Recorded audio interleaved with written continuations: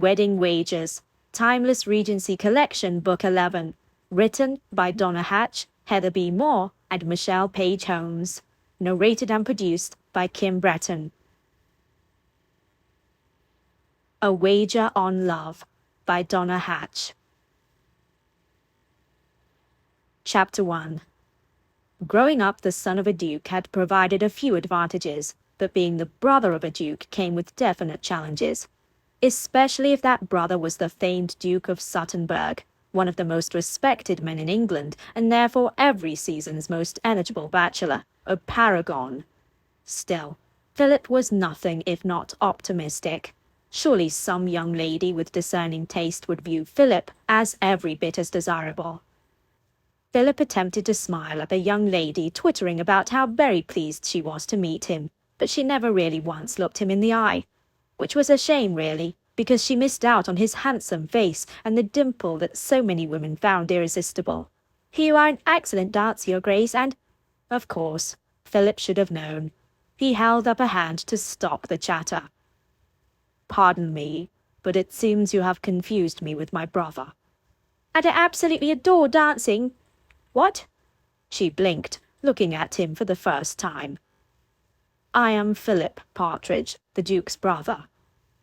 Honestly, if one more girl threw herself at Philip because she wanted to be part of the Suttenberg ducal family, or because she mistook him for the Duke, rather than because of the good looks and charm Philip possessed in spades, he would put out an eye. Since he had no desire to start sporting an eye patch, not that he couldn't pull it off with style, but it sounded deuced painful, he managed a polite, curt bow, and left before she asked him to introduce her to his so much more eligible brother, the one with the title. Looking over the heads in the ballroom, he spotted Michael Cavenley's blonde hair in the crowd. Philip threaded through the scores of ladies scented like flowers, dressed in cream or white silk, and flirting with gentlemen in brocade and superfine who would rather be at a card table.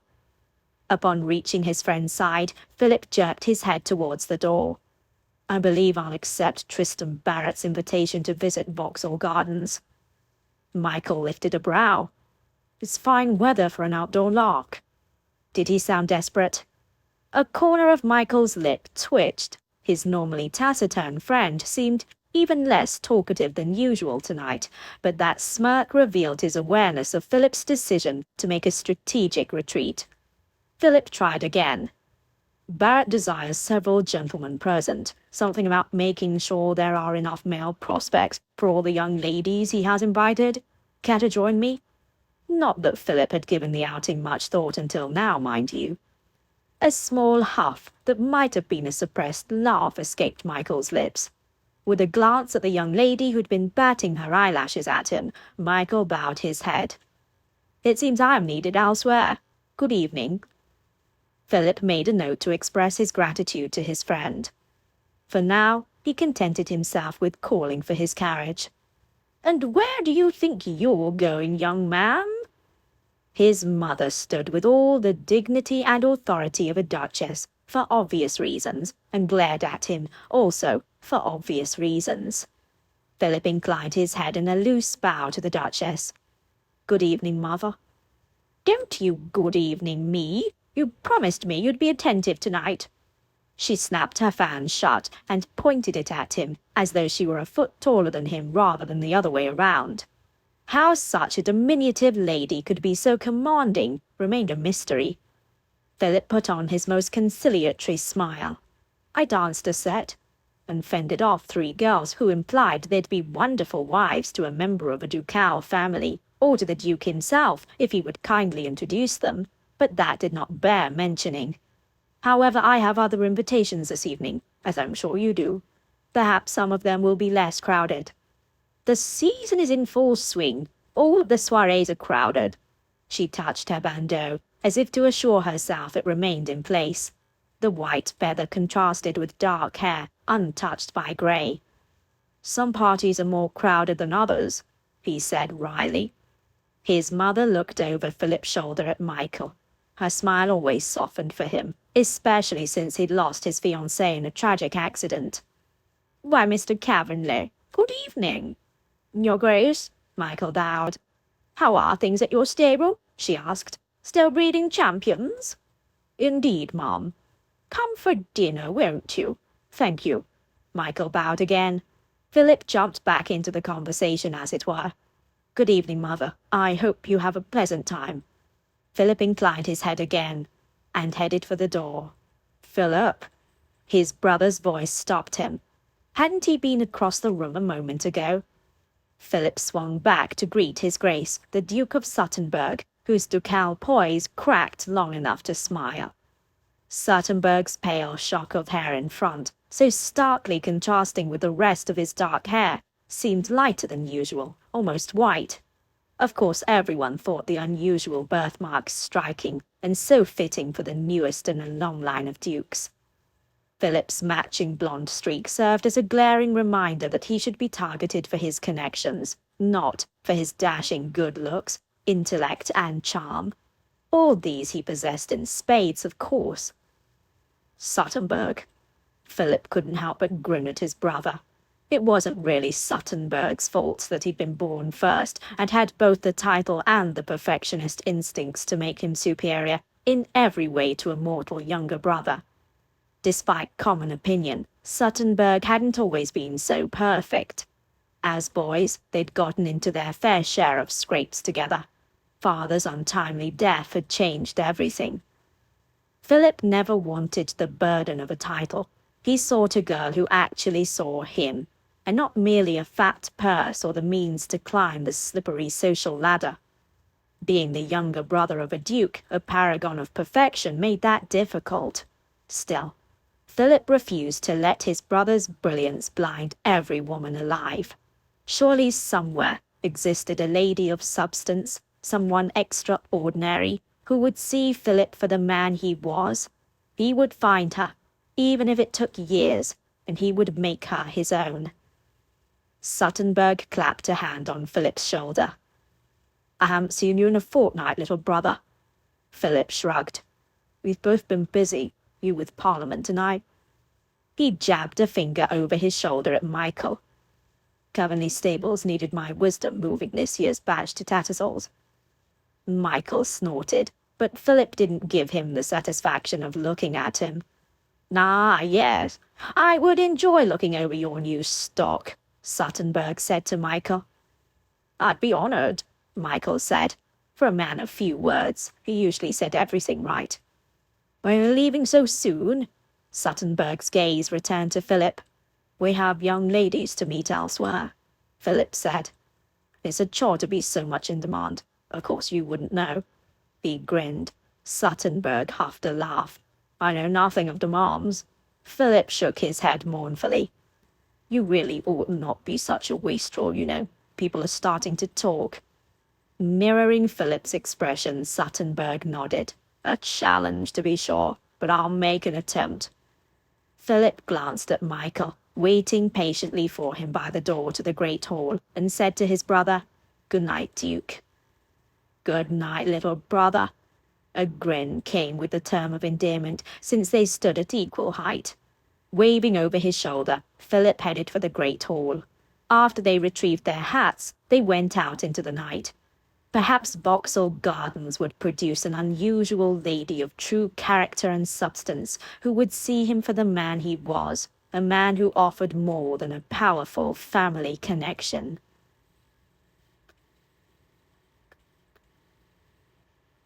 Chapter 2. Meredith Brown stood in the small river park several feet away from the riverbank, clutching her cloak and questioning her sanity. Surely there were better ways to spend the evening than taking a boat across an enormous, dirty, and somewhat dangerous river as the tide came in. The sinking sun offered little warmth, and a chill blew off the Thames. Incoming tide rushed through the arches below the nearest bridge, and lapped hungrily at the banks, gurgling like some live beast. Little boats filled with passengers bobbed while ferrymen battled against currents, making slow progress towards the far bank. "Cheer up, Mary." Meredith jumped. She pressed a hand over her chest and tried to breathe. "Gracious, but you gave me a scare." She frowned at her cousin, Annabel Stafford. "This'll be fun." Annabel said. "They call it Vauxhall Pleasure Gardens for a reason.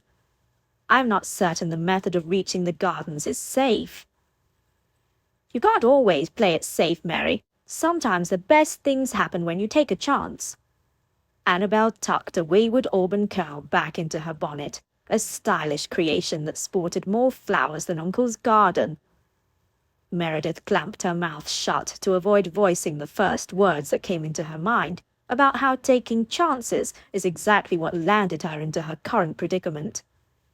"Look," Annabel said, "up there. That's Tristram Barrett. Isn't he so handsome?" Meredith spotted a fashionable gentleman standing on the river's edge, heedless of the churning water. Oh, indeed. "His brother is the Earl of Aviston, equally handsome, but not terribly social." Annabel lowered her voice.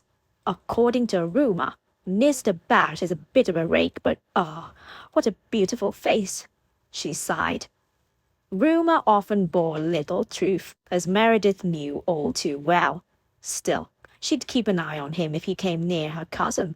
Her whole reason for agreeing to her aunt and uncle's sponsorship of her first and only season was to enjoy time with Annabel and help her make a good match with an honourable gentleman who deserved her. At season's end, she would return to her grandmother's house. Perhaps she'd even marry the vicar, who'd proven himself honest and kind, if somewhat bland. That, at last, might please her parents. Several more members of their group stepped into small boats and cast off, rocking in the choppy waves. Annabel gestured. "In the far boat is Mr. Finley. He's the grandson of a viscount, and behind him is Mr. Dixon, the third son of a marquis." Meredith shrank back. "I don't belong with all these aristocratic people." "Nonsense!" Annabel squeezed her hand. "No one here has a title. As landed gentry, we're all technically commoners." Meredith didn't truly qualify as gentry, notwithstanding her aunt and uncle's sponsorship or her mother's birth. Behind them a gentleman laughed. "Nothing to worry about, my dear Miss Harris. Come and see for yourself how easily they cross." Meredith glanced behind her. A pale-faced young woman wearing a purple bonnet stared at the river. Next to her stood a gentleman with a beaver hat and striped cravat. He tugged on the frightened lady's arm to pull her closer to the riverbank. A gust of wind rose up, tugging at Meredith's bonnet and sending a chill through her. The purple bonnet sailed off the hapless lady's head. The lady let out a cry and reached for her bonnet, but it tumbled into the air like a kite off its strings. Meredith made a grab for it as it swooped over her fingertips. The bonnet landed on the grass several feet behind her. "My bonnet!" cried the lady, putting her hands on her head as if to protect it from some ill that only befell bareheaded people in public. "Bad luck, that," said her unhelpful companion. Either he lacked devotion for the lady, or he lacked gentlemanly valour. Meredith ran for the headwear, but the wind kicked it just out of reach. The wind pushed it again, and it bumped through the river park and into the street, where it finally rolled to a stop. Dodging a carriage one moment and a rider the next, Meredith chased after the purple creation. As if to play with her, the wind pushed it even further, until it landed against a storefront window, displaying buns and bread. Meredith pounced on the bonnet. "I have you now." She snatched it up and inspected it. Considering the amount of time it spent bumping on the ground, the ribbons and trimmings all seemed intact, and the brim, though a tad scuffed, retained its shape. "Spare a coin, miss?" a small voice said. Hanging at the corner of a bakery and a narrow alley stood a ragged little girl. Limp strings of hair hung down her thin shoulders. Meredith knew better than to go near an alley in this part of town. Meredith reached into her reticule and pulled out a twopence. "Here you are." "Tuppence," the girl mouthed, as if it offered a king's ransom. The girl wavered, half in the alley and half on the street. She took a timid step forward on bare feet. Poor thing probably lived in the rookeries. In a rush the child darted forward, snatched the coin, and rushed around the corner. Meredith would have bought bread for the girl and watched to be sure the child ate. Too often, children handed their coins to their drunk of a father, who spent it on more drink. But a bare-headed lady awaited her bonnet, and no young lady, not even those in disgrace like Meredith, went about London alone, not even into a bakery. With a firm grip on the wayward bonnet, Meredith returned to the group gathered around the edge of the river-bank. "Gracious Mary, you frightened me when you ran out into the street." Annabel stared with wide eyes. "You might have been hit or trampled."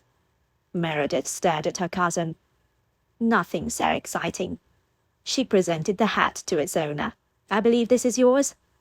"How can I ever thank you?" The lady accepted her bonnet and inspected it for damage. With a shrug, she put it on and tied it firmly below her chin. Though rather plain, the lady of perhaps 16 had an open, friendly smile, beautiful teeth, and a certain childlike innocence. In Meredith's peripheral vision, a gentleman stared at her. She allowed herself only a glance, but, oh my, what a sight! As she pinned her gaze downward, the memory of that brief look at him superimposed itself over her vision, the epitome of tall, dark, and handsome. Looking at her, wearing a suit more befitting a ballroom than a garden excursion, he stood a few inches taller than the other men nearby. More notably, he had met her gaze boldly, as if he sought to learn all her secrets. No, she'd best not look a second time. She knew better than to trust the attentions of a handsome man. "Mr. Partridge is looking at you," Annabel whispered. "I declare he's almost as beautiful as Mr. Barrett." Annabel had it backward, actually, but Meredith didn't contradict. Pretending to tuck her auburn hair into her hat, Annabel turned slightly toward Meredith, so as to make her words even more discreet. "You may recall that his brother is the Duke of Suttenberg, a paragon of a man. Now that would be a family to marry into." Being related to a duke made him completely out of reach, even if she dared risk her heart again. Wryly, Meredith said, "The duke or the brother?" "Both. You seem to have caught Mr. Partridge's eye. Again." "He's probably wondering what kind of half-wit charges into the street after someone else's bonnet." Had she made a complete fool of herself? People in London probably didn't do such things. "What do you mean, again?" "He's the one that looked at you more than once at the St. Sire's ball last week, if you will recall, although you were never introduced." She'd met and learned about such a dizzying member of people, but she'd failed to remember all of them. Surely if she'd seen him, she would have remembered. Annabel tugged on her arm. "Where next?" She brightened, her expression almost worshipful, as Tristan Barrett smiled at them and gestured to the boats. "There is only room for 2 plus the ferryman, so you need to pair up." Mr. Barrett gestured to the handsome gentleman who'd been watching her. "Mr. Cavenley, will you ride over with Miss Annabel Stafford? And Mr. Partridge, please ride with Miss Stafford's friend, Miss—" He glanced between Meredith and Annabel. Annabel made the introductions. "Now I introduce Mr. Tristan Barrett. Mr. Barrett, this is my cousin and my dearest friend, Miss Meredith Brown." Annabel gave a melting smile to the handsome Mr. Barrett, who was probably the kind of man best avoided with his too debonair smile, and too handsome for his own good looks. "Miss Stafford, have you met Mr. Partridge?" Mr. Barrett asked. Meredith gripped Annabel's hand without a single glance at the gentleman of whom he spoke. "We are supposed to stay together. I ought not to get in a boat with anyone else." His eyes widened as if unaccustomed to anyone denying him anything, but nodded. "Very well, you two can take this boat then." He handed them in, while the ferryman kept the boat steady. Meredith immediately sank down on the bench as the ferry rocked underneath her, threatening to throw her overboard. Annabel stepped on board with a ballerina's grace and shot Mr. Barrett a grateful, adoring smile. "Thank you, Mr. Barrett." She cocked her head at Meredith and asked under her breath, "You don't really have to stay with me exclusively. We're in a public place with a group." Meredith sent Annabel an apologetic glance. "Forgive me if you're disappointed about not riding in a boat with a handsome gentleman, but—" How could she explain her near panic? "You don't need to apologize, Mary. I understand." Annabel touched her hand. But she didn't understand. Not really. How could she? "Now you two." Mr. Barrett gestured to the lady with the escaped purple bonnet and her escort. The lady shrank back. I I don't." Her gaze focused on the water, growing increasingly dark as the sun sank lower. "Come now, Miss Harris," said the gentleman with her. "It's a short ride to the gardens." The frightened Miss Harris's breath came in ragged gasps. "But the water is dark and swift, and I hear it's filled with all manner of dangers." "It's safe here, Miss Harris," her escort responded. "See how many have crossed. The gardens are well worth a little jaunt in the ferry." Meredith watched the gentleman with renewed suspicion. Was he really trying to help her, or lure her to a place where he could carry out his own agenda? If the lady was in some danger from the man, Meredith would rise up and champion her. Miss Harris chewed her lower lip, as if she feared some great ghost ship would appear and destroy them. The gentleman spoke softly to Miss Harris, and Meredith strained to hear his words. "If you are truly afraid, we don't have to do this. I wouldn't dream of asking you to do something against your wishes." Meredith let out her breath. Perhaps he was a true gentleman after all. Still, Meredith would remain close enough to keep an eye on him, to make sure that this leopard didn't change his spots the moment he had the lady alone. "I do want to see the gardens," Miss Harris said. "I've heard so much about them, only I'm so afraid of the river." Poor thing. Meredith had no great desire to get near the polluted river either. Still, she could help assuage the lady's fears. Doing so might also help her manage her own reluctance. When she had become frightened as a child, her governess used to tell her silly stories to distract her, a technique that often worked on adults as well. Meredith called to the lady. "Have you heard the tale of the foolish woodman and his 3 wishes?" The lady turned her attention from the water to Meredith. She hesitated before speaking to her, eyeing a moment before replying. "Why, no, I don't believe I have." Too late. Meredith realized she'd just addressed a lady to whom she'd been not properly introduced. Add that to her long list of social faux pas. Perhaps she should have stayed with grandmother in Sussex, where her parents had banished her. Still, she began her story.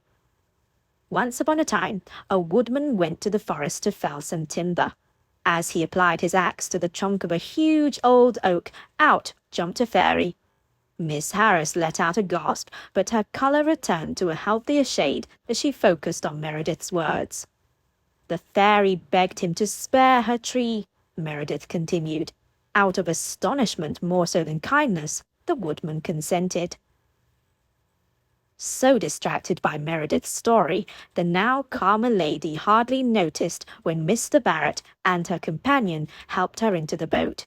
She sat and fixed wide eyes on Meredith. Their ferryman put some distance between them, so Meredith raised her voice.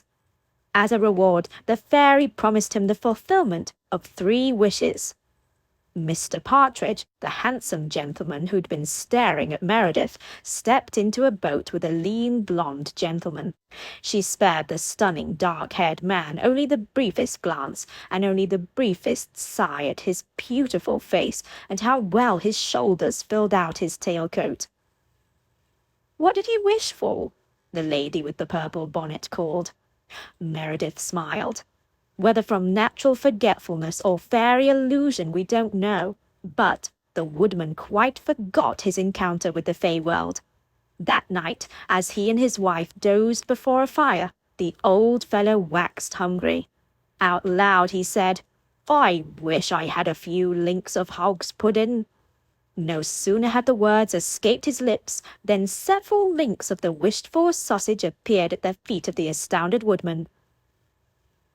"Mercy me," Miss Harris said. One of the boats, the one carrying the handsome overdressed gentleman Mr. Partridge, not that Meredith was keeping track of his whereabouts, and his fair-haired friend, bobbed nearby. "A bit closer, if you please," Mr. Partridge said in a sweet, smooth baritone. Meredith never trusted a man with a smooth voice. She cleared her throat. This reminded the woodman of his strange encounter, which he related to his wife. "You were a fool," said she, angered at her husband's carelessness in neglecting to make the best of his good luck. Then the wife unthinkingly added, "I wish they were on the end of your foolish nose." Everyone within earshot chuckled in anticipation of the outcome. "Come now, get closer." Mr. Partridge whisked an oar out of the ferryman's grasp. "Oi, give me back me oar!" his ferryman shouted. With a few powerful strokes, Mr. Partridge brought the little watercraft so close that Meredith feared they would collide. "Look out!" Meredith pressed her hands to her cheeks. A large wave rocked the watercrafts, and the bow of the other boat hit the bow of Meredith and Annabel's. Painfully slow, they listed to one side. Meredith made a wild grab for something to hold on to, but as the boat tipped, she plunged into the river. Cold hit her like a blast of winter air. With wildly flailing hands, she grabbed onto the side of the boat before her head went under. She kicked against her skirts. Back home, she'd gone swimming wearing a chemise, not all the layers she presently wore, and barefoot, rather than clad in half-boots. "I'll save you," a panicked male voice cried out from nearby, probably the same idiot who had knocked her out of the boat in the first place. "I don't need saving," Meredith called. "I have a hold of the boat." Annabel and the ferryman hauled her on board by her elbows. As she struggled to her seat, she noticed Annabel sitting, dry, except for a few darkened water spots. "Are you unharmed, Mary?" her cousin gasped. Meredith attempted to rearrange her wet skirts. "I'm quite well, if a bit damp. How did you manage not to fall in?" "The ferryman caught hold of me." A sheepish smile crinkled the craggy face of the ferryman. "My apologies, miss. I couldn't grab you both and keep the boat balanced at the same time." "I'm so sorry," said the same male voice that had promised to save her. Mr. Partridge gaped at her, even more handsome up close. And what a stunning shock of blonde in the middle of his rich dark hair, visible beneath his hat's brim. What a stupid thing to notice at a time like this. "I cannot believe I did that," Mr. Partridge gasped. "Please, forgive me." Her ire towards him for his actions softened at the genuine distress in his expression. But he was still far too handsome, and therefore not to be trusted. "Blind fool," his ferryman muttered, gripping his oar and glaring at the clumsy gentleman. "Can I help you in any way?" Mr. Partridge asked Meredith, clearly aghast. Annabel sniffed. "You've done quite enough, Mr. Partridge." He flushed. "I was merely trying to get closer, not to run into you. I apologize." Next to him, his friend with sandy hair looked as if he couldn't decide if he were amused or horrified. Meredith shivered. Her clothing stuck to her, and water sloshed out of the tops of her boots. The whole situation seemed so absurd that she could only do one thing. She laughed. Annabel stared, then joined in the laughter. Meredith shivered again. "Well, that was not quite the adventure I imagined," her ferryman said. "Back home, miss?" "Yes, please," Annabel said. "We must get her home and into something dry." As they rowed back to the shore they had just left behind, Meredith waved to Miss Harris, the lady in the purple bonnet. "Enjoy the gardens?" Apparently, Meredith would not become the lady's guardian angel as she had hoped. She must hope the suitor would prove himself honorable, or that Miss Harris would see through his facade before he broke her heart. Miss Harris gave her a disbelieving smile and waved back. She called out something, but they had travelled out of earshot. Meredith offered a wry smile to Annabel. "Well, that is certainly the most unusual thing that has happened to me since we arrived in London." "Oh, mercy," Annabel said. "You must be so cold." "I am chilled, but fortunately my cloak is wool, so it will keep me from freezing." She glanced back at Mr. Partridge, who sat twisted in his seat next to his friend, and stared at her, while his disgruntled ferryman rowed them closer to the far shore. "What in the world got into him, I wonder?" Meredith mused. Obviously, he wanted to get close enough for you to notice him. He succeeded. She wiped her face with a gloved hand. Perhaps he wanted to hear my story. Annabel made a scoffing sound. I doubt he will ever forget it, or you. Don't worry, I'm certain we'll see him again. Meredith shrugged. She had no delusions about finding a husband in London. She'd do well to hope for a respectable country gentleman like her grandmother's vicar, who could give her a home of her own and the joy of children. Perhaps such a respectable marriage would earn her parents' forgiveness. In the meantime, she'd do all she could to protect innocent girls from the lies of rakes and fortune hunters.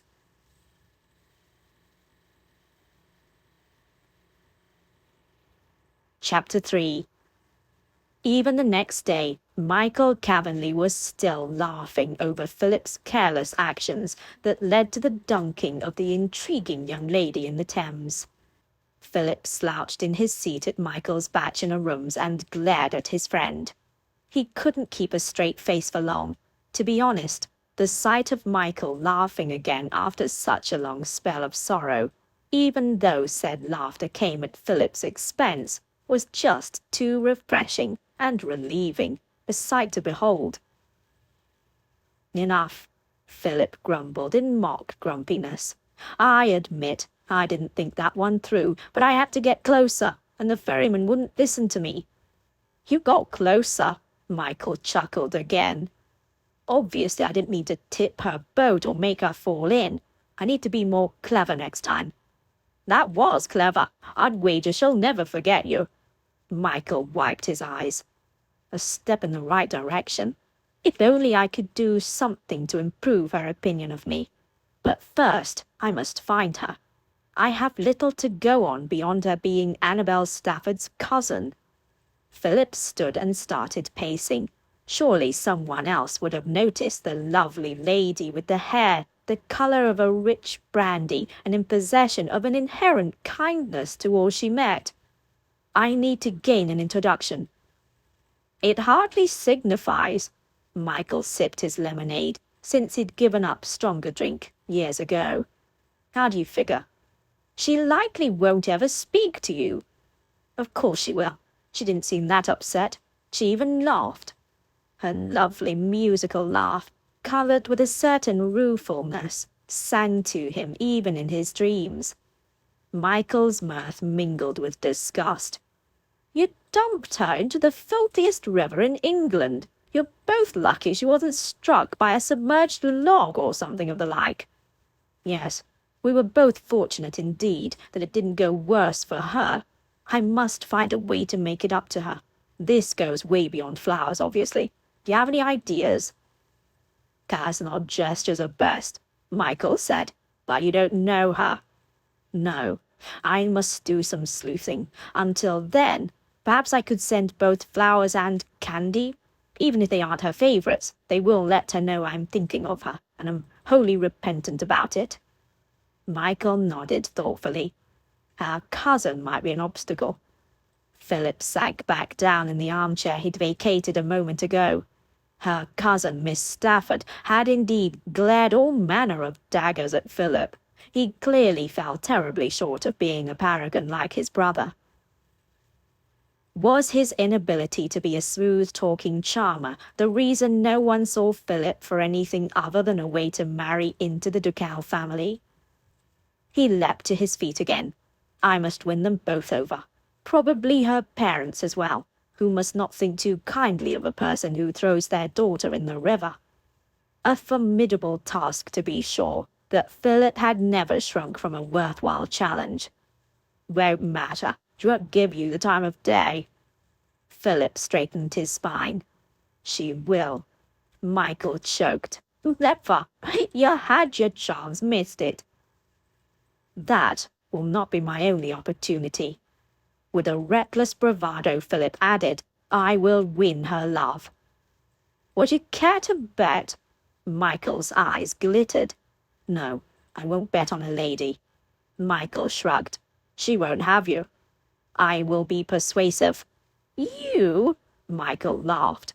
Philip gritted his teeth. He'd attracted female company in the past, for reasons other than his status. He could do it again if he really tried. Yes, she is worth it. Worth it, perhaps, but it's a lost cause. His dismissive attitude raised the hackles on Philip's neck. I will marry her.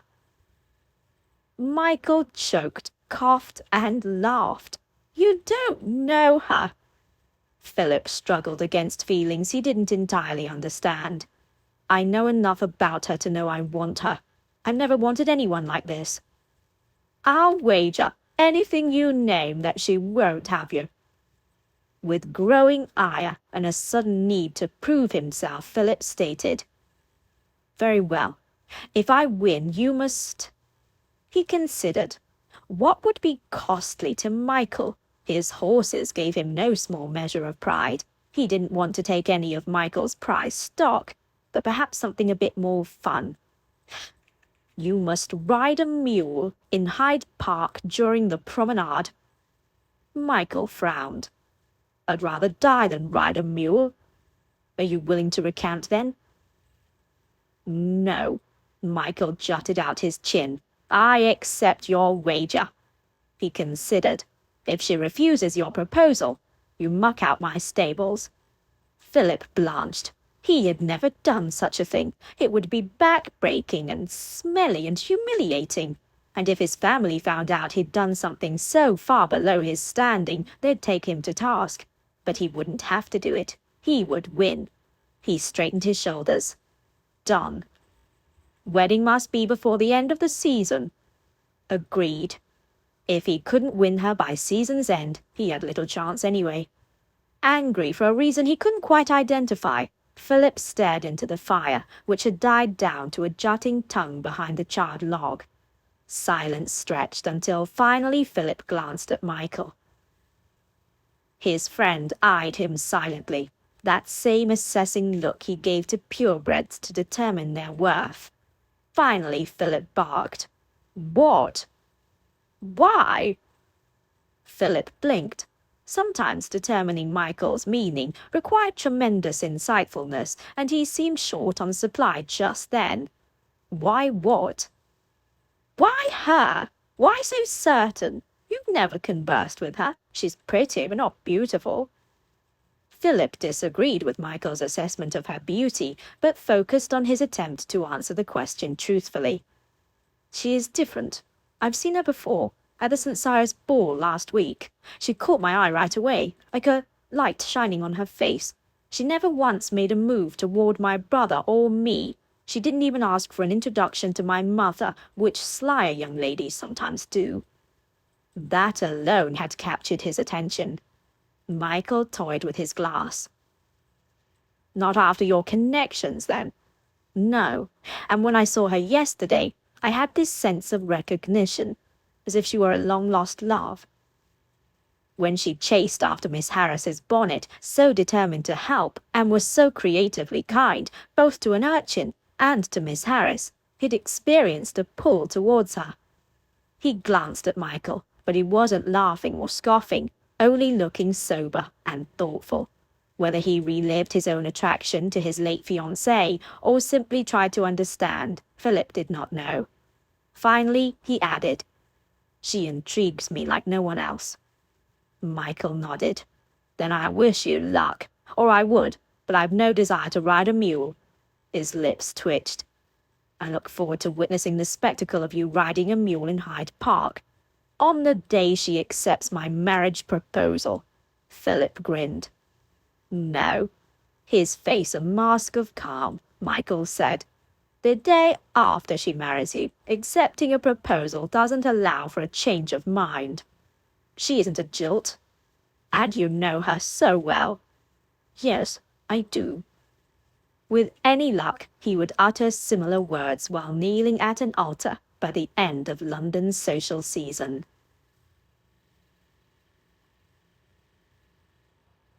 Chapter 4. Standing in the drawing-room of her aunt and uncle's London townhouse, Meredith gaped at the flowers and box of candy in Aunt Paulette's hands. They are from whom? Philip Partridge. Her aunt narrowed her gaze, as if trying to see Meredith better. "His card says rather benignly, 'Kindest regards,' and it is addressed to the family." If there was a hidden meaning, Meredith missed it. "They are for all of you, not me." "He's being polite," Aunt Paulette said. "Since you haven't been officially introduced, it would be inappropriate for him to send them to you." "Is inappropriate anyway," Annabel said. "Brother of a duke or no, he has a lot of nerve sending you flowers and candy, as if that atones for knocking you into the water. Why, you might have been injured, or drowned, or caught your death of cold." Annabel's protectiveness brought a sting of tears to Meredith's eyes. She'd been her one true friend throughout her entire life, even in her darkest hours. Aunt Paulette handed the flowers to a maid. "Put these in a vase of water, please." As the maid took the flowers out of the room, Aunt Paulette set the candy on a round Chippendale table. "He's clearly trying to pave the way to a civil reception when he comes to apologize in person. The question is, do we receive him or cut him?" "We ought not cut him," Meredith said. "He didn't mean any harm, and he apologized the moment it happened, more than once." "You don't have to be polite to him just because his brother is a duke," Annabel said. Aunt Paulette added, "People have cut the Prince Regent." "I wouldn't be so cruel," Meredith said. "If Mr. Partridge calls, I think we should receive him, but I doubt he will. He really owes me nothing." Annabel let out a huff. "He couldn't take his eyes off you. He will call if you'll let him. You're sure you forgive him?" Meredith nodded. "It was not done with malicious intent, and no harm was done. We will receive him, and be polite, and—" She shrugged. "That will be the end of it." Or so she hoped. "Very well." Aunt Paulette opened the box of candy and held it out to Meredith. "If you have forgiven him, then so shall we." "I won't." Annabel folded her arms. "Not unless he has a very pretty apology. I know marrying into such an auspicious family would please your parents, Mary, but don't settle for someone who won't make you happy." Chewing the candy, Meredith picked up a pillow and hugged it. "I'm not so naive as to believe my happiness rests on another, or that romantic love is required for a successful match. I will be content with an honorable man, if any still exists, and a home of my own. Perhaps I should go back to Sussex and marry grandmother's vicar." "Nonsense," cried Annabel. "A stuffy man like that is not for you." "At least I would have no delusions about him being in love with me." Meredith hugged the pillow harder and savoured the sweet candy in her mouth. Annabel sat forward.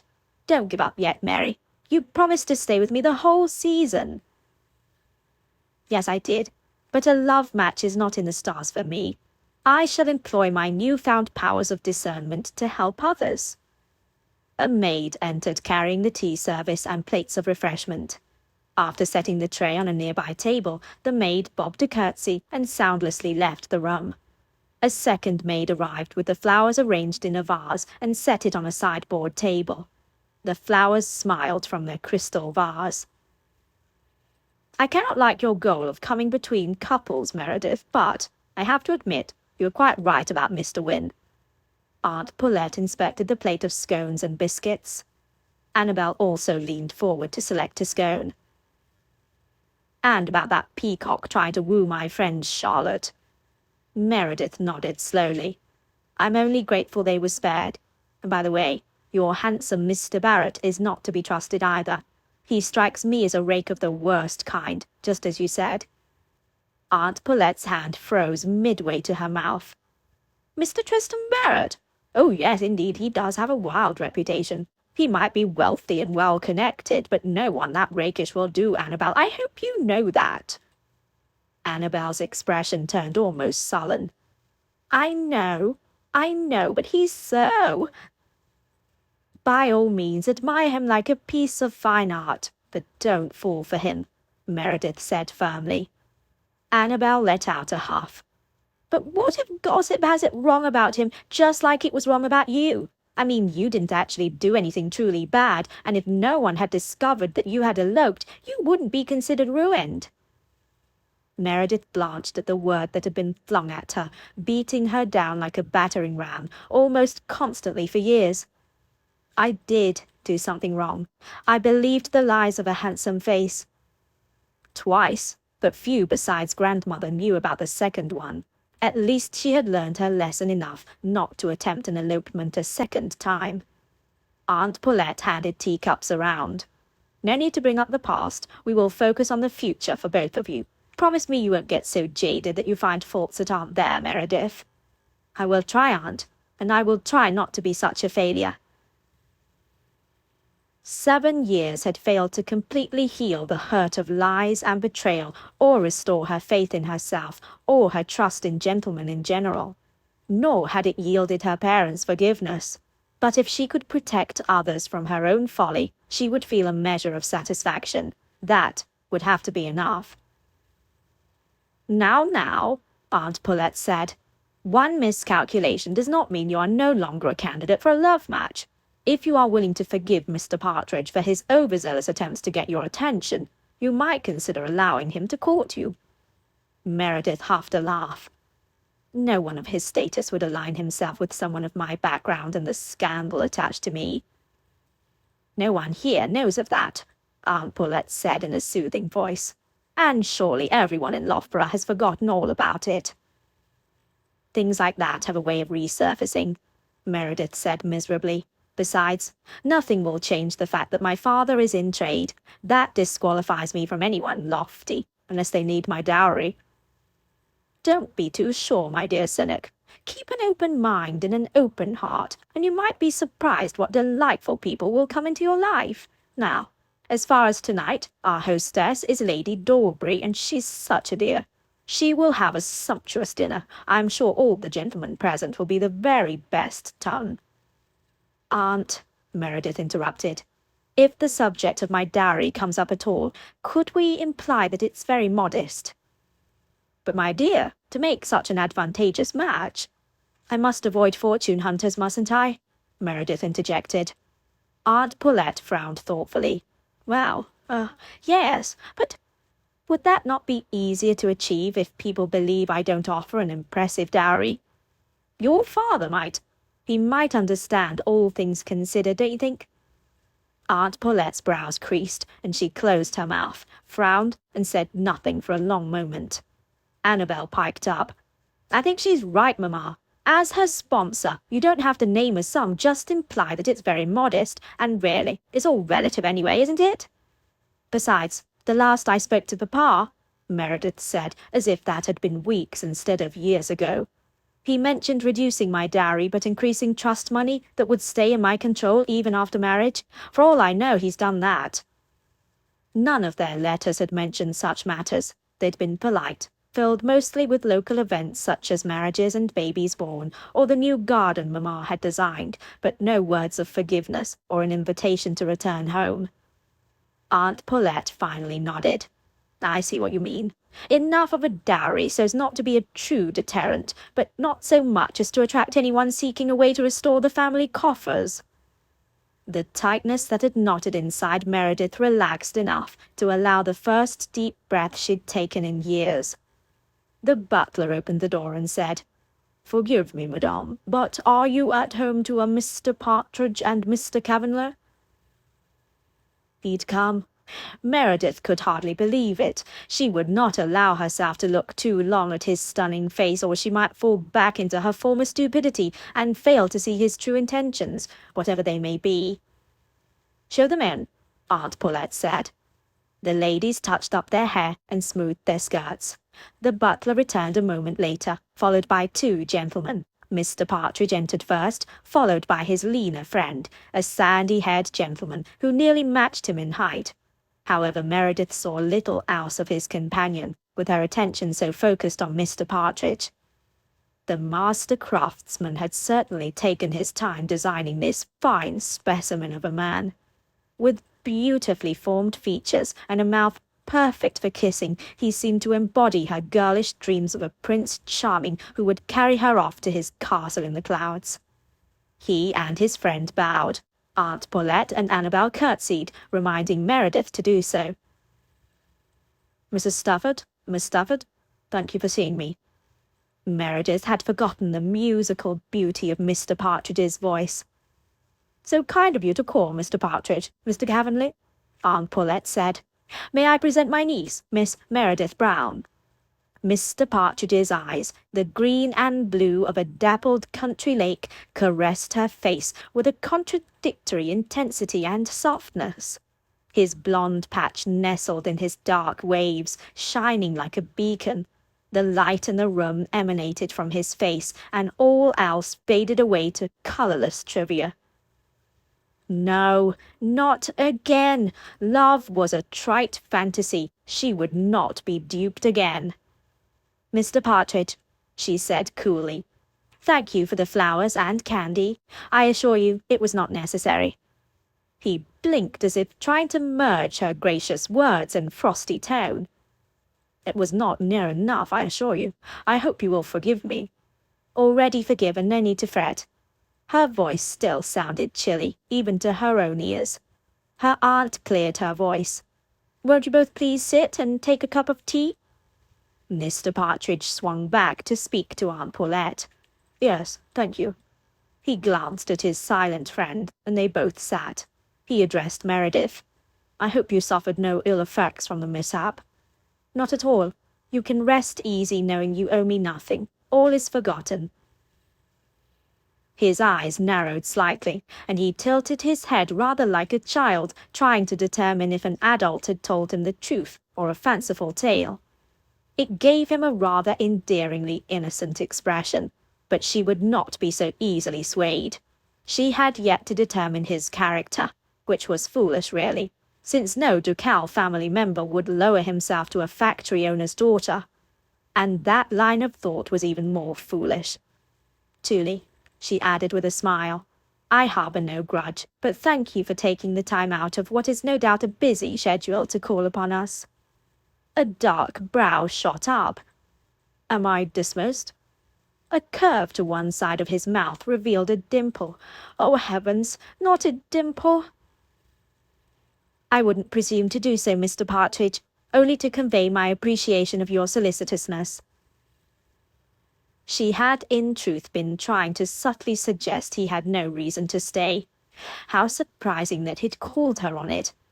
If only he'd leave before she started to like him. She bowed her head and folded her hands in an attempt to appear demure. It is my pleasure, he said. Did you enjoy your visit to Vauxhall? Aunt Paulette addressed both of them. Yes, for the most part, Mr. Partridge said in his lovely voice. But I admit I was so concerned for Miss Brown's well-being that I hardly saw it at all. Perhaps we might all enjoy it together one day. Meredith's palms grew damp. Was he inviting her to spend time with him? He held up his hands. I vow not to touch the oars and to leave all the paddling to the ferryman. Meredith laughed in spite of herself. I'll hold you to that. He brightened, and that blasted dimple reappeared. Then you'll go? We can make a group of it, can't we? He glanced at his friend. Mr. Cavanley made a gesture that seemed to convey agreement. Well, Annabel drew out the word. I'm not as forgiving as my cousin, Mr. Partridge. If you even get so much as a drop of water on Meredith, I shan't forgive you. Ever. Mr. Partridge held up a hand. I vow not to cause Miss Brown any further discomfort. Meredith chewed on her lower lip. An outing with Mr. Partridge was the last thing she ought to have. Miss Brown, he said softly, what say you? Are we for Vauxhall in the near future? Oh, heavens, how to escape this? I am not certain. By all means, Miss Brown, check your social calendar. He stood. I hope our paths cross again very soon. Very soon? He gave her a soft smile that felt ridiculously affectionate. How could she stay strong against the onslaught of his beautiful face and seemingly genuine manner?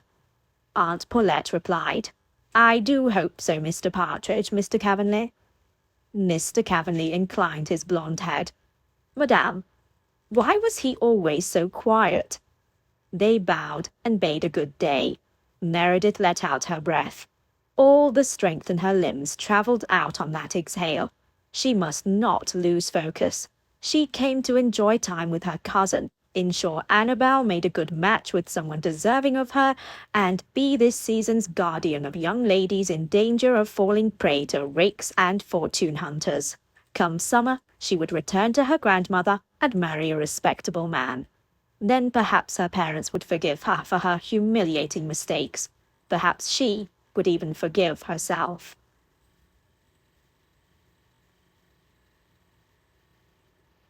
Chapter 5. In the foyer of the Staffords' home, Philip lowered his voice to address the butler as he slipped him enough coins to buy a few pints at an alehouse.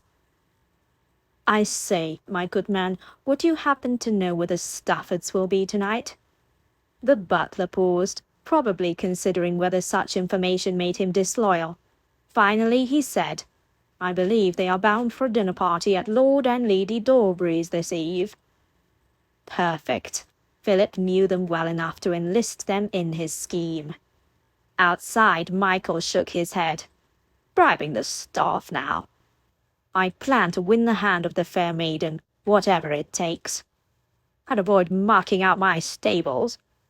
I assure you, I'm more motivated by the thought of you on the back of a mule than by avoiding a little time in your stables." He grinned.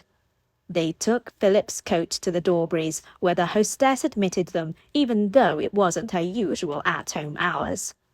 She hardly kept them waiting a minute before coming to the front parlour.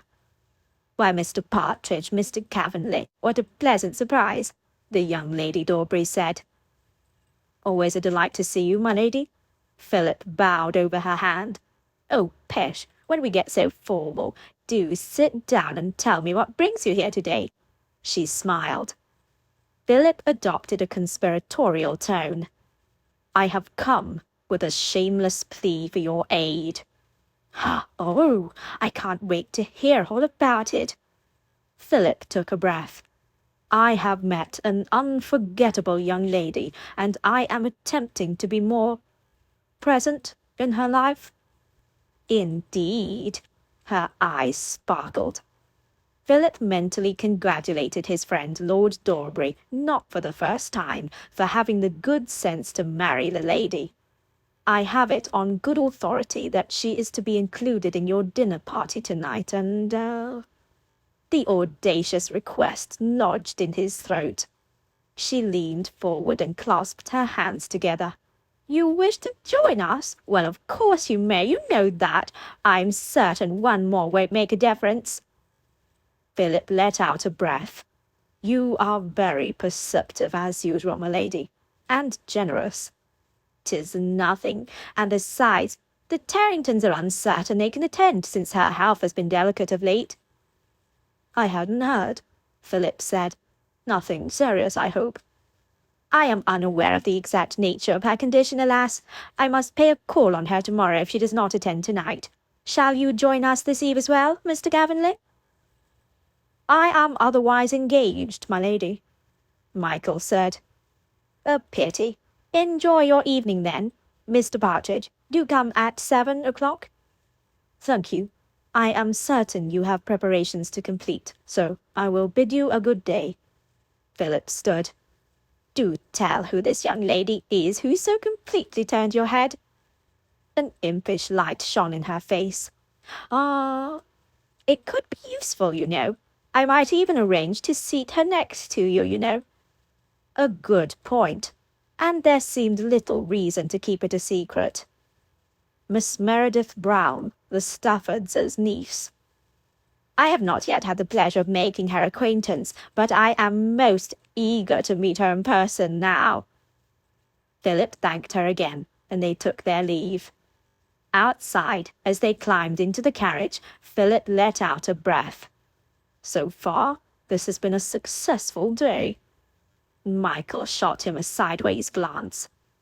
"Do you plan to continue such methods to pursue this hapless girl until she agrees to marry you?" "No. I mean to be more direct and traditional in the very near future, but I had to create another opportunity to speak with her." "Then what?" "Then we shall see what this evening brings. If she warms towards me, I will invite her on a carriage ride with me. I may even convince her to allow me to take her to Vauxhall." She was understandably reluctant to do so today, but I vow I will win her over eventually. You are obsessed. Merely determined. They crossed the bridge and headed to Tattersall's, where Philip dropped off Michael to check on some geldings he had up for auction. Philip headed back to his bachelor rooms to prepare for tonight's dinner. After fussing over his appearance until his valet nearly wept, Philip agonized over how he might secure Miss Brown's affection. His mother and brother would tell him to be himself. As a younger man, Philip had suffered no shortage of feminine companionship, but as ladies near his age turned their minds to marriage rather than innocent diversion, so too did they view him through more mercenary eyes. Would Miss Brown, despite his impressions of her, also set her sights on his family connections and render Philip, as a man, invisible? He arrived at the Dawberys' dinner party stylishly late, but not late enough to offend the host and hostess. Upon entering the drawing-room, he strode directly to the Dawberys without looking about in search of a certain guest. It wouldn't do to appear overly eager. Egad, he was as nervous as a lad anticipating his first kiss. "So good of you to join us, Partridge," Dawberry intoned, but a gleam in his eye revealed his knowledge of Philip's purpose. As they made small talk, Philip focused on his friends and stiffened his neck to avoid looking for Miss Brown. He would learn soon enough if she had indeed joined the party. A footman held out a silver tray with drinks, and Philip took one, but only sipped. He caught himself tapping his fingers on his glass. Under his breath, Dawberry said, "You seem a tad jittery tonight, old boy." His voice betrayed his amusement. Philip tried to send him a glare, but it probably came out guilty. Lady Dawberry came to the rescue. "Mr. Partridge, have you made the acquaintance of my friends, the Staffords?" "Yes, certainly," Philip said. "Then you must have met their niece visiting from the north." She gestured to a point behind him. Philip turned. Wearing a simple white evening gown, Miss Meredith Brown stood next to Mrs. Stafford and her daughter Annabel. How was it possible he'd forgotten how lovely she was? A soft light shone on her face, accentuating the graceful lines of her face and neck. The sweet yet somehow wary expression dared him to discover her thoughts. Miss Harris, the young lady whose bonnet Miss Brown had rescued, approached her, and they fell into an animated conversation. The liveliness in Miss Brown's eyes, the curve of her cheek, the fluid gestures of her hand, mesmerized him.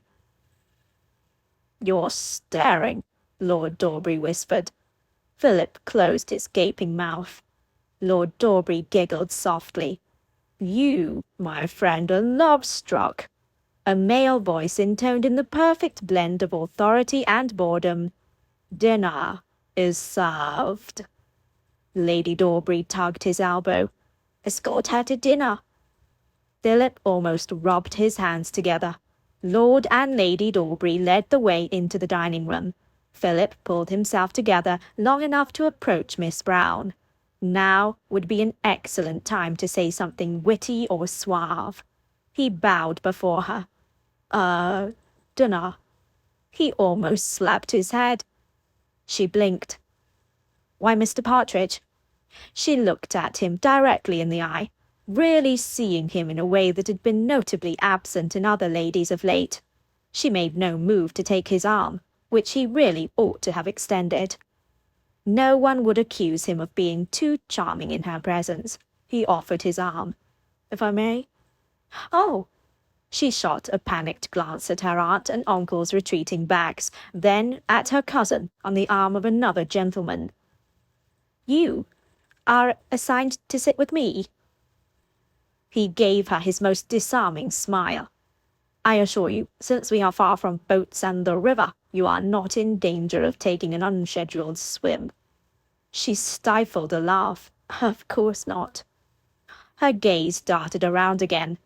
"I didn't realize you were escorting me to dinner." His confidence cracked, but he fortified his resolve. Somehow he would win her over. A lady with such a kind and generous heart would surely like him, wouldn't she? It's only a meal, Miss Brown, not a lifetime sentence. A sheepish smile curved her mouth, and she looked him in the eye again. Never underestimate the power of good food. Or charming company. He gave her his best charming smile. For a second, the corners of her mouth softened. Almost instantly, that wary expression returned, followed by a mask of coolness. I am immune to charm. Ah, you admit I'm charming, but that you are resistant, or at least have been thus far. She almost smiled. He was sure of it. Why would a man of your rank escort a lady of mine? Today has been remarkably fortunate for me. He smiled. Her eyes focused on his dimple, and she pursed her lips, yet the corners of them lifted. Was it possible she was one of those ladies who found his dimple enchanting? He grinned more broadly. He could barely remember the last time someone had noticed. Usually they were too busy noticing his Suttonburg connection. Archly she said, "Fortunate how? You haven't knocked anyone into the river today?" He chuckled under his breath. Not yet, but the evening is young. Did her mouth twitch in an effort to suppress her amusement or her annoyance? He'd never found it so difficult to understand a member of the fair sex. Of course, it had never mattered so much. Are you going to escort me to dinner or leave me standing here? With a gentle voice he said, I have, if you will observe, already extended my arm. As if seeing it for the first time, she put her hand on his arm with a whisper-like touch. Warmth soaked through his forearm and heated a cold place inside his heart. No woman's touch had ever affected him thusly. Her hand trembled, nervous, excited. He led Miss Brown to their assigned places in the dining room and held out a chair for her before taking a seat. Have you been to London before? Oh yes, many times, but this is my first season. I suppose you come frequently? As she spoke, each motion of her mouth beckoned, "Kiss me." He cleared his throat and focused on her words. I come to London every year to renew acquaintances with friends who come for the season. With a close watch on her expression, he added, and my mother wishes me to socialize more in the hopes I might make a match some day. You should know, I'm an old maid of nearly 23 and have a very modest dowry. It might be a long shot, but a broken heart could be the cause of her chilliness. If she allowed anyone close, she risked getting hurt. Philip knew a thing or two about that. With a gentle smile he said, Ladies of 23 are hardly old, and your dowry is of little import to me. She paused, as if his easy dismissal had taken the wind out of her sails, as it were. Or perhaps she was thinking up a more convincing deterrent. A uniquely invigorating challenge lay ahead of him. She moved those luscious lips again. Yes, I imagine a gentleman of your rank likely has very little need of a dowry. Indeed, although somehow it seems arrogant to admit it. He sent her a self-deprecating smile. Quickly she refocused on her plate and wielded her utensils as if fending off an attack. Then, as a gentleman of your rank, you should know my father's hands are sullied by trade. He owns a lace mill in Loughborough. Her words hit him like a punch. Neither his mother nor his brother would condone a match with a tradesman's daughter. Philip risked alienating his family if he married so low beneath his class. He rounded up a playful tone. Excellent. My mother is excessively fond of lace. I am sure she could be persuaded to notify her modiste to use lace purchased from his mill. Bitterly she said, His mill was damaged last month in riots. He likely won't be filling any new orders until repairs are completed. I'm sorry to hear that. Philip had read the news with mixed emotions, sympathizing with workers protesting terrible working conditions, but also cognizant of the destruction of property and the loss of wages to employees. It's much worse for the workers, she added, with an earnest tone and expression. His employees were not involved in the riots, but now, due to the choices of others, they are out of work. He's keeping as many on as he can to facilitate clean-up and restoration, but it will take time before he can rehire all of them. Until then, they go hungry. I hope he resumes business quickly then. For her sake, if not for her father's, who sounded like an unusual employer, he wished Mr. Brown well. Apparently concern for the well-being of others, even the impoverished, was a family trait. Admirable. None of his employees rioted? She set down her utensils, giving him her full attention. He's fair and adheres to strict safety standards, so injuries are rare. He even provides a school for his employees' children and requires that they attend as part of their employment obligations. He won't allow children to work until after the school day has concluded, and for no more than 4 hours a day. He held up a glass in a loose salute. He's a rare breed of factory owner. He is. He could not mistake the light of pride shining in her eyes. You must be very close. The light dimmed. Not as we once were. She picked up her silverware again and attacked her dinner, but she ate little. A story lay behind that statement, but he didn't dare probe this early in the relationship. A diversion seemed wise. Whatever happened to the woodman who found a fairy and was granted 3 wishes? She met his gaze with wide eyes, a lovely shade of blue, unmarred by any other color, no gray or green, just the pure blue of a spring morning sky. You truly wish to know? Very much. She shook her head, her brows lowering slightly in confusion. It's merely a silly story. One I have not heard, and you tell it in such a fascinating way that I wish you would complete it. Pure delight lit her expression and brightened her eyes, and that same animation returned as she slipped into the role of expert storyteller. As you may remember, his wife was angry with her husband's carelessness in wasting a wish on sausage. Then she quite unthinkingly added, "I wish your sausages were on your foolish nose." As you may have guessed, the wished-for food immediately attached itself to the woodman's nose so tightly that nothing could remove it. He laughed softly and nodded to encourage her to continue. To the dismay of both husband and wife, they were obliged to wish them off, thus making the 3rd wish and at once ending his brilliant expectations.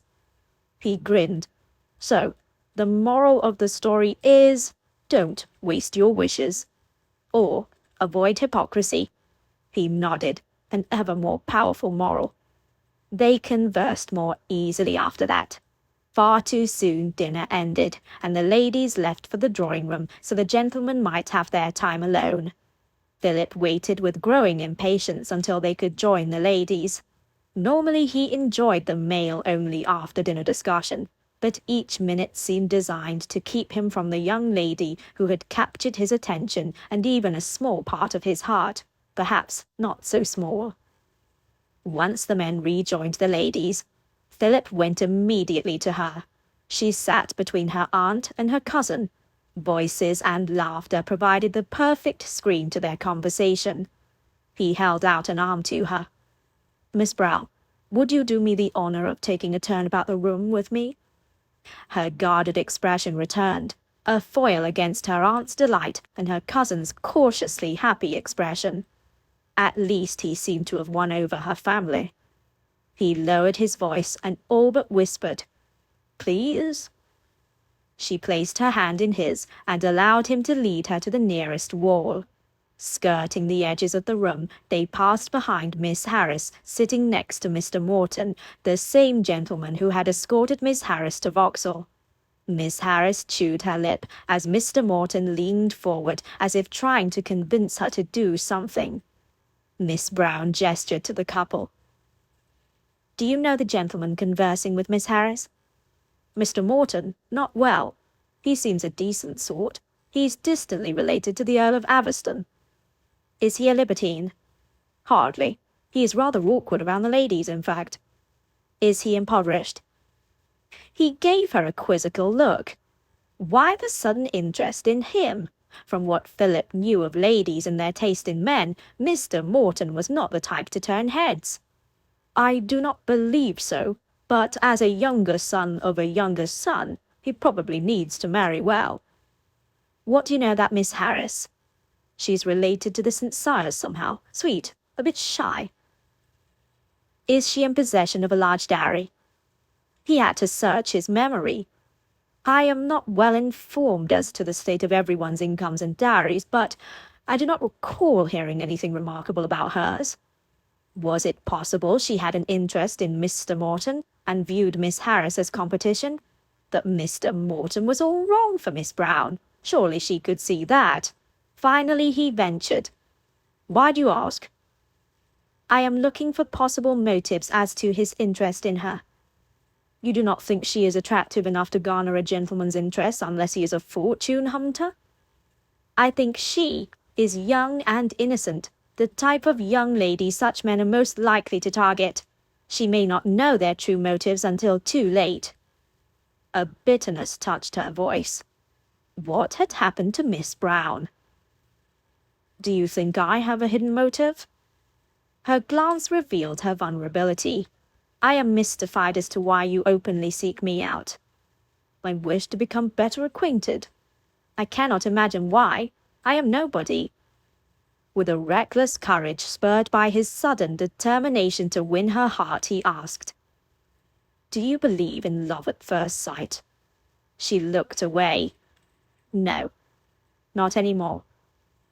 Philip almost demanded who had broken her heart so he might find and thrash the scoundrel.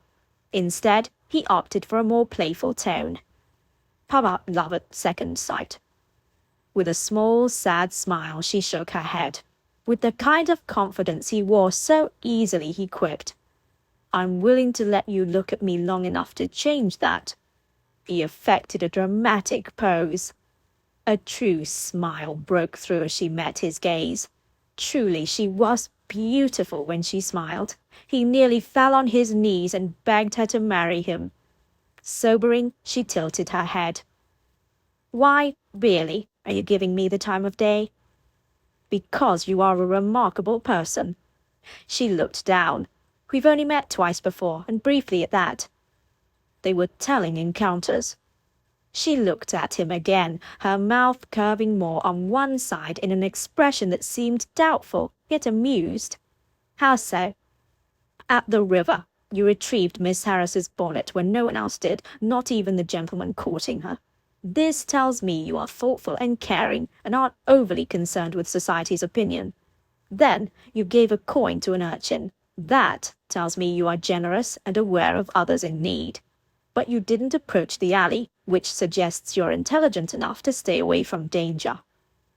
That day she'd worn such a gentle, compassionate expression that Philip had been unable to look away. At the moment, however, her mien retained that wariness he feared had become deeply ingrained. Somehow he would prove to her he was not of the same ilk as the unworthy man who had hurt her. He continued to expound on her admirable qualities. And when Miss Harris grew frightened, you told her a story to keep her distracted, so you're clearly imaginative and quick-thinking.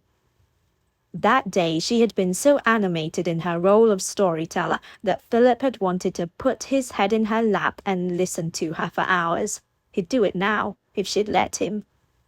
Now she watched him, carefully, as if seeking reassurance of his truthfulness. Emboldened by her fixed attention, he said, When you laughed, instead of getting angry or weepy about falling into the Thames, I knew your character is strong, and you are capable of finding humour, even in mishaps. Wryly he added, and you forgave me for causing you to fall in, which speaks volumes about your heart. I prize these qualities. They continued their slow stroll around the perimeter of the room. I thank you for your kind interpretation of my actions, but this does not discount the fact that we are not social equals. Philip winced. If she were the daughter of a poor country vicar or a gentleman farmer, their differences in rank would be easier to overcome. Could he convince Suttonburg and Mother to give their blessing? Regardless, I wish to become better acquainted with you and to enjoy your companionship. Her hand tightened. If you are looking for a mistress, I am not of that inclination. He choked. No! Certainly not. I assure you that is not my intention. Then what is your intention? With the courage that had spurred him to tackle every new challenge he'd ever thought beyond him, he admitted quietly, to determine if you are the one my soul seeks. She stopped walking and looked into his eyes, all the hard edges in her expression softening until she looked sweet and vulnerable. Had he gotten through to her at all? Her wariness returned. Pretty words, but I have learned not to believe such things. Thank you for the turn about the room. She withdrew her hand and left him standing in the middle of the floor, alone.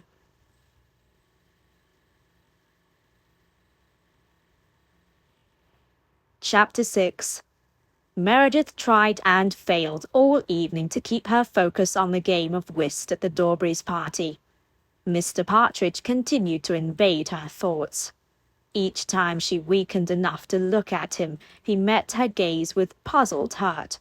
Her conscience gave her a sharp prod, yet how could she trust him when he might be no better than the cads who'd lied to her in the past?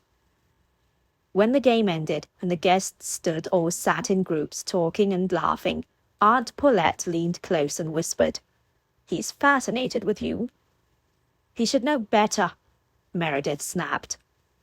"He's the very best ton, niece. Not only does he come from a good family, but he has a reputation for being a very decent gentleman. All the more reason for him not to be seen with me." "Meredith," Aunt Paulette chided gently, "why on earth should I reach so high as the son of a duke? Not just any ducal family, the Duke of Suttenberg. No one could bear the scrutiny of being allied with them." Aunt Paulette nodded sadly. "You would fall under the all-seeing magnifying glass of London's worst social critics." "If my father's profession didn't bring condemnation on my head, my past would. Sooner or later it would be revealed. At least enjoy his company while you can. If you are seen with the brother of the Duke of Suttenberg, others will assume you are worthy of notice. This could be used to your advantage." "I will not use him, just as I will not be used by him, or any man." Speaking of being used by a man, how did Miss Harris fare? Meredith found her in a circle speaking with other young ladies her age. Mr. Morton approached and tapped Miss Harris's shoulder. They spoke, and he gestured to the balcony. Meredith straightened. Was he trying to lure her outside and take advantage of her? The young lady shook her head and glanced back at her friends, but Mr. Morton hovered nearby. Time for a rescue. Meredith walked as quickly as possible to Miss Harris's side. "Good evening, Miss Harris. Are you enjoying yourself?" She glanced at Mr. Morton in clear challenge. He blinked at her, as if uncertain how to proceed now that she had intervened. Miss Harris, however, greeted her enthusiastically. "I had hoped to speak with you again this eve. Please do tell me the end of that delightful story." Though Miss Harris would not be classified as pretty, her sweetness gave her a certain appeal. Meredith smiled. "If you wish. I did not imagine it would be such a popular story." Mr. Partridge had surprisingly made the same request, and with such compelling earnestness that she would have found it hard to refuse him anything, which made him exactly the kind of man she ought to avoid. Quickly she completed the tale. Miss Harris laughed over the ending. Still standing awkwardly nearby, her suitor smiled in an attempt to be part of the conversation. Meredith asked him benign questions and shrewdly watched him. Mr. Partridge was right. The gentleman showed no signs of the kind of smooth charm found in ruse. Still, he might have a hidden agenda. Fortune hunters come in all packages. An older woman bearing such a strong resemblance that she must surely be Miss Harris's mother gestured. "Come along, Cora dear. Our carriage awaits." Mr. Morton addressed Miss Harris. "Tomorrow then, Miss Harris?"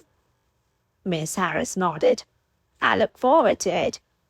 Miss Harris explained to Meredith. "Tomorrow we are viewing the Earl of Tarrington's private art collection. Would you come as well?"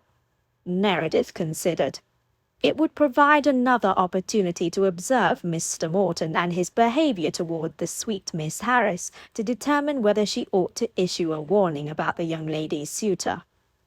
That's very kind, but I wouldn't wish to intrude. Not at all. It's a small group, but a few more won't make any difference. Perhaps your cousin would join us? Annabel, isn't it? Meredith smiled. Yes, I'm certain she'd be delighted. And of course, we must seek permission from my aunt. Thank you for including us. As they explained their plan to Annabel, she happily agreed and sought Aunt's permission. The party broke up as guests said goodbyes. Meredith, next to Annabel, followed her aunt and uncle outside. A male voice, smoother than chocolate, called, "Miss Brown?" Meredith turned. Mr. Partridge strode to her. Her breath stilled. How could she stay strong against him? Not only his handsome face, but his seemingly sincere words tugged at the loose threads of her resolve. One day it may unravel fully, and she would be once more vulnerable to heartache. Twice was enough. She dared not risk a third. "May I call on you tomorrow?" That dimple appeared. Fortunately, she had the perfect excuse to avoid spending time with forbidden fruit. "I have plans with friends tomorrow."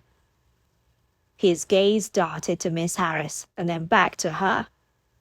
"Tarrington's private art collection."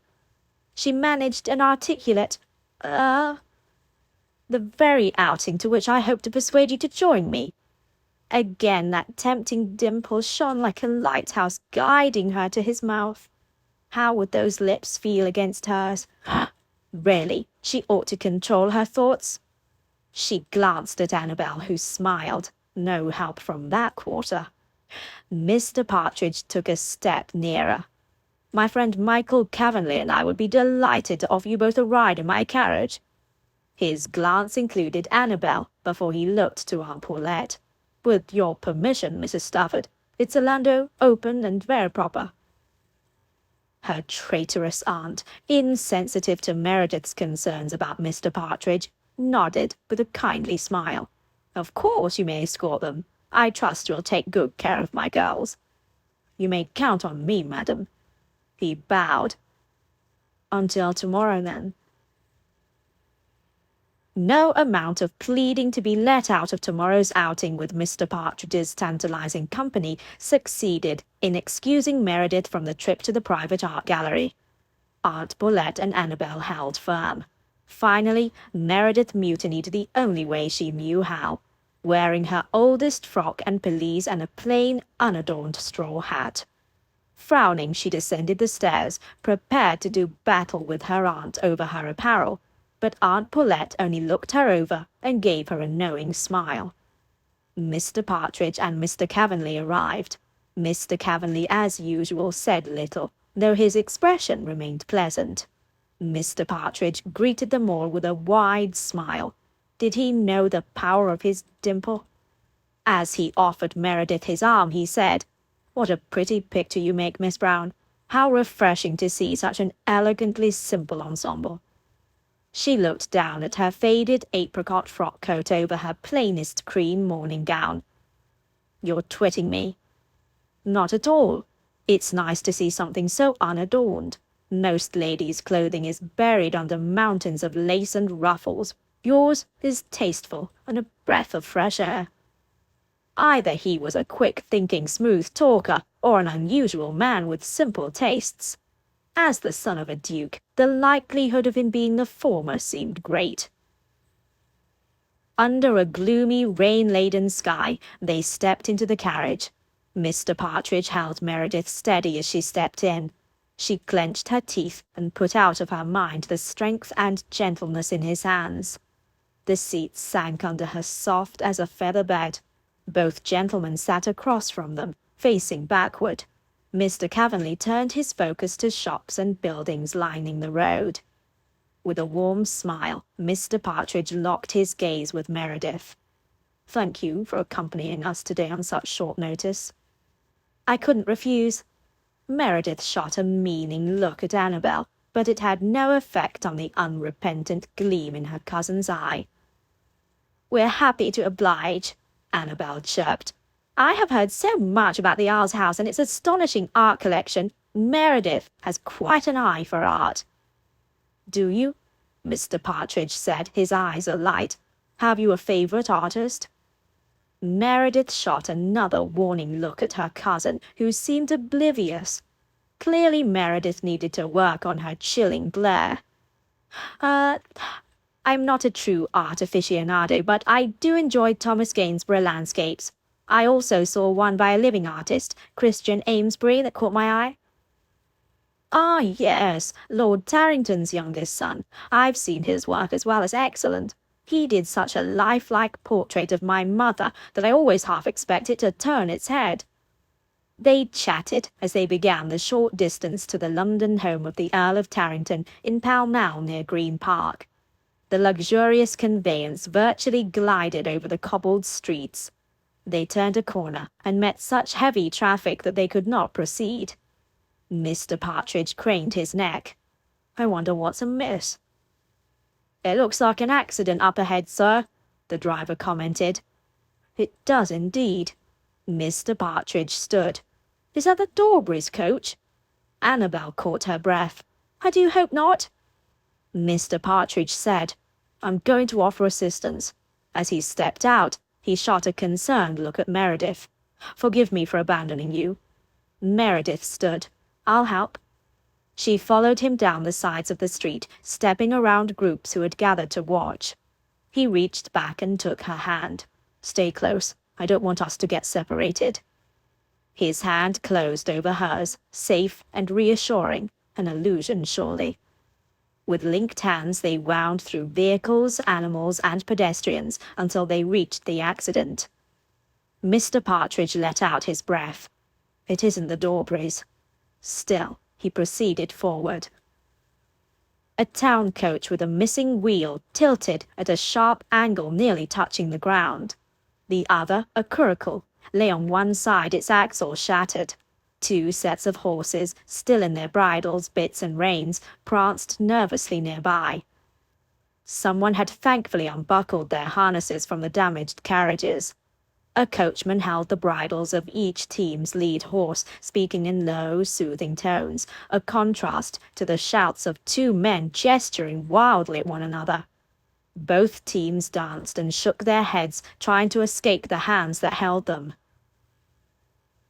Mr. Partridge went to the two shouting men. With his voice turned away from her and the noises of the crowd, his words failed to reach Meredith, but both men instantly turned to him, raising their voices as if trying to plead their case to the newcomer. Meredith approached the team, dancing about most nervously. There now, she cooed to the lead horse. All is well. As she stroked their noses and looked them over for injuries, they settled, their ears swiveling to hear her. They ain't hurt, the coachman said. I checked 'em. Nodding, Meredith continued to speak to the horses as she rubbed their necks and noses. They ceased prancing and stood quietly, blowing out their breath in snorts. Are any of the riders injured? She asked the driver. Nah, just angry. Blind fool in the curricle careened around the corner. I couldn't avoid 'em. These young bucks with their fancy clothes, they got no sense at all. The men to whom Mr. Partridge spoke had ceased yelling. With Mr. Partridge as clear leader, gesturing and demonstrating, he and several bystanders lifted the two carriages. They half carried, half dragged them towards the nearest mews.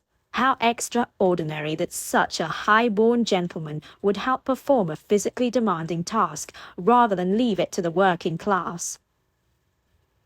Meredith and the driver with the horses followed the ruined carriages as they limped under human power beneath an arch leading to the mews. They stopped in the mews courtyard. With the blockage cleared, traffic resumed streaming past the arch. Mr. Partridge continued to mediate until the men parted to see their own carriage and teams. He turned and smiled. Forgive me for not attending to you. He brushed the smudges off his tailcoat and cast a rueful glance at his no longer pristine attire. The dishevelled appearance lent him a greater charm. That dimple didn't help matters. Almost against her will, she admitted. You handled what might have been a dangerous situation." He shrugged. "I'm happy they didn't come to blows. Shall we find Michael and your cousin?" Humble, too. Was he real? "Yes. I'm certain Annabelle will be alarmed at my absence." "You're close, aren't you?" He held out his arm. She took his elbow and fought the sense of safety accompanying his touch. "She's a loyal friend." Everyone needs a friend. With head high and walking at a sedate pace, he escorted her as if they were promenading at the park. "She is not only a friend. I view her almost as a sister. I have none of my own." Why she offered that personal information she could not imagine. "I have one sister, and she's so painfully shy that I wonder if she'll ever be coaxed out of hiding." "Poor dear. I have never been shy. She must be lonely." He glanced at her. "You're very astute. She has confessed to me of her loneliness, but she seems unable to speak when others are present and refuses to attend group gatherings where she might make friends." "Perhaps she will learn ways to cope. Is she very young?" "She's not yet 16. My mother only managed to coax her to come to one small dinner party to announce that she is out, but she has not succeeded to do so a second time. Still, you're probably right." He stepped in front of her, walking backward. "I know. I shall ask my mother to have a small dinner party and invite you and your family. She would probably like you. I know my sister would. Will you come?" "To dinner with the Duchess? Oh, no. I don't think I could possibly. Look out!" She gestured at the lamppost behind him, but her warning came too late. He backed into the post and let out an oof. Frowning, he glanced over his shoulder at the lamppost. Was up there a moment ago. His bewildered indignation tickled her funny bone. She tried to smother her laughter, but only laughed harder. He grinned and finally joined in. "Have I ever told you they called me Mr. Suave when I was in school?" "Oh, indeed?" she asked skeptically, still chuckling. "No." He made an exaggeratedly sad expression, which only sent her into peals of laughter. "Good day, you two," sang out Annabelle. The landau pulled up alongside. Again, Mr. Partridge held her steady, and again a sense of safety and comfort came with his touch. She should not, could not, would not allow herself to fall for him. Despite his growing list of admirable qualities, he had yet to prove he wasn't after her virtue or dowry, despite her attempt to conceal the true amount. Why else would a duke's son give the time of day to the daughter of a mill owner?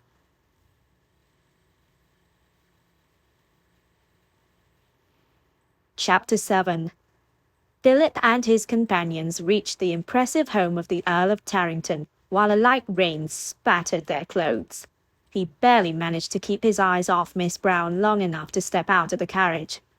As a group, they proceeded between large columns to the main door, where they were admitted into the spacious entry hall. The rest of the group gathered inside, their excited, hushed tones revealing their anticipation of touring the home of the Earl of Tarrington and his art collection. Miss Brown greeted Miss Harris, and they fell into happy conversation. Philip drifted nearer, greeting the others as he moved, and stood near to Miss Brown, but hopefully not so close that she felt smothered by his presence. She had seemed to warm to him after the accident was resolved, and laughed easily enough when he'd run into the lamppost. It gave him hope. "Tell me, Miss Harris," Miss Brown's voice reached him, "have you met any interesting gentlemen?" "Do call me Cora," Miss Harris said. "Only if you will call me Meredith," Miss Brown said. Meredith. Philip turned her name over in his mind, imagining gaining her permission to use it. "I haven't met anyone new, Meredith," Cora Harris said. "That Mr. Morton has been very attentive."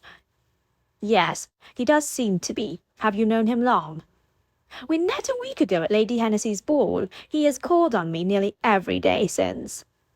Meredith Brown paused, then asked, "Don't you think that's taking it a bit too quickly?"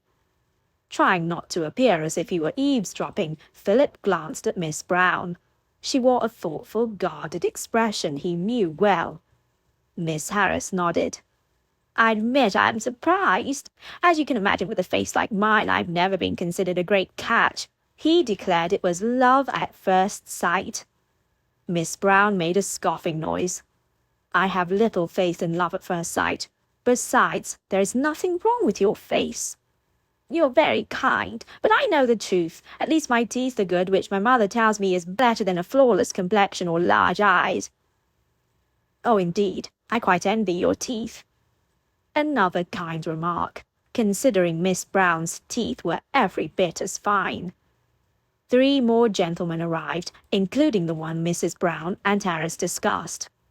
Mr. Morton looked around. Spotting Miss Harris, he beamed and headed straight to her, leaving his 2 companions behind, nudging each other and grinning. Welcome, said an older woman to the group. I am the head housekeeper at Tarrington House, and I will guide your tour. Follow me, please. She took them to a gallery upstairs and showed and discussed various portraits, landscapes, fine pottery, porcelain, and other curios inside rooms as ornate as the art they showcased, every bit as grand as the Suttonburg family ancestral home, where his mother spent most of her time outside of London. The Duchess would be impressed with the Tarringtons' tasteful opulence. Miss Brown made appreciative comments about the art that revealed her interest and knowledge of the subject. Regardless of the beauty of art and architecture, Philip mostly watched Miss Brown. She alternated her attention between the art that clearly drew her interest and the couple that concerned her. As she studied each new piece, her face softened, and her eyes drank in the art as if trying to glean wisdom. When she drew her attention to Miss Harris and Mr. Morton, she took on a focused, suspicious air. Philip leaned close to speak softly into Miss Brown's ear, but the scent of her perfume scattered his thoughts. Inhaling her softly exotic fragrance, he reached out to touch those little curls next to her ear. He stopped himself. If he hoped to win her trust, moving too fast would have the opposite effect. Her breath caught, as she no doubt felt his nearness. She turned and shot him a wary look. Under his breath he said, "You're very concerned about her, aren't you?" She took a step away from him and fluttered her hands. "About whom?" "Miss Harris." She glanced at him, her pupils dilated, and took another step away. Ah, so she was not so unaffected by him as she tried to appear. In a breathy voice she replied, "Yes, I don't want her to suffer a broken heart." "Please allow me to offer my assistance. I could make discreet inquiries about Mr. Morton's character, if that suits you." She considered. "If you wish." He edged away from her and approached the 2 young men who had come in with Mr. Morton. One of them, Mr. Creasy, if memory served, stood near the edge of the group, his head tilted, as he stared at a marble statue of a Greek goddess. "Lifelike proportions," Philip commented. "The expression of the face and the position of the body are quite remarkable. Out of cold marble the artist created something almost alive." Mr. Creasy grinned. "If only I could find a girl so pretty." "Pretty isn't vital. Your friend Mr. Morton seems to have formed an attachment with Miss Harris." Mr. Creasy let out a snort. "A pretty dowry can make up for an ugly face, I suppose." Philip stiffened at the unflattering way to describe a young lady. Still, he persisted in his goal. "Her dowry is the only thing he likes about her, I presume." A shrug came in reply. "Has a friend, didn't he tell you?" "Not really." Which was probably true. Not every male freely discussed his intentions about young ladies with friends the way Philip did with Michael. "Is he courting anyone else?" "Presently, no. He tried to court Miss Vivian Charleston, looks and dowry, but she's toying with 2 others." "A pity." "He dodged a bullet with Miss Charleston," Philip stated. "Probably. Beautiful, though," he said wistfully. Philip had no interest in shallow women such as Vivian Charleston. He glanced at Miss Brown, raptly listening to the housekeeper speaking about a group of paintings of the fox hunt. Miss Brown murmured something to Miss Harris, and they both giggled behind their fans. One day Meredith Brown would smile and laugh with him, the way she did with others. Philip returned his focus to his objective. Was there anyone else? Oh, sure. He always courts girls with big dowries, but they always choose someone else. Unlucky in love, I suppose. Philip paused. He only courts girls with large dowries? He's a third son with meagre income. What else can he do? I see your point. Many gentlemen in his position sought ladies with dowries. It didn't make them mercenaries. Surely some chose carefully and let their hearts guide them to select a bride. Has he proposed to anyone but Miss Harris? Mr. Creasy shrugged. 2 or 3, I think. Turned 'em down. Philip winced. This was a condemning bit of news. He is unlucky in love. So as not to appear to be so single-minded about the reason he had struck up a conversation with Mr. Creasy, Philip asked, "Are you courting anyone?" After they chatted about young ladies and parties, Philip steered the conversation to other interests. Eventually Philip bade farewell to the informative Mr. Creasy and moved back to Miss Brown's side. Upon completing the tour, they thanked the housekeeper and returned to their carriage. The rain had stopped, and even a few rays of sunlight shone as they drove to Gunter's for some ice and then took the ladies home. As he handed down the ladies from the landau, Philip said in a low voice, "I have information that may interest you, Miss Brown. May I take you for a carriage ride tomorrow at the park for the promenade?" She searched his eyes, whether to determine what he had learned by his expression or if he did indeed have noteworthy news he could not guess. That mix of vulnerability and guardedness entered her eyes. It was all he could do not to touch her face. Finally, she inclined her head. "I'd be delighted." He bowed and watched her enter the house with her cousin. A split second before she disappeared inside, she glanced back at him. He smiled, making sure his dimple showed. She hurriedly closed the door.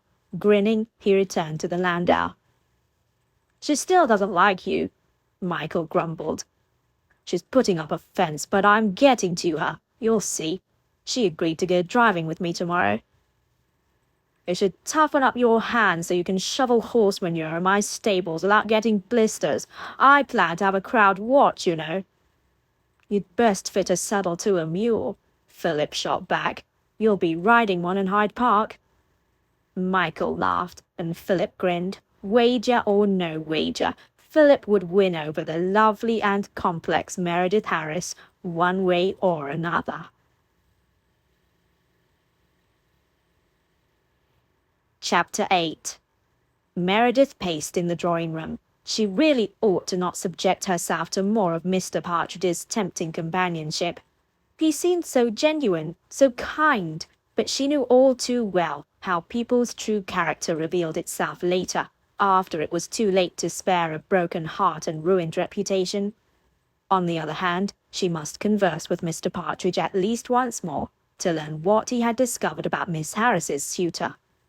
The cowardly side of her begged her to send Annabel to question him, thus sparing Meredith from having to see him again, especially in such close proximity as a carriage.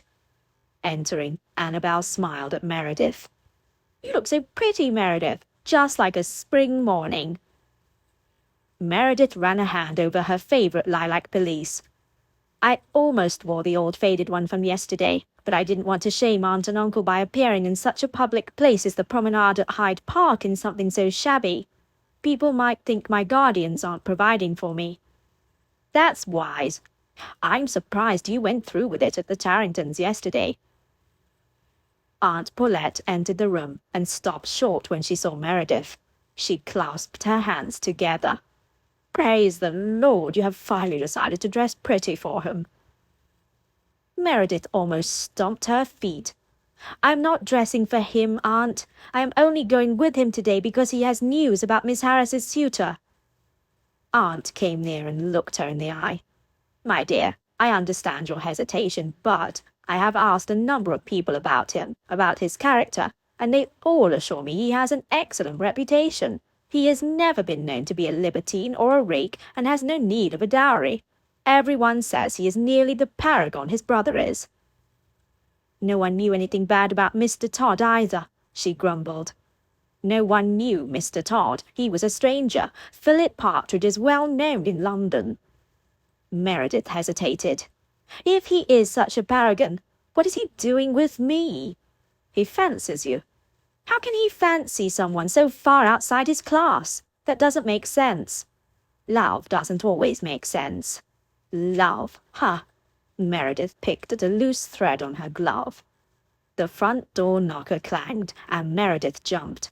She sent a panicked look at Annabel. He's here. Her cousin put her hands on both of Meredith's arms. It's only a ride and a conversation. If you choose not to spend another moment with him, that is your right. Aunt added, You may certainly refuse him, Duke's brother or no. Meredith nodded and swallowed. As long as she kept a tight rein on her heart, she had nothing to fear. The butler announced him, and Mr. Partridge entered. A little nervous flutter began in the center of Meredith's chest. Dressed in a plum tailcoat with a grey and white brocade waistcoat and buff breeches, his boots shining like a mirror, he might have stepped out of a fashion magazine. Most men lacked his perfect proportions of height, leanness, and breadth of shoulders. None came close to matching the manly beauty of his face. He removed his beaver hat, revealing his thick, dark hair, with that unusual light streak adorning it. Softly, and with almost believable affection, he smiled, an action that transformed him into the most handsome man she'd ever seen. Then that dimple appeared, and she momentarily lost control of her heart. She must not. A high-born gentleman such as Philip Partridge wanted something from a low-born lady other than an innocent courtship. She must not forget that. Between his rank, wealth, and stunning good looks, he was accustomed to having whatever he desired. When he greeted all of them in turn, she curtsied. Mr. Partridge? Miss Brown, how wonderful to see you again. You're as lovely as a picture. She inclined her head. How kind of you, she said coolly. At least she meant it to be cool. Instead, it came out breathy. Annabel curtsied in greeting. Have a care with my cousin. The angle of her smile revealed a friendly warning. She is my dearest friend in all the world. The smile left his face, replaced by an earnestness that almost pled to be believed. I vow it, Miss Stafford. He turned to Aunt Paulette to include her. I vow it. Either he had perfected his skills as a deceiver, or he spoke with sincerity. Time would reveal his true intentions. Meanwhile, Meredith would proceed with caution. In fact, if she played her hand right, she might catch him in his own game. He escorted her to his carriage outside. A boy wearing the striped waistcoat of a tiger held the reins of two matched bays, almost as unlike in colouring as in size, harnessed to a shining curricle. Meredith gestured to the horses. Lovely cattle you have there. He grinned. Aren't they beauties? I bought them from Michael Cavenley. His family breeds them, you know. I didn't realize that. Many of the best stock out of Tattersall's are from Cavenley stables. He handed her up, holding her with the right amount of power and gentleness, which might be a sign of his skill as a seducer as well. She would not fall prey to his charms. Still, she could play along. He might reveal his hand sooner. The tiger clambered up to the small seat behind them. With a light but firm touch, Mr. Partridge guided his team into the streets at an unhurried pace. Years ago, Annabel and Meredith had theorized that the way a man drove spoke much about his character. If that were true, Mr. Partridge was a cautious, conscientious man, with the perfect blend of strength and tenderness. Of course, their theory could be flawed. Had he been friends with Mr. Cavenley long? She asked, just to make conversation. Since Eton, we got into a great deal of mischief together. He chuckled. I know what you mean. Surely girls don't bond over mischief. He glanced at her and raised a dark brow as if daring her to confess the truth. Do they? A combination of mischief, playtime, and soul-bearing conversations. We take a balanced approach to forging friendships." "What mischief did you get into?" She smiled. "When we were children, my cousin Annabel and I used to swim with the boys." He laughed. "I'm shocked." But he didn't look or sound shocked. "Do you still swim?" "Yes, but not with boys." He chuckled. "I'm heartily glad to hear that." With his attention focused on the road, she allowed herself to look at him, admiring him from head to toe. No, she refused to like him or trust him. But any woman would be mad not to appreciate his physical perfection like a piece of art. Had he grown suddenly warm? She fanned herself. It didn't help. They reached Hyde Park and drove under spreading trees. Mr. Partridge glanced at her again, the intense blue-green of his eyes bringing back that little quiver in her chest. He glanced at her pelisse. "That color is pretty on you." "Thank you." Breathy again. Curse her for a simpleton. She must stay focused on her reason for agreeing to go for a drive with him. "You said you had learned something about Cora Harris's suitor?" "Yes, perhaps." He frowned. "I'm not certain.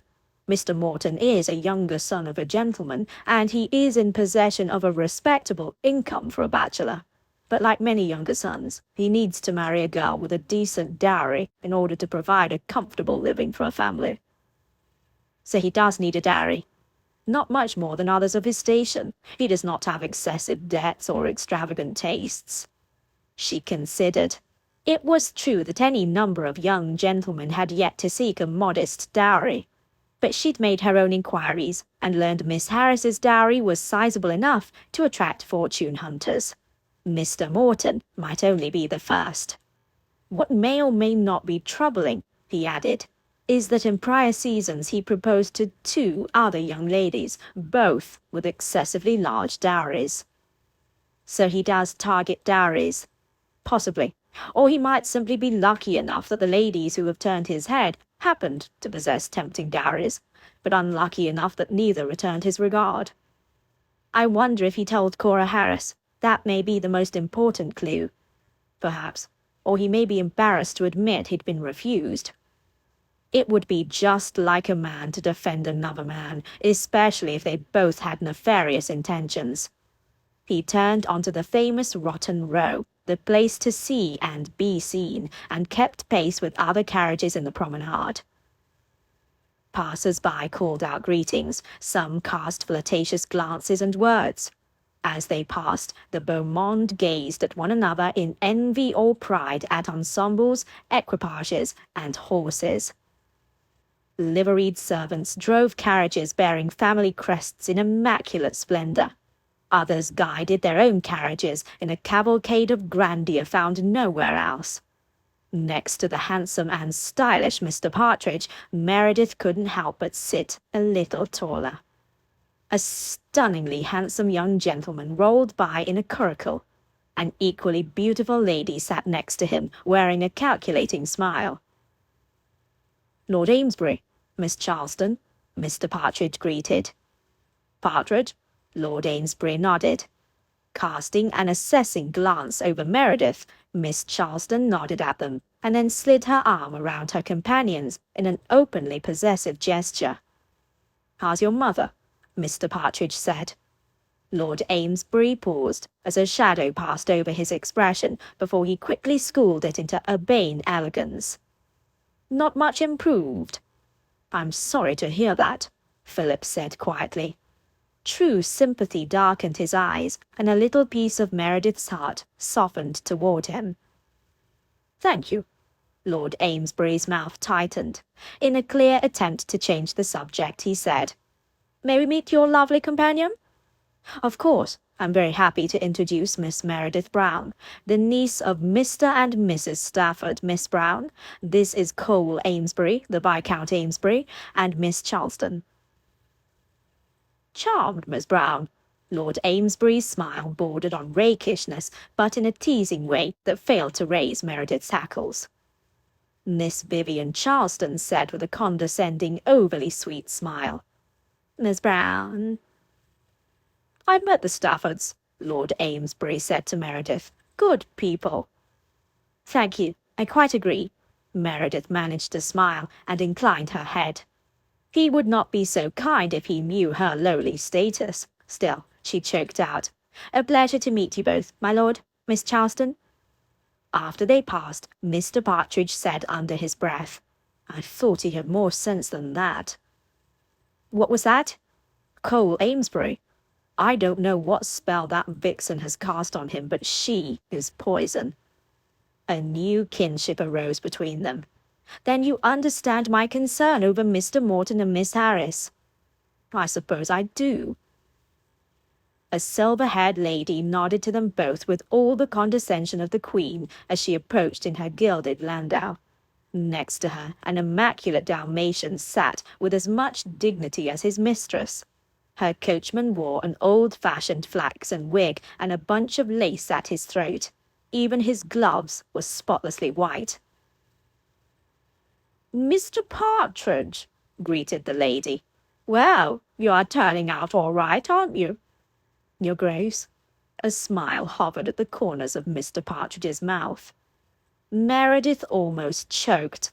This lady was a duchess.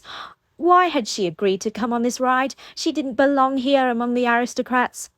The Duchess picked up her quizzing glass and aimed it at Meredith. "And who do we have here?" "May I present Miss Meredith Brown?" He achieved a believable amount of pride in his voice. The Duchess eyed Meredith. "Who are your people?" Meredith paled. What could she say? "Miss Brown is related to the Baron of Stapleton," Mr. Partridge supplied. Meredith almost laughed out loud, but managed to contain herself. "You have a look about you I like." The Duchess nodded in approval. "Take care of our boy here." "Yes, Your Grace," Meredith managed. The Duchess passed by, and Meredith let out a breath that took much of her strength with it. "I shouldn't be here where so many people like them will see us together." Gently he said, "They are just regular people, Miss Brown." "They only seem regular to you, Mr. Brother of a Duke. And what is this about the Baron of Stapleton?" "Don't you know your own genealogy?" Surprise and amusement lit his voice. "Your mother's great-great-uncle is the Baron of Stapleton, isn't he?" She turned a surprised stare at him. "I didn't know that. You looked up my family tree." "I thought it might be useful at some point." For a reason she could not explain, her ire raised, and she snapped. "Well, it doesn't matter that my mother's father is a gentleman with distant ties to some baron." "My father owns a factory." She then delivered the killing blow. His father was a poor factory worker. He paused. That was it then. He would likely drop her off and never darken her doorway again.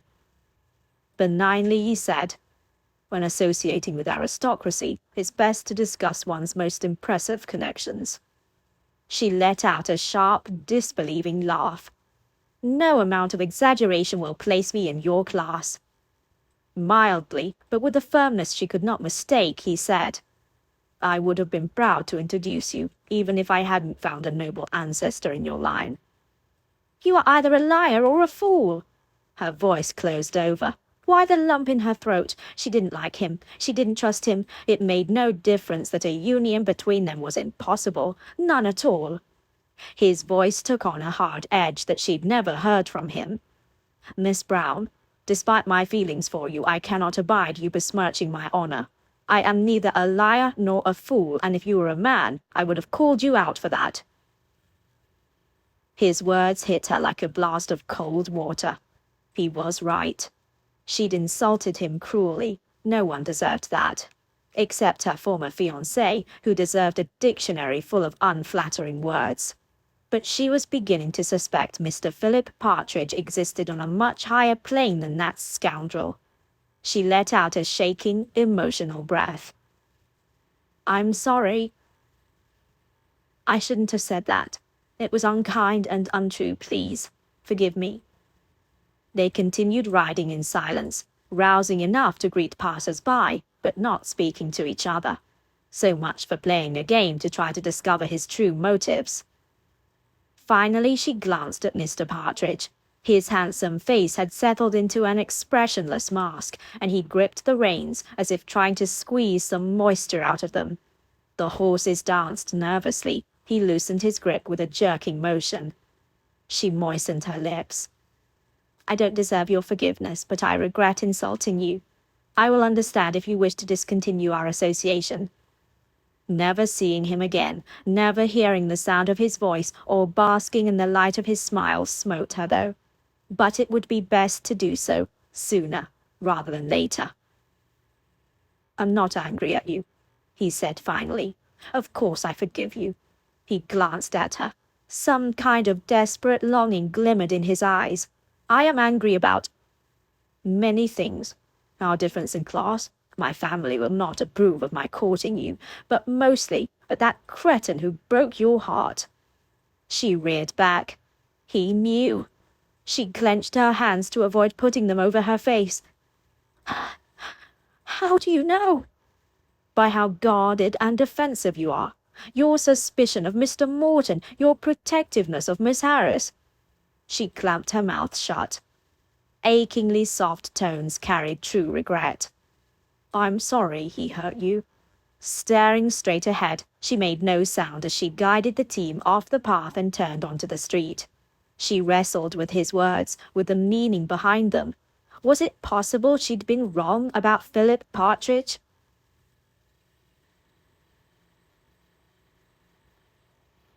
Chapter 9. After 2 days of the kind of drizzle that permeated every surface and even Philip's spirit, a sunny day with lawn games came as a welcome friend. He arrived at the St. Sire's country estate on the outskirts of London with Michael, and eagerly looked around for the Staffords and their unforgettable niece. You have it bad, Michael said. I really do, Philip unabashedly admitted. Every moment I spend with her makes me thirsty for more. Being seen for himself, even if she kept a wary stance as if fearing he'd suddenly turn into a demon, was a unique pleasure. Besides, she liked his dimple. Even better, he'd even caught her admiring his physique. Philip made small talk with the host and hostess, Lord and Lady St. Cyr. Then the inevitable middle-aged mother arrived, towing a girl whose hair was a shower of golden ringlets, probably having her first season. Lady St. Cyr greeted the mother and daughter and made the introductions to Philip and Michael. The young lady, whose name he'd already forgotten, curtsied prettily and said in an overly high voice, "So pleased to meet you, Mr. Partridge." She gave him a blatantly hopeful smile, without looking him in the eye. He bowed. A pleasure. The young lady twittered and flirted, but she hardly looked at him. Just another girl who saw through him as if he were invisible, looking only at his heritage. Out of the corner of his eye, Philip spotted Meredith Brown. Sun shone on her, making her straw bonnet gold and her pale gown glow with heavenly light. The tightness in his chest eased, and exhilarated energy charged through him. "Excuse me," he murmured, already moving toward Miss Brown. Behind him the girl said in her overly high voice that had turned decidedly condescending, "Who are those people?" Ignoring them, he kept up a steady pace. The moment their gazes met, Miss Brown looked down and fidgeted. As he reached her side, he barely remembered to greet her family before bowing to her. "Miss Brown?" Her hesitant smile contained true warmth, he was sure of it. "Mr. Partridge?" Encouraged, he took a step nearer, close enough that her perfume filled him with more giddiness than his first crush. He'd never felt so alive. "I hear lawn bowls are first on today's agenda. Do you play?" "I enjoy a game now and then, but I cannot claim to be skilled." "If you have the right partner, I'm certain you can soundly trounce the competition." "Oh?" She pretended to look about. "Do you have any recommendations?" The playful glint in her eye gave him hope. He puffed up his chest. "At the risk of sounding self-aggrandizing, I cannot give any higher recommendation than myself." "I see. Since you come so highly recommended, I should consider you." Please, so you will partner me." He held out a hand. She put her hand on her hips. "Only if you promise a good trouncing." Theatrically, he laid one hand over his heart, keeping the other extended. "I will make that today's greatest ambition." "Very well, Mr. Partridge, I accept." She placed her hand in his. A cheer bubbled up inside him. He tempered it with a smile. He excused himself from her family and escorted her to the bowling green. The afternoon sun toyed with nearby trees and cast dappled shadows on the freshly mowed lawn. Other couples lined up. The tow-headed girl with the high-pitched voice had found a partner probably younger than herself, and Michael teamed up with a demure young lady with lovely eyes. The host threw the smaller white ball called a kitty onto the green. Thus the competition began. Each pair took turns throwing their balls to the kitty. Cheers, groans, and jeers followed every toss, and within minutes the dignified group turned into a group of savages determined to win by any means possible. The host laughingly accused one of the guests of cheating, but got an elbow in the ribs from his wife, who raised her brows. Of lighter heart than Philip had ever seen her, Miss Brown played vigorously, heckling the opposition with an incisive wit. The host and his wife won, grinning as they accepted both congratulations and insinuations about their tactics. Merrily, everyone accepted glasses of lemonade served on silver trays. Miss Brown folded her arms and sent him a playful glare. "You, sir, promised me a good trouncing." Philip held up his hands. "We made a valiant effort. Our problem was we played too honestly. Perhaps next time we ought to cheat." She laughed, her eyes alight. Glancing behind him, she gestured. "There's a swing on that tree. Do you wish to try it?" "I would." She looked almost shy about it. "I'll push you." He held out a hand. She took it, and they walked hand in hand to an oak so large that 3 men could not encircle it with clasped hands. From far above Philip's head hung a rope the size of his wrist, attached to a large wrought iron seat. Miss Brown sat on the cushioned swing seat and spread her skirts. She glanced back at him, a smile playing with her own lips that might be considered flirtatious. Had he finally won her over? "Ready?" he asked. "Ready." She held up her feet. He pushed the seat back, forward and back, a little higher each time. "I've forgotten how much I adore swinging. I haven't done it since I was a child." She leaned back and pumped her legs to keep her momentum. He watched her contented expression and patted himself on the back for having given that to her. Of course, he couldn't take all the credit. She seemed a different person today. On the lawn, the other guests began a game of shuttlecock, but Philip had no desire to join them. She asked, "Do you want to turn?" He shook his head. "Swing as long as you like." "I think I could do this all day, but I probably ought to stop." She held her legs still and allowed the swing's motion to slow. When she had nearly stopped, he stepped in front of her and grasped the ropes.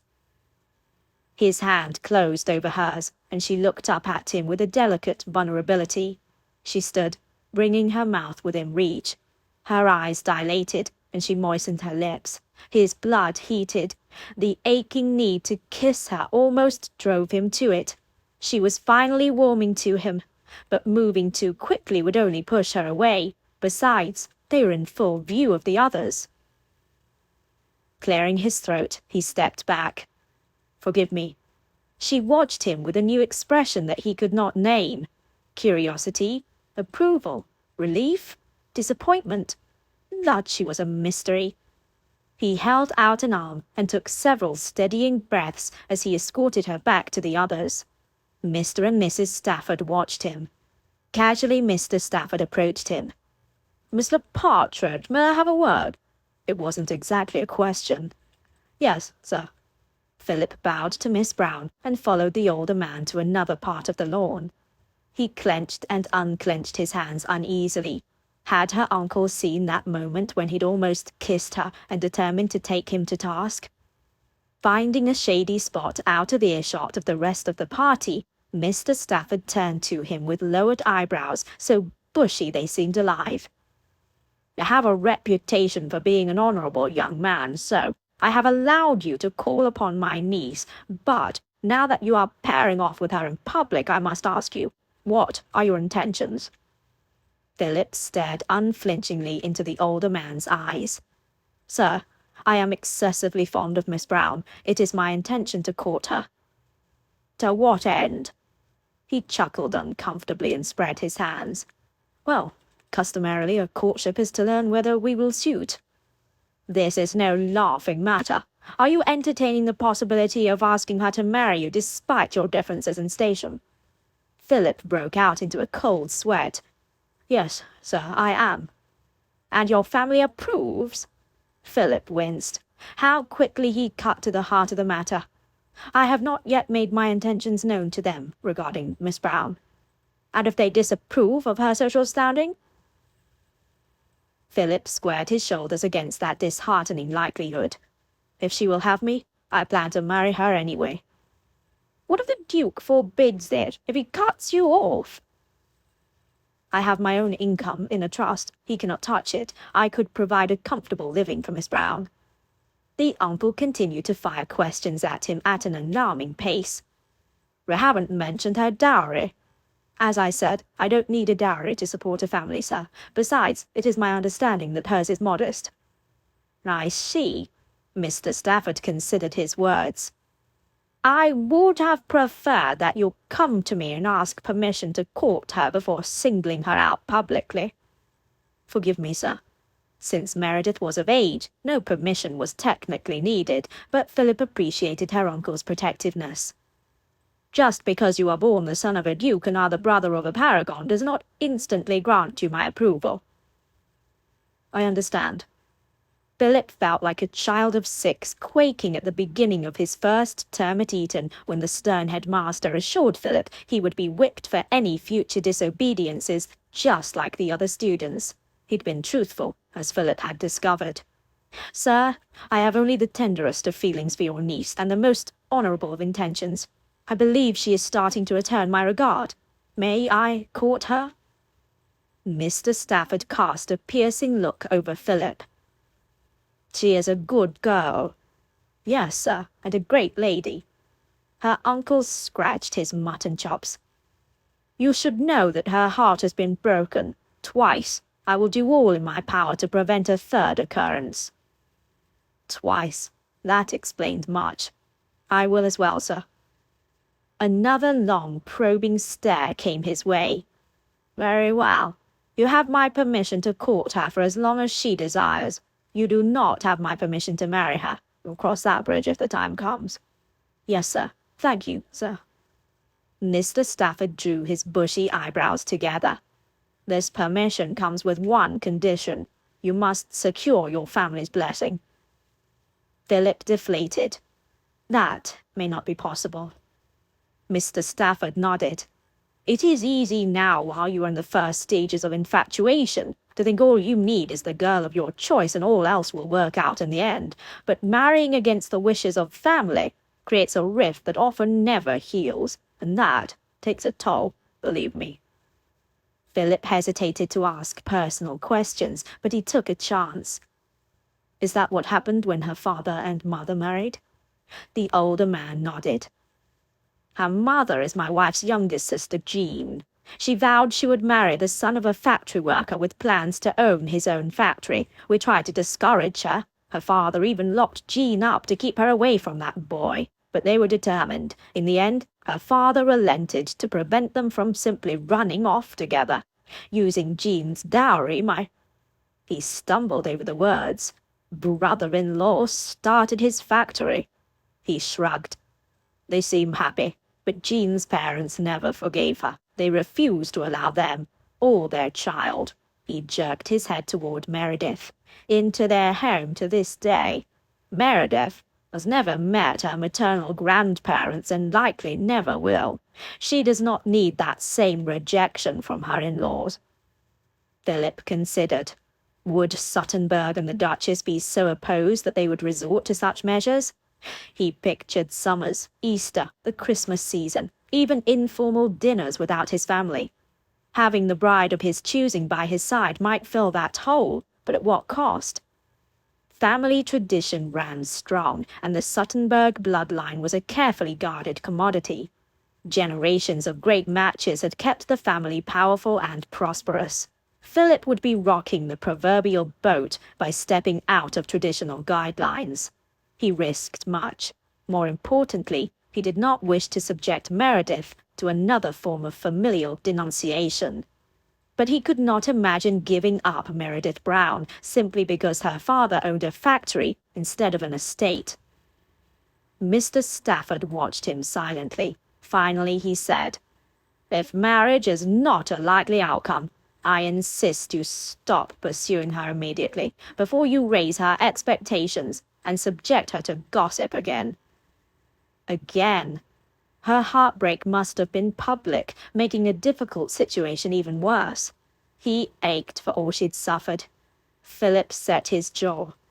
"I understand, sir, and I agree wholeheartedly. I will do what I can to convince my family to give their blessing. Perhaps if they met her, they would see in her what I see." Mr. Stafford pursed his lips. "Gain their approval, or you may not call upon her again."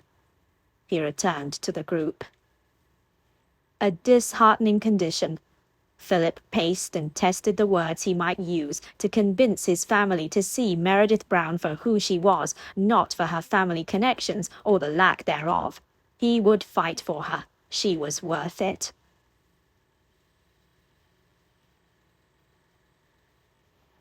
Chapter 10. The day after that magical afternoon Meredith had spent playing lawn games with Philip Partridge and that unforgettable moment by the swing, Meredith greeted her new friend Cora Harris. While Aunt Paulette chatted in the parlor with Mrs. Harris, Meredith and Cora linked arms and crossed the street to the small neighborhood park. Enormous shade trees spread a canopy overhead, a haven for twittering birds and scampering squirrels.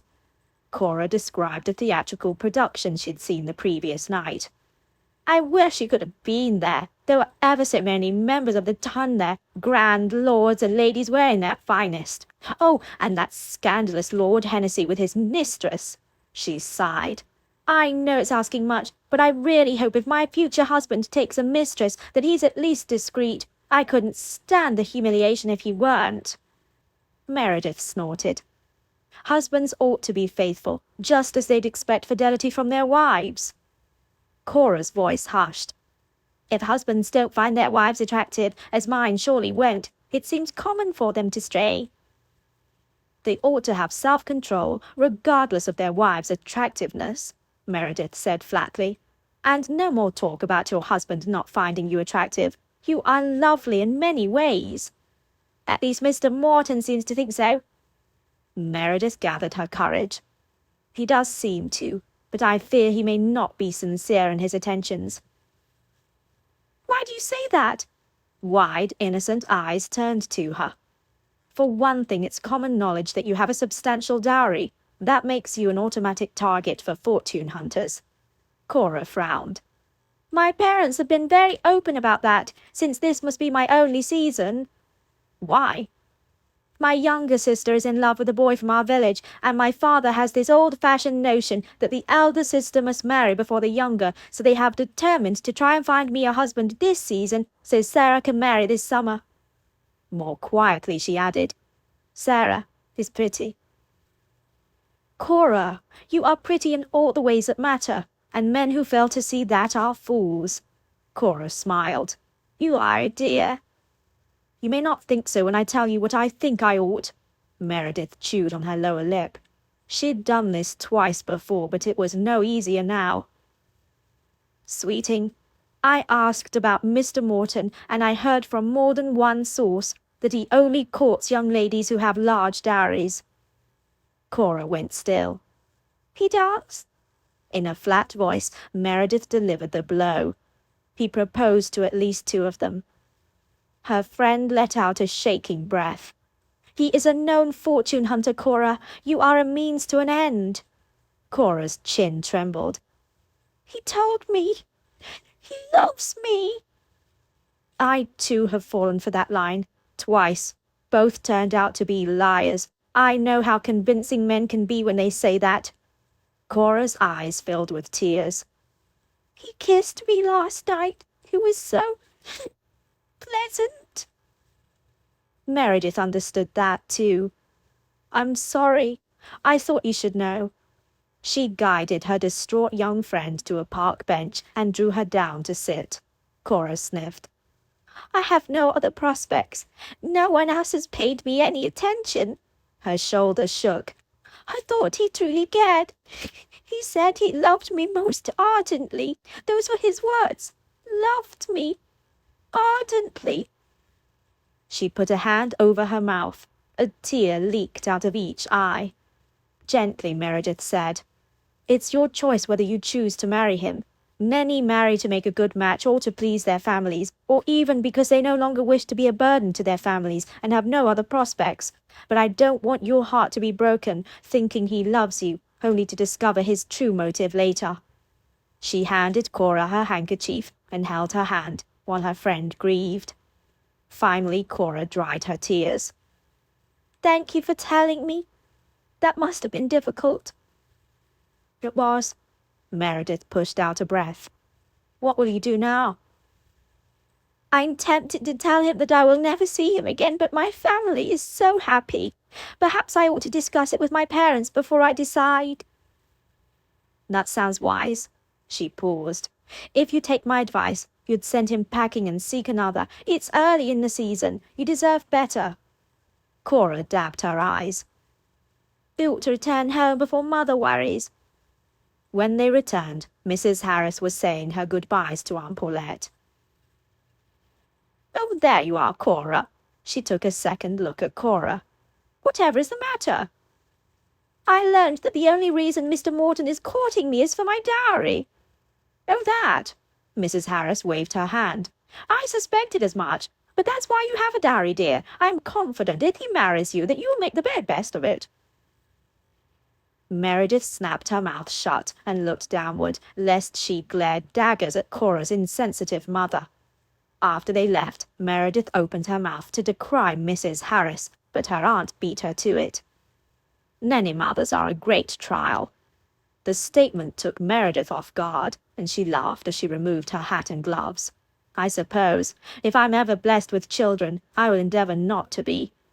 "You'll do that." Aunt Paulette kissed her forehead.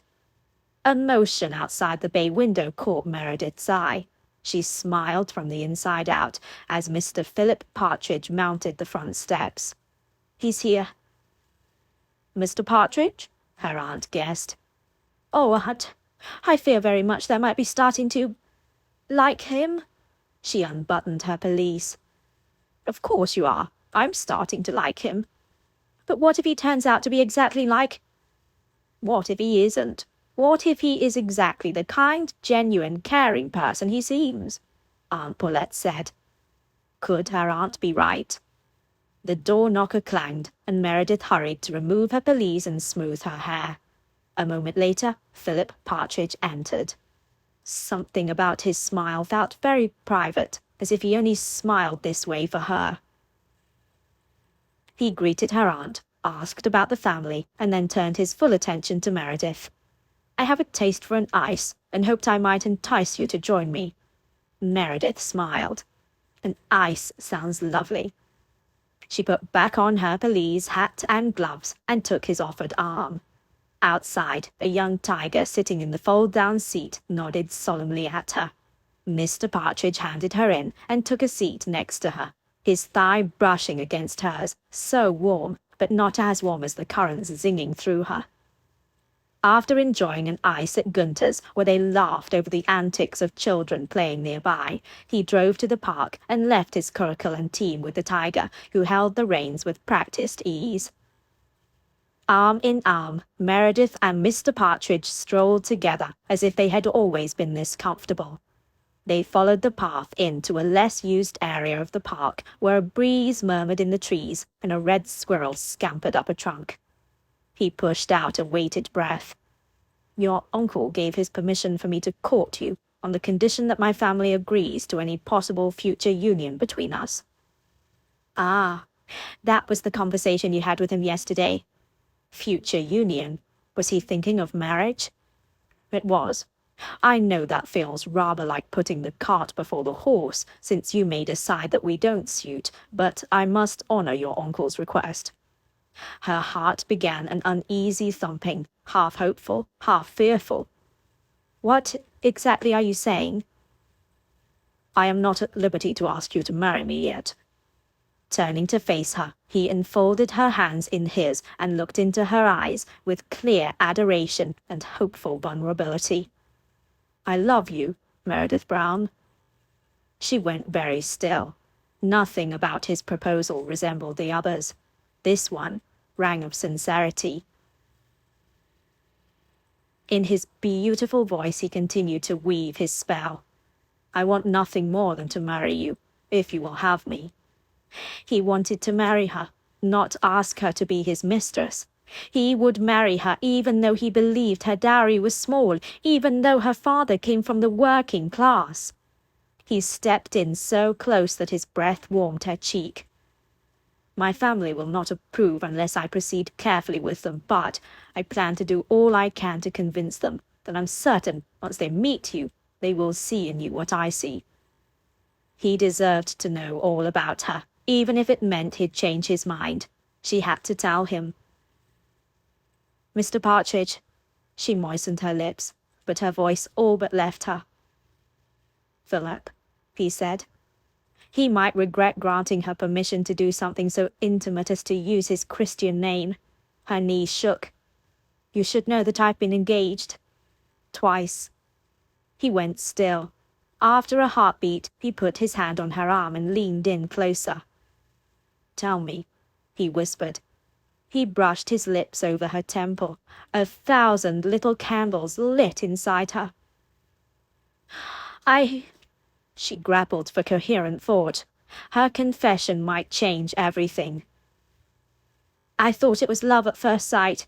My father refused to allow us to continue courting. He said my suitor was a rake and would make a poor husband, but I was foolish and refused to listen to reason. I thought we were in love, so we eloped. Or so I thought." Her voice caught. He went still but didn't step away. Instead, he put his free arm on her other arm. "My father caught up to us before we'd gotten more than an hour down the road. Later, I learned we were not on our way to Gretna Green after all. He had not planned a marriage, only a seduction." She swallowed through the pain of his betrayal. He tightened his grip on her arms. At least he hadn't recoiled in revulsion. "Everyone assumed I'd been ruined and tutted about how fortunate I was to not have a child." Sickness thickened in her stomach. "Once enough time passed to prove to gossipers that I was not increasing, my parents sent me to live with my paternal grandmother. They said it was to give the scandal a chance to die down, but I knew the truth. They despised me. They could hardly stand to look at me. After all this time it still cut her all the way through, leaving a ragged, bleeding wound. Occasionally they write formal, polite letters, as if I were a distant relative." She let out her breath in a half-sob. "I read about my father's mill in the newspaper." "I'm so sorry," he whispered. She dragged in a shaking breath. "About a year later, I received a second proposal from a suitor. I thought he was different. He sought permission to marry me from my grandmother, but she suspected his feelings were not genuine, that he was only after my dowry. She offered him money to leave. He snatched the money without a backward glance. I never saw him again." Silently he kissed her brow again, taking the sting out of those frauds in her past. But the consequences remained. Her voice shook. "If anyone in London learns of my scandalous past, it would taint you and your paragon of a brother." Firmly he said, "I am not interested in gossip." "But the Duke of Suttenberg has such a high standard of excellence, and your mother. No duchess would want her son embroiled with a low-born, scandalous woman. Your family will need to be won over, but no more now than before you told me." He pulled away and looked her in the eye, soberly, earnestly. Then a faint smile curved his lips. "At the risk of sounding arrogant, the Suttenberg reputation is strong enough to withstand a whisper of gossip from years ago that may or may not have followed you here from up north." With a wan smile, she teased. "That's the most arrogant thing you've ever said to me." His smile turned to a grin that showed his dimple. "That's because I'm so confident in my stunning good looks and charm that I need not boast." A huff of laughter bubbled up inside her. "You are correct, on all accounts, of course." He raised his brows. "Did you just pay me a compliment?" She pursed her lips, but it collapsed into a rueful smile. "I suppose I did." "You, my dear, are everything lovely, and I will happily compliment you each time I see you. I look forward to trying to earn another compliment in a few years." "I'm not sure I'll hand one out that soon." Laughing, he pulled her into a strong embrace and held her close. "Admit it. You love my dimple." "I adore your dimple," she breathed. "And I adore you." His heart thumped against her, and he pressed his lips into her hair. She sank into him. Her body and soul let out a sigh that at last they'd found their missing parts, only supplied by him. If she'd known how wondrous, how healing it would be to allow Philip Partridge to hold her, she might have relented sooner. But she hadn't been ready sooner. Now she was ready. Not just ready, starved. He loosened his grip and pulled his head back enough to look at her. His gaze dropped to her mouth. Her lips tingled, burned, ached. Unbearably slowly, he lowered his head, coming closer, ever closer. An agonizing tightness in her stomach clenched as he moved with all the languid motions of a master torturer. A distressed whimper wrenched out of her. She closed the gap between them, guided to his lips by a magnetic pull.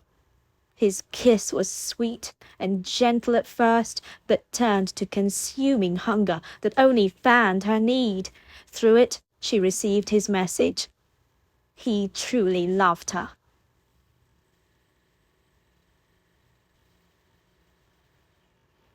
Chapter 11. Philip cantered his horse on the long, winding drive to the Suttonburg home, Edgeworth House, on the outskirts of London. The Tudor structure with Elizabethan and Georgian additions once reposed in a pastoral area, but as London grew, other homes cropped up nearby. Still, the house and the surrounding grounds retained its old country charm, with expansive lawns and spreading shade trees. Sheep grazed on the hills of the estate, and peacocks called as they fanned their glorious tails. The setting sun cast purple shadows on the drive, but Philip knew the way so well he could have travelled it with his eyes closed. After dismounting and tossing his reins to a servant, Philip dashed up the short flight of stairs to the front door.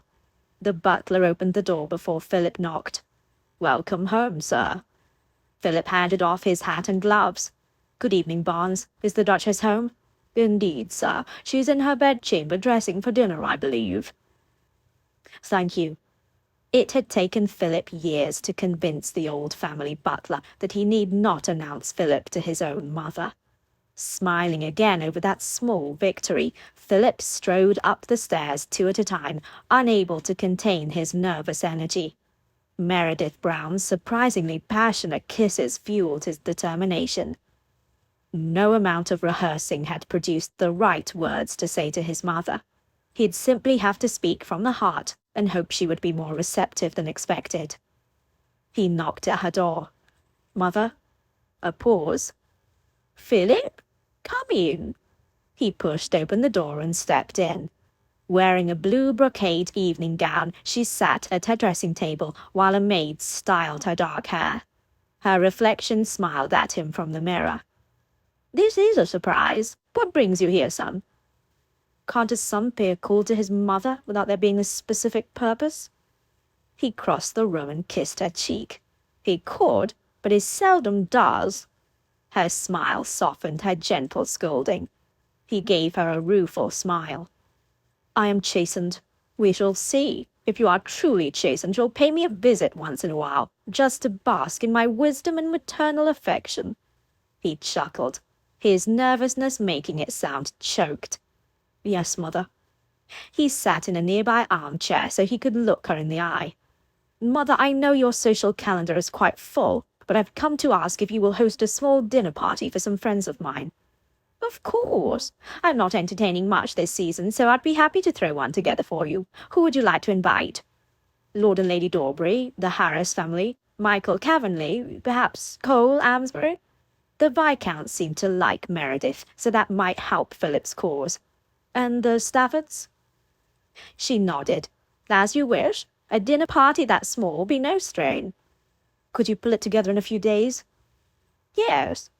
Shrewdly she watched him from her perch. What is it that you really want? Philip should have known this would not work as he'd hoped. I want you to meet the Stafford's niece, Miss Meredith Brown. Oh? Oh. A slow smile curved her lips, reminding him of a cat about to enjoy a bowl of cream. You've found a girl. Oh, Philip, this is wonderful. She went still. Why the dinner party? What is wrong with her? He fisted a hand. There's nothing wrong with her. She's lovely and charming and kind and bright and witty, and I love her. Why don't you think I'll approve? He ever despaired of her intuition. Make her acquaintance before you pass judgment. You will like her, I'm sure of it. In fact, Suttonburg will like her. Mother, she is the most— Philip, with an impatient glance, she waved her hand at the maid. Leave us. The woman stepped back, curtsied, and soundlessly left the room. As his mother opened her mouth, Philip interjected. Mother, please, just meet her. She arose and faced him like an indignant queen. Who are her parents? He stood, his back ramrod straight like a soldier marching to battle. Her mother is a lady, a daughter of a gentleman, and a relative of the Baron of Stapleton. And her father? He swallowed. He'd rather face that schoolmaster and his switch than confess to his mother. He gathered his courage. He owns a lace factory in Loughborough. No. He barely managed not to stammer. I beg your pardon? No. You may not marry her. No matter how beautiful or charming you think she is, or how much you fancy yourself in love, you will not water down the bloodline with someone so far beneath us. Philip's blood heated. How can you be such a snob? It is a matter of duty as well as family pride. Our feelings do not matter. We must do right by the family name. Generations of Suttonburgs, past and future, rest on our decisions. She took a breath. You have neither my permission nor my blessing. She took a few steps closer and poked him in the chest. Do not shame us by continuing to associate with this factory girl. She is a lady in every possible meaning of the term, not by birth. He recoiled. She softened and put a hand on his shoulder. Oh, Philip, you are only 24. You have time. There are plenty of young ladies out there of good breeding who would love to marry you. Bitterly, he said, They only see the Suttonburg family. They don't see me. In soothing tones, she said, Out there is someone you've not yet met. I have met her mother. Her face hardened. My answer is no. I forbid you to see her again. This discussion is over. She turned away and stood, with clenched fists and heaving breath. His anger left him, and in its wake came a searing, aching pain that he would be disavowed by the very people who should love and accept him unconditionally. He would lose them, probably forever. His children would never know his side of the family. His father would not have approved. No one in his family would condone their union. Grandmamma would probably strike him with her cane. The scandal of him marrying a girl of Meredith's birth would taint generations of Suttonburgs. Even his brother, the paragon, would bear the shame of Philip's marriage to the wrong girl. He would be selfish to take his little slice of happiness at their expense. Chapter 12. Meredith sat in the last row of chairs in the musicale between her cousin Annabel and her friend Cora Harris. Poor Cora. All the light had left her eyes, and she never once smiled. It pained Meredith that she had removed her friend's happiness. Still, it was better that Cora learned of her suitor's intentions before it was too late. At the end of the performance, Cora excused herself. Meredith stood to mingle with the other guests and offer her appreciation to the performers. Across the room, she spotted Michael Cavenly. How odd to see him without Philip. For that matter, it felt every bit as odd to not have Philip at her side. Her lips, nay, her entire being still tingled from Philip's earth-moving kisses.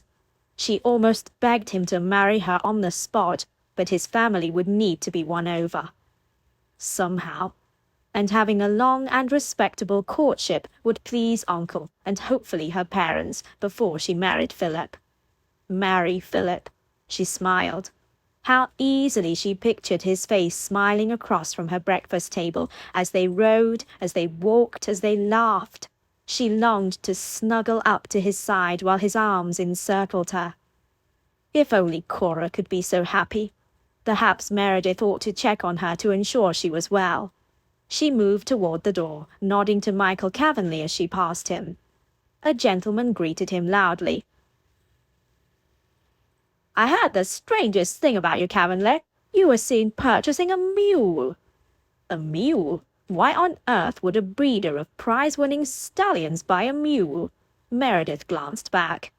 Mr. Cavenly's mouth twisted to a grimace. "Who said that?" "So it's true, then." The gentleman laughed. "Why would you do that?" Riding a mule sounded like the price of a wager typical of two gentlemen bachelors. Poor Mr. Cavenly, he really should have known better. "Excuse me," Mr. Cavenly muttered to the still chuckling gentleman as he headed to the door. As he passed Meredith, he gave her a polite nod. She sent him a sympathetic look and took a guess as to the odd purchase.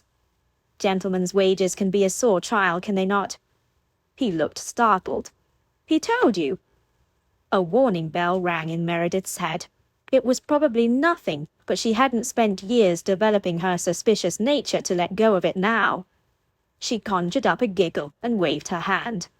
"We have a few secrets. I don't know all the details, just that your losing involves a mule. I admit I'm curious. Do elaborate." Philip had failed to mention the entire wager, but Mr. Cavenly could make what he might of her words.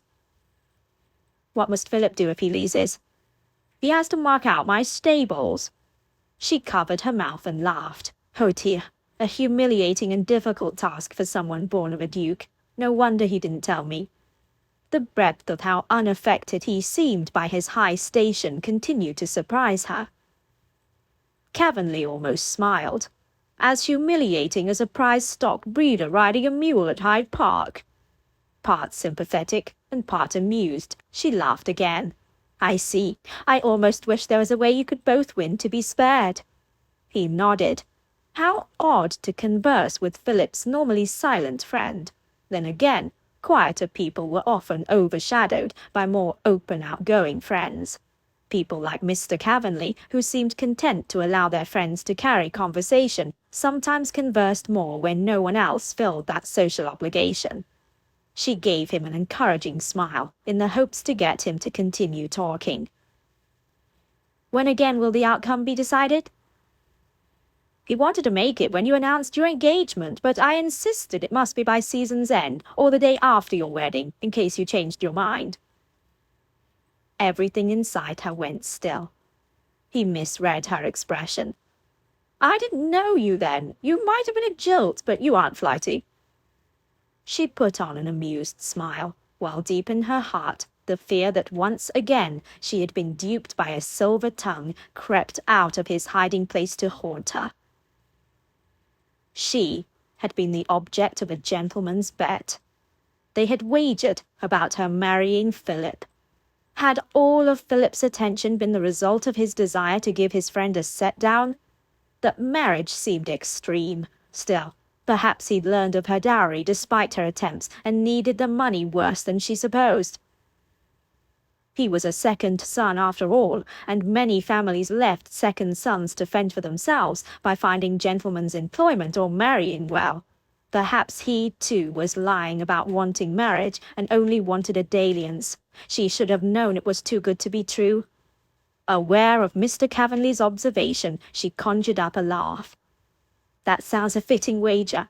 I doubt he has ever mucked out a stable, and I'm certain you've never sat on less than a prized purebred. Indeed, but the wager aside, I do wish you happiness. At least that's what she thought he said. The roaring in her ears drowned out most sounds around her. They'd bet on her, with high stakes to their pride. Thank you, she swallowed. We are not engaged to be married, though. Of course, premature. She managed some sort of reply, and took her leave of him. Once again, love had made a fool of her. How could she have been so foolish as to have believed it was real this time? Home.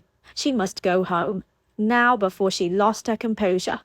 Through blurred vision she sought her aunt and uncle. Annabel found her instead. Oh, Mary, you must come. Mr. Morton has cornered Miss Harris. She took Meredith by the hand and towed her to the other room. Cora Harris, in trouble? Meredith cast off her sorrow and focused on protecting her friend. It was all she had left, it seemed. Please listen to me, a male voice said. In the far corner of a sitting room, Cora Harris stood with her hands upheld. Mr. Morton stood over her, his arms extended. I have heard all I need, Cora's voice quivered. You only desire my dowry, just like those other ladies you courted. You never loved them, and you never loved me. That's not true. He stepped closer. I do love you, more than I ever loved them. Meredith hurried forward to lend aid to her friend, and placed herself between them, facing Mr. Morton like a mother bear protecting her young. Mr. Morton, the lady is not interested in your lies. I'm not lying. I love her. He addressed her friend.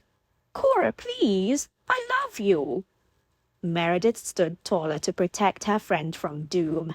Cora's muffled voice came from behind Meredith. You only want my dowry. Now please go away. He raked his fingers through his hair.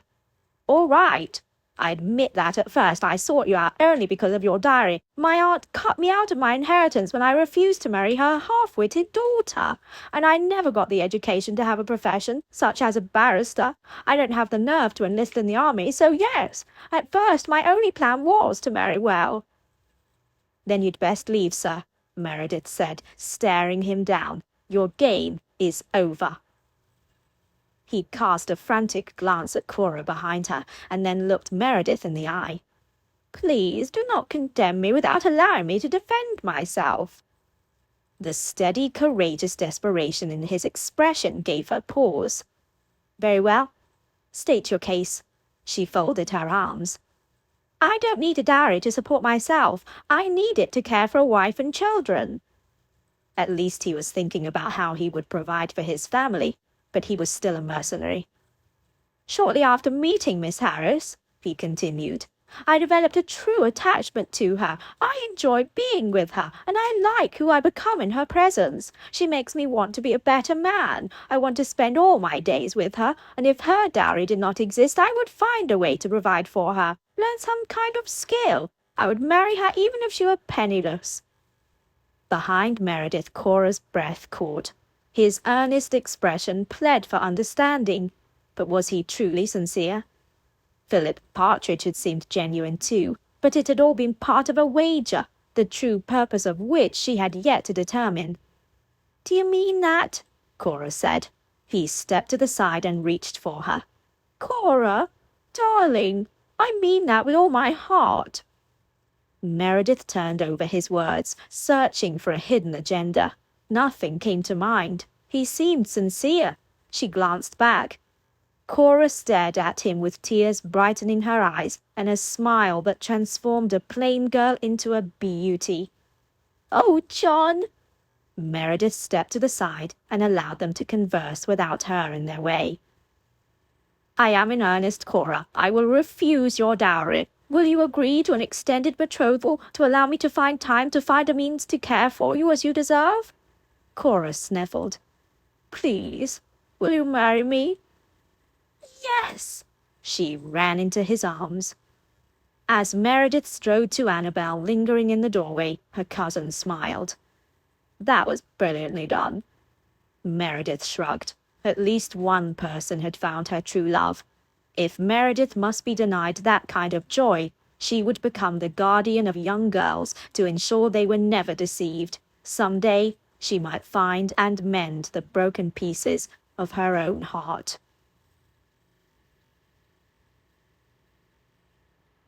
Chapter 13. On the ride home, Philip agonized over his choice.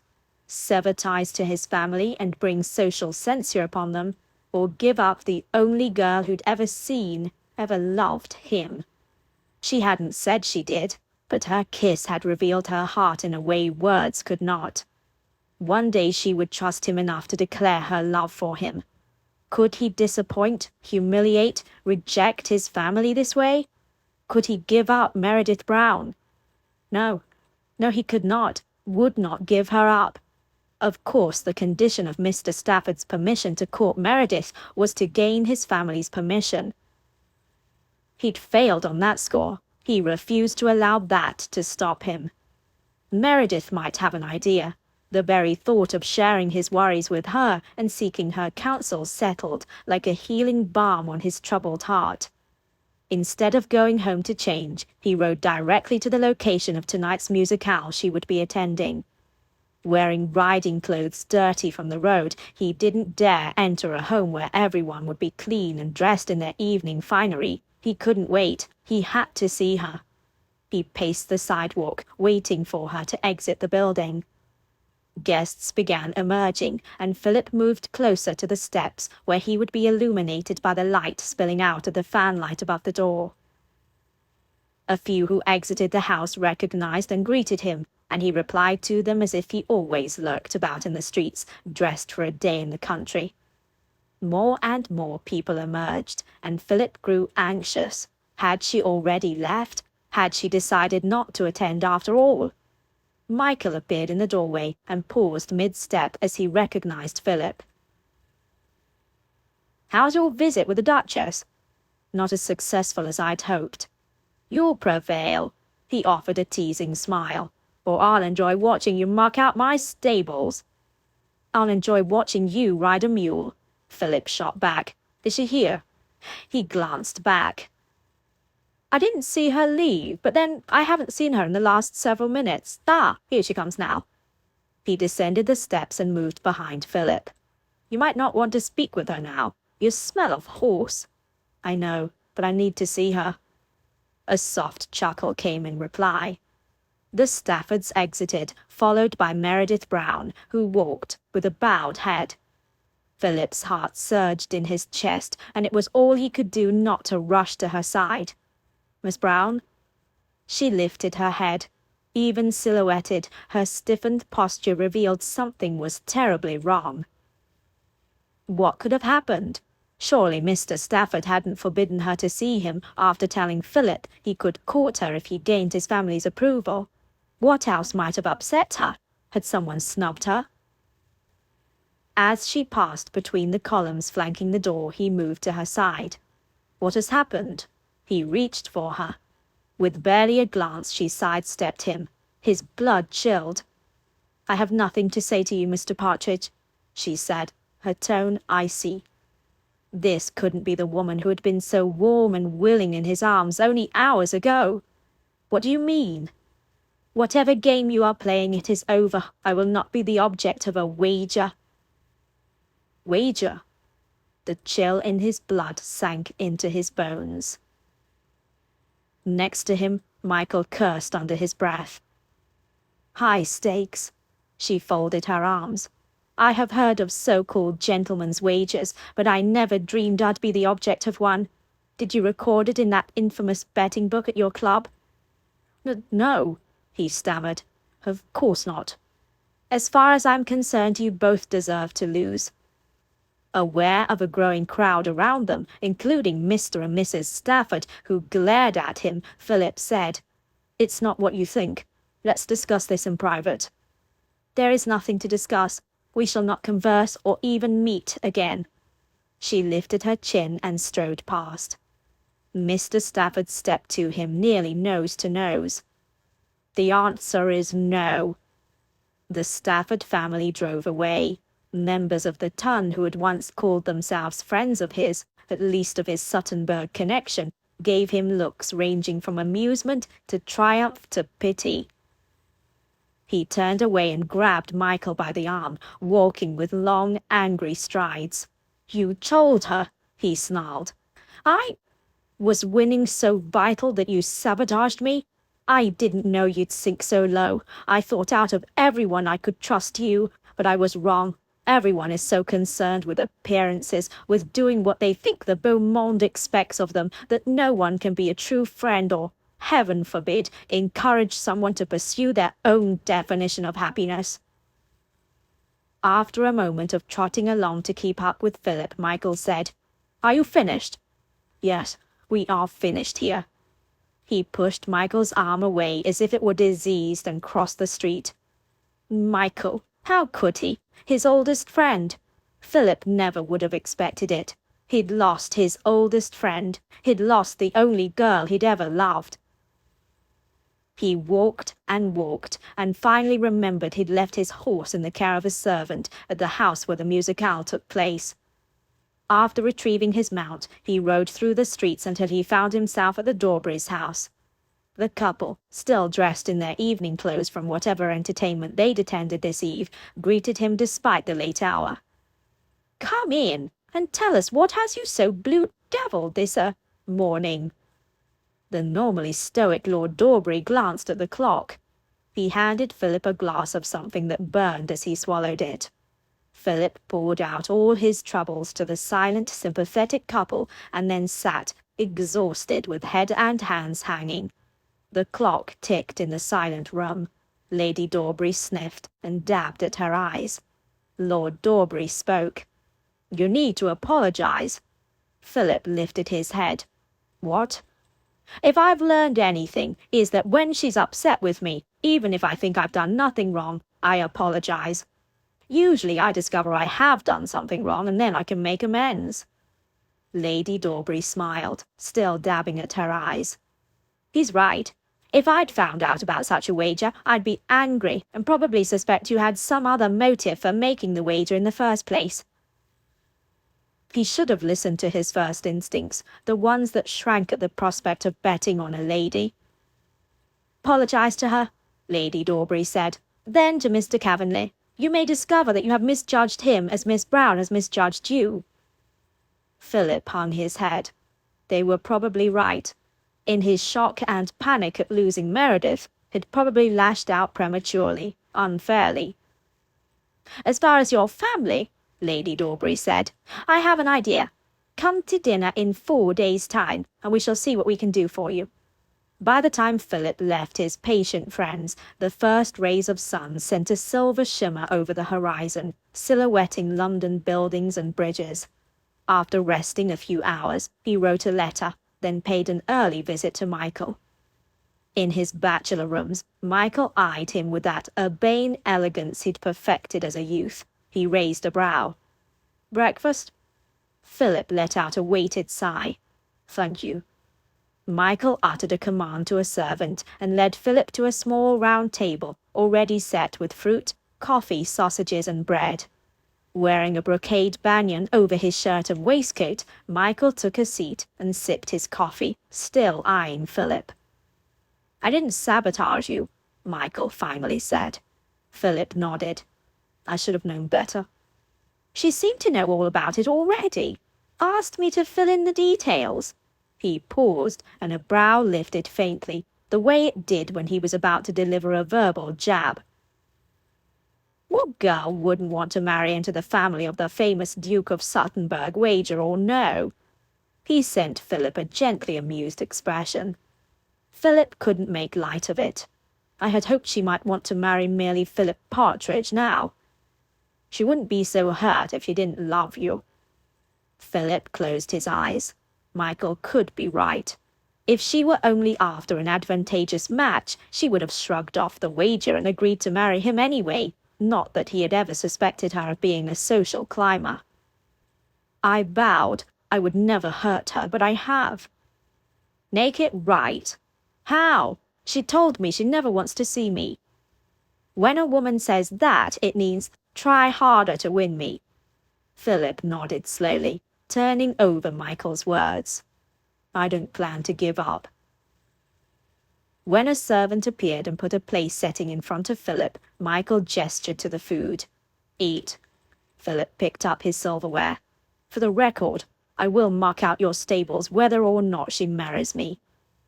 I've already purchased a mule to ride in Hyde Park." They grinned at each other. His appetite restored, Philip tucked into the food with a hunger that impressed even his friend. One way or another, Philip would convince Meredith Brown that he loved her and that they belonged together.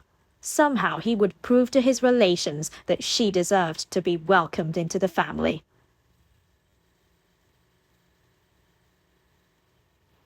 Chapter 14.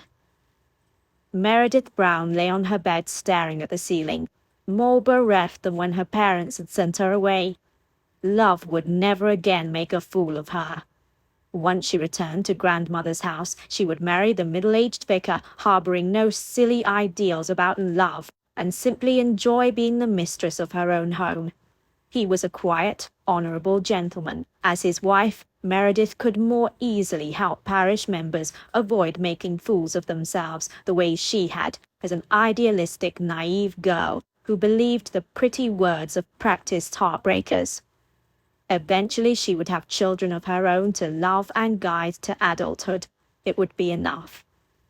Although she'd been wrong about Mr. Morton, and it probably would have been best if she'd stayed out of their affairs, instead she caused them both unnecessary sorrow. She had also been wrong about Philip Partridge. Now she knew even more about the signs of which to be aware, and she would use the additional knowledge to help others. If she ever overcame the heartbreak. She pressed a hand over her chest where the broken pieces of her heart cut her and left her to bleed. The loss and pain of her prior heartbreaks had been silly child's play compared to the agony knifing through her over and over. Meredith might never breathe again. Annabel came in and sat on the bed next to her. She put a hand on Meredith's back in a soft gesture of love and friendship and acceptance. For several long moments she said nothing, just offered wordless sympathy and support. Finally, she took a breath. "I should warn you, Mamma will insist you come to the Dawberys' dinner party tonight. I'm not interested in socializing. London has lost its appeal. In fact, I believe I shall return to grandmother's house as soon as arrangements can be made." "I cannot imagine how you must feel." Annabel's lower lips puckered. "But don't let him ruin your season in London." The door opened, and Aunt Paulette bustled in. "Meredith, you are going to the Dawberys' party, and that is my final word on the matter. When a titled lord and lady invite you to a party you do not refuse. Other esteemed guests will be there, including one of the most sought-after bachelors, Cole Amesbury, heir to the Earl of Tarrington." Meredith remembered Lord Amesbury from Hyde Park, but entertained no delusions that his rakish smile held any promise for her. Nor did she seek it. Still, she should keep her promise to Annabel, and be polite for her family's sake, and for the sake of the Dawberys, who were kind enough to include her again. Somehow she'd find the fortitude to survive the evening. Dully, she said, "Very well, Aunt." Aunt Paulette paused, as if she hadn't quite heard her correctly. "You will come, then?" "Yes, Aunt, if that is your wish." Warming to the idea, she added, "I might as well enjoy my season before I return to grandmother's house." Enjoy might be impossible, but she would make a show of living instead of curling up like a shriveled leaf at autumn's end. "Good girl." Aunt Paulette patted her hand. After the maid styled Meredith's hair in an unusually elaborate coiffure, per her aunt's instructions, Meredith dressed in her best silk gown, which she had yet to wear, a creation in soft aquamarine silk with a cream and pearl netting. After adding a shawl and gloves, she squared her shoulders and vowed to conceal her torn and bleeding heart. Downstairs, Aunt Paulette beckoned to Meredith, her eyes alight. "Come with me, please." "As you wish." Meredith followed behind, unable to muster even the smallest curiosity. Aunt Paulette opened a door to a sitting room and stepped back, indicating that Meredith should precede her. 2 people stood inside. Could it be? Dressed every bit as finely as members of the Bon Ton, her parents turned to her. "Oh, darling," her mother said, "you are so beautiful." Her father gave her a hesitant smile. "My, you've grown up so much." After all this time, she could hardly believe they had come to see her. She barely acknowledged the door closing behind her, leaving her alone with her parents. Her father seemed leaner, and they both had more grey hair, but little else about them had changed. Meredith gripped the drawstrings of her reticule. Surprise and wonder and joy mingled with trepidation and even a little resentment. "Why are you here?" "We wanted to see you," her mother said. "We've missed you so much. We kept hoping you'd say you wanted to come home, but you didn't seem ready." "Home? You made it clear you were ashamed of me and didn't want to see me again." Her mother crossed the room to her and put a hand on Meredith's arm. "Oh, darling, we were never ashamed of you. We sent you to live with your grandmother so you could have a change of scenery and give gossip a chance to die down." "That's what you said, but—" "Darling, we could hardly be upset with you for trying to elope as we had." Tears welled up as the belief that her parents had rejected her returned to wound her again. "But you were angry that I've been socially ruined." "Yes, angry with him and disappointed you rejected our warnings. We knew his affection was insincere and that he would not make you happy, although we did not understand the scope of his intentions until later. We never meant to make you feel as if we didn't love you." Tears ran down Meredith's cheeks. Was it true? "Oh, my poor lamb, we were angrier with him for lying to you than with you for trusting him." Meredith shivered in a breath. "Your letters. You never said any of this in them. You never said I could come home." "I didn't want to pressure you into returning too soon." Meredith put a hand over her mouth as a sob burst out of her. "Of course we wanted you home, if we'd known. I'm sorry." Her mother, her sweet mamma, threw her arms around her and held her close. "We love you, dear one, always." Meredith fell against her. The long absent touch of a mother's embrace healed her hidden wounds. Papa came closer and put a hand on her back. "Your Mr. Partridge sent us a letter asking us to come. He said you needed us. I can see he was right." Mr. Partridge had done that? For her? It didn't matter. Her mamma and papa were here. They loved her. Enfolded in their arms, she sobbed for all the lost time with her parents. They spent several private moments together, and Meredith reviewed in her mind letters her mother had sent, re-examining them through the lens that they had been trying to help her overcome her heartache and escape the cruelty of gossip. If only she'd realized they'd been waiting for her to say she was ready to come home, while she waited for them to give permission for her return. She should have known. A while later, Aunt Paulette knocked and entered. "Are you ready to leave? It's time." Her parents stood. "We are." Papa sent Meredith a wry smile. "Can you believe it? I've been invited into the hallowed drawing-room of a lord and lady." The Dorbrys had invited them too? Meredith smiled. "Obviously they have excellent taste." Meredith splashed her face and touched up her appearance. At least her eyes were clear and bright, with no lingering puffiness from her tears. She, her parents, and the Staffords arrived at the Dorbrys' house on time. Warm and welcoming as usual, the lord and lady greeted them in the drawing-room. Aunt Paulette looked around. "Are we unfashionably early? We seem to be the first to have arrived." A decidedly impish expression brightened Lady Dorbury's face.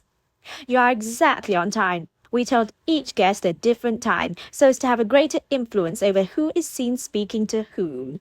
She patted Aunt Paulette's arm. "All will be revealed in good time." The next guest to arrive was the jaw-droppingly handsome Viscount Cole Amesbury. Leaving aunt, uncle, mamma, and papa to converse with Lord Dorbury, Lady Dorbury unabashedly led Lord Amesbury to Meredith and Annabel, drawing them slightly apart so they stood in their own circle. Lord Tarrington flirted outrageously with them both, though he didn't seem to take himself too seriously or make the advances of a libertine. Next, Michael Cavendish arrived, blinking in confusion, but he too was led to join the circle with Lord Tarrington, Annabel, and Meredith. Meredith greeted Philip's friend with forced courtesy. "Mr. Cavendish?" With a clear apology in his expression, he said, "I regret my thoughtless words caused you distress, Miss Brown." Lord Amesbury narrowed his eyes at Mr. Cavendish and addressed Meredith. "Has this cur offended you, Miss Brown? Should I call him out?" She couldn't decide if he were in earnest or merely jesting. "No, not entirely. Merely informed me of something unpleasant, but it was best I learned of it before I made a mistake." Quietly, Mr. Cavendish said, "It didn't happen the way you think." Miss Harris arrived and rushed to Meredith. "Oh, Mary, I'm ever so grateful to you." Meredith blinked. "But I was wrong." "Well, yes, but all along I secretly feared he was only attracted to my money, and if you hadn't exposed him, he might never have discovered his true feelings for me or poured out his heart in such an ardent manner. I no longer worry. We are more in love than ever, and I owe it all to you." She gave Meredith a quick, tight hug. Meredith hugged her back. "I'm so relieved. I feared I'd made a muddle of it." Other lords and ladies arrived, and Meredith smiled at the definition of a small dinner party. Out of the corner of her eye, she watched her parents. Lady Dorbury introduced them to each new arrival with the emphasis that they were friends of hers and kin of the Staffords. Her parents mingled with the creme de la creme with all the practised ease of members of the gentry. From across the room, Mamma sent Meredith an amused smile. Mr. Morton arrived and instantly went to Cora, taking her hand to his lips and gazing at her as if she were Helen of Troy.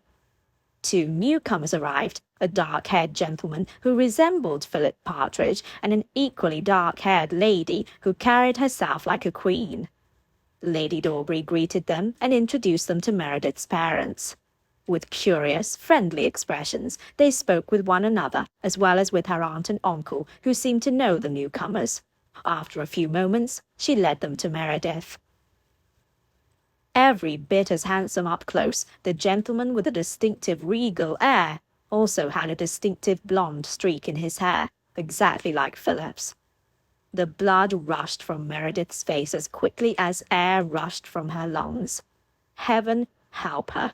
This was the famous and powerful Duke of Suttenberg, the paragon, and his intimidating mother. "Your Graces, I believe you know everyone in this group except one," Lady Dorbury said. "May I present Miss Brown, daughter of the Browns and niece of the Staffords?" She swept a hand over her shoulder in the direction of her parents. "Miss Brown," Lady Dorbury said, "this is the Duke of Suttenberg and his mother, the Duchess." The Duchess, a beautiful petite lady, cast an appraising glance over her. Her lips formed a faint smile. Charmed. Despite her size, an aura of power encircled the Duchess. The Duke, equal in height to Philip, studied her with an intensity that made her knees wobble. Taking herself in hand, Meredith curtsied to them and somehow managed to do it without falling on her face.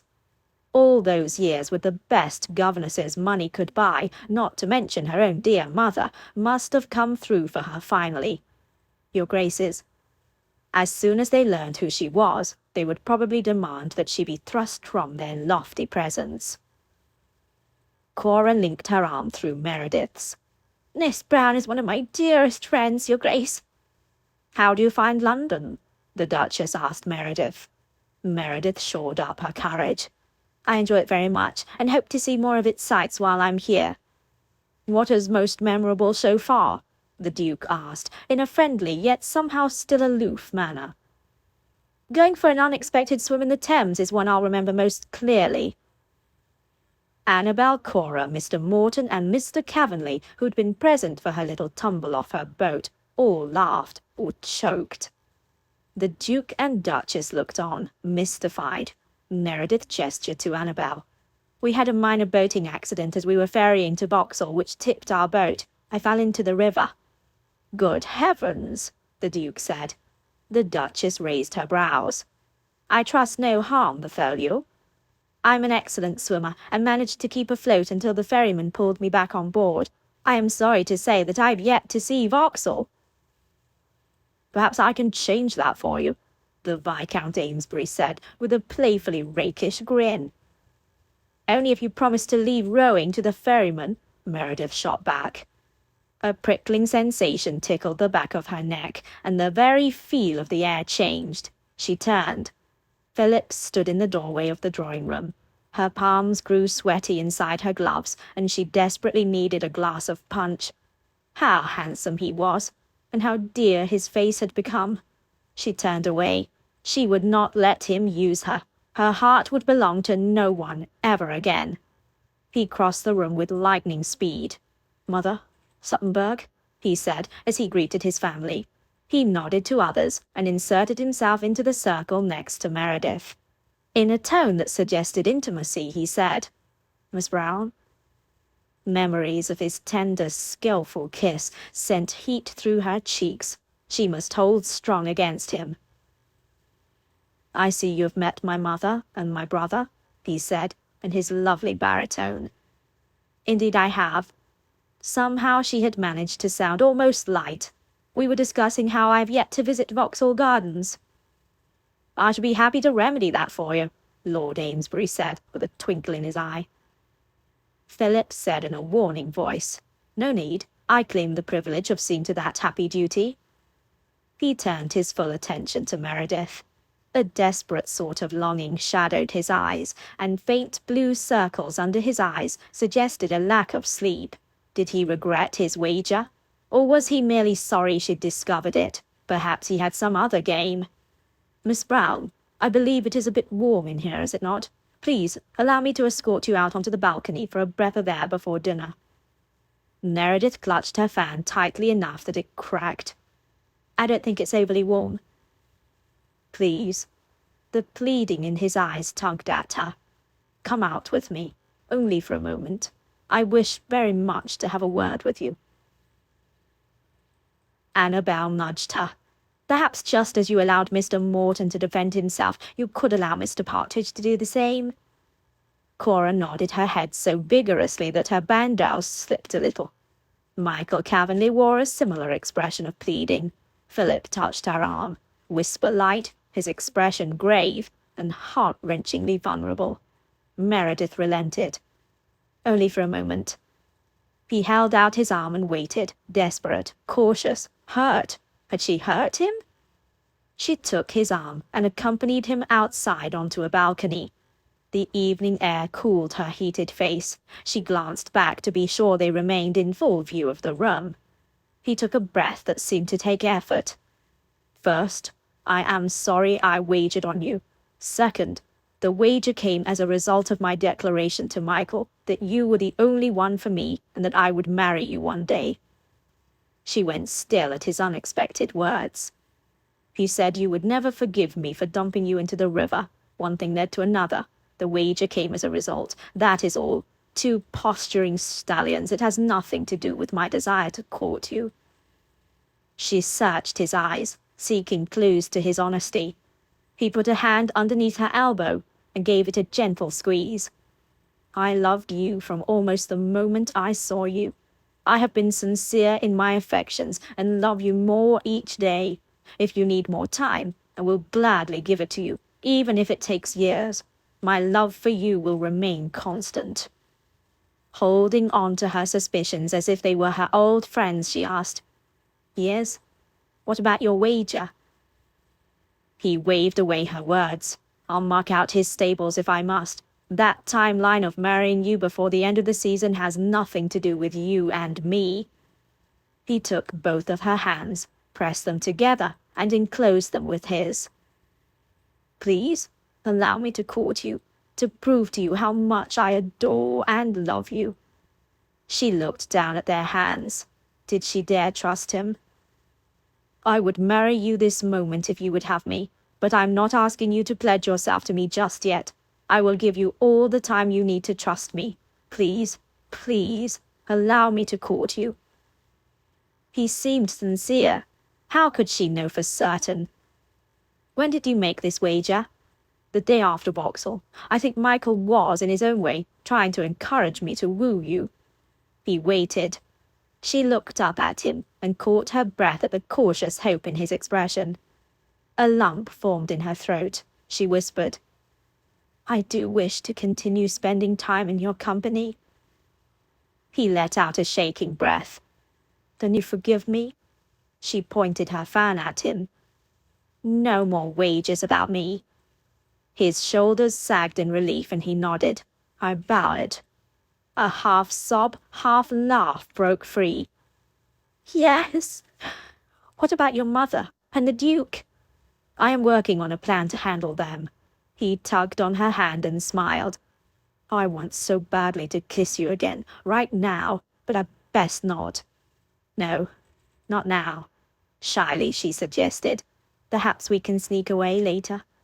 He let out a soft moan. "I can hardly wait." "Oh, and I want you to meet my parents." He brightened. "They came. I hadn't heard back." She smiled tenderly. "You arranged that?" He nodded. "You were so unhappy about the estrangement." "Thank you.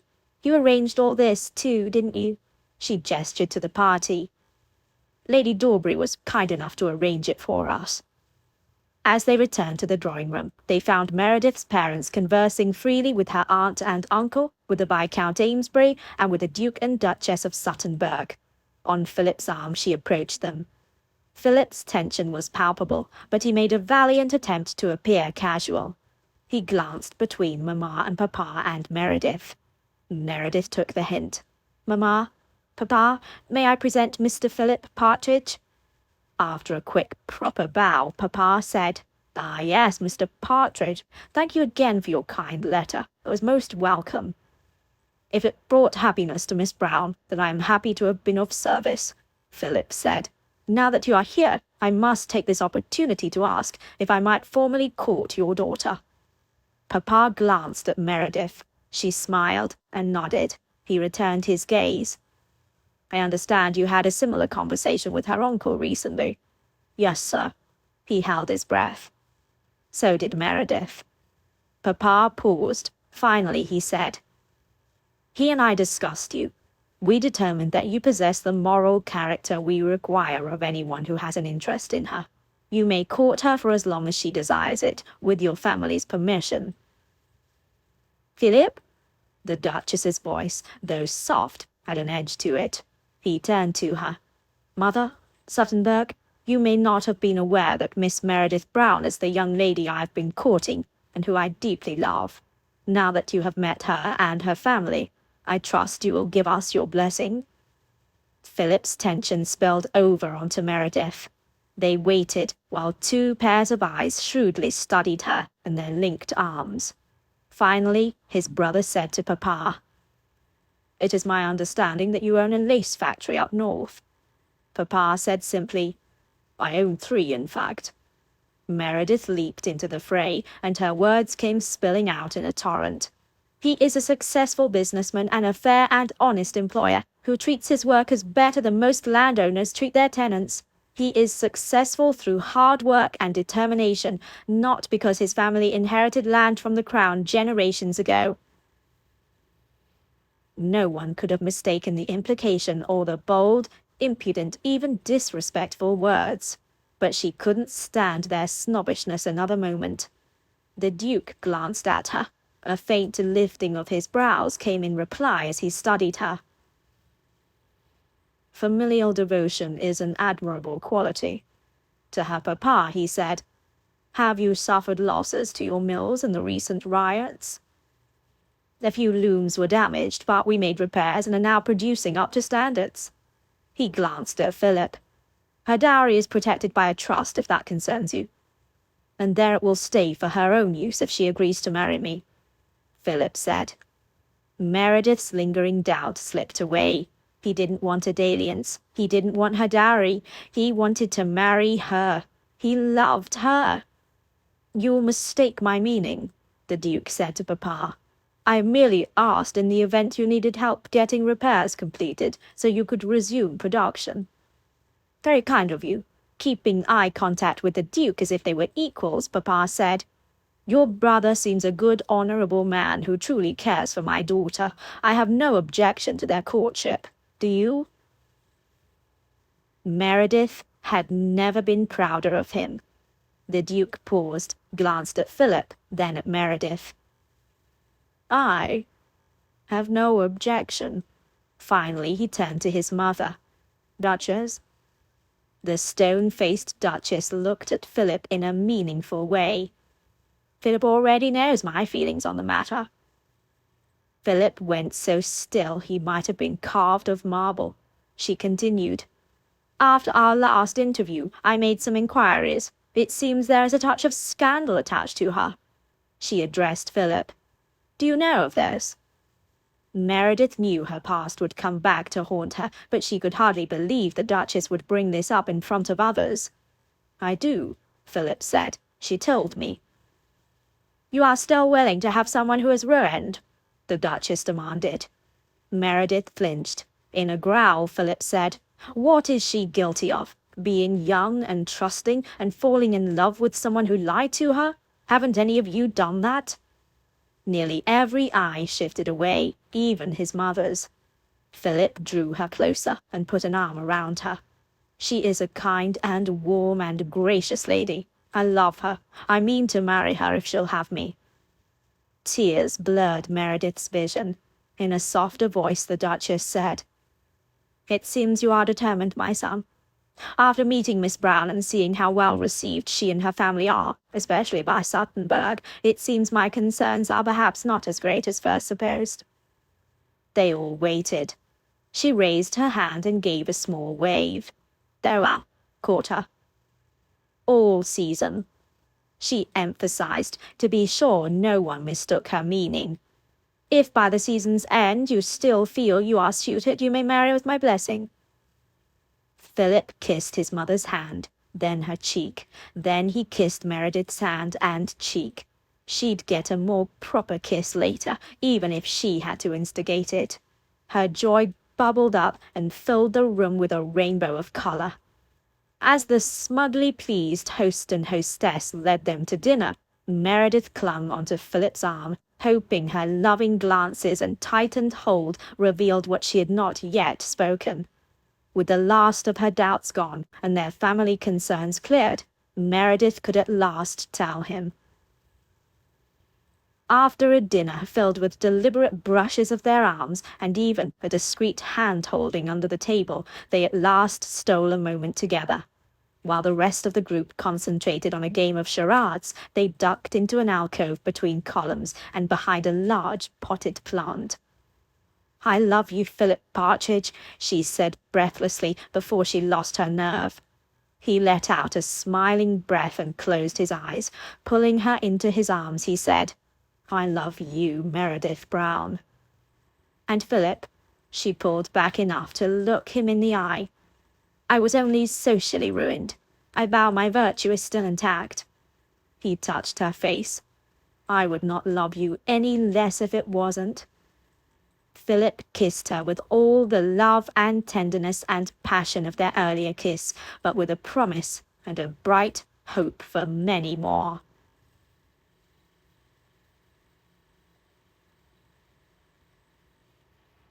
Chapter 15. Under a bower of summer leaves, Philip pushed away his wedding breakfast and tucked his bride against his side. "You look beautiful, Mrs. Partridge." Radiant in her wedding gown, she beamed at him. "You look quite dashing, Mr. Partridge." Mucking out Michael's stables 2 weeks ago when the season officially ended was a small price to pay to keep his promise to their parents that they court the entire season before becoming engaged. It was a small price to pay to reassure everyone they knew each other well enough to make this mismatch into a marriage. Yes, Well worth it. As consolation, Michael vowed he'd still ride a mule through Hyde Park tomorrow, a true friend. During their courtship, they had even visited Vauxhall together, twice, without tipping over their boat. He kissed her cheek. Do you believe in love at first sight now? I believe in attraction at first sight, and that it can become love later, she said, with a conciliatory tone. How about love at first sight that grows into a deeper love with time? Very well. He pulled her to a stand. With a mischievous, knowing look, she tilted her head to one side coquettishly. Is it time to go? We've had the obligatory breakfast, the carriage awaits, and our honeymoon is about to begin. After the well-wishers saw them off, Philip pulled her close on the seat in the carriage. I wager our first child will be a boy. She swatted his arm. You promised no more wagers about me. It's not directly about you. He grinned and kissed her playfully. Then he kissed her with purpose. As the coach rolled along to their new life, he poured out his love and commitment to his beloved wife. She returned it and more. Philip had the one who really saw him, who truly knew him, and who loved him with all of her generous heart. The end. The Final Wager by Heather B. Moore. Chapter 1. Lord Victor Rowland, Earl of Lochern, scowled as two men bumbled into the private room at White's. The card game had finally turned in his favour, and now this interruption. The game was by invitation only, and if these two had made it past Mr. Graham, then there was going to be trouble. Victor rose to his feet, using his cane to cushion his ankle injury from riding 2 weeks before. Victor's 3 companion players rose to their feet at the intrusion as well. Who let you in here? He demanded. That was when he recognized one of the men as John Baldwin, Earl of Southhill. Southhill? The man's blue eyes connected with Victor's. Lochern! The rumour is true. I said I wouldn't believe it until I saw it for myself, didn't I, Ludlow? The man with portly cheeks, who was apparently Ludlow, nodded. When someone told me that Lord Lochern was the Captain Sharp who dominated the gaming tables, I didn't believe them, Southhill continued, because the only Lord Lochern I know barely passed mathematics at Eton. Victor ignored the insult as he eyed Southhill. They'd been at Eton together, yes, but that had been over a decade ago. Southhill had changed, not just aged, but he looked as if he'd spent the night on the street. First, he reeked of cheap brandy. Second, his cravat was soiled with a dark stain. His deep green vest was out of fashion by at least a couple of years, and the edges of his jacket sleeves were frayed. Had the man fallen on hard times? From Victor's questionable memory, Southhill had inherited an earldom upon his father's death. Southhill stuck his hand out, and Victor reluctantly shook it. You've grown into your role, my friend, Southhill said in a jovial tone. I remember you as rather short and sort of dim. Always had plenty of spending money, though. Should I be addressing you as Your Grace? Not yet, my man, Victor said, trying to keep his tone conciliatory. My father might have one foot in the grave, but he is still the Duke of Wycliffe. Southhill nodded. Ah, all the best to your family, then. And how is your family? Victor asked. He'd heard of the Earl of Southhill's death the year before, but Victor didn't know how rich of an estate was bestowed upon Southhill. The man might be getting booted out of this room in about 10 seconds. Southhill straightened. 3 months past my year of mourning, and I'm enjoying my new role as the Earl of Southhill. The man's words rankled Victor. If Southhill was an earl now, in possession of land and wealth, why did something seem so off about his manner and appearance? Victor folded his arms. What brings you here tonight? Southhill grinned. I'm here to win. He looked over at his friend Ludlow. Isn't that right? Ludlow chuckled. That's what you did tell me and everyone else in White's. Tell them what else I said, Southall prompted. Ludlow obliged. Lord Southall has come to beat the best gambler in London. Victor slowly turned his gaze to Southall. And why is that? Southall's blue eyes widened a fraction. Let's just say I've lost a few bets, and I aim to earn it all back. And what better way to win it than from the richest gambler in the city? What makes you think I'm the richest gambler?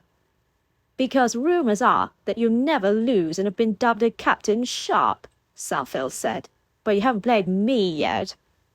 Victor had more questions, but he'd been issued a challenge, one that he could never turn down. It took him seconds to make up his mind.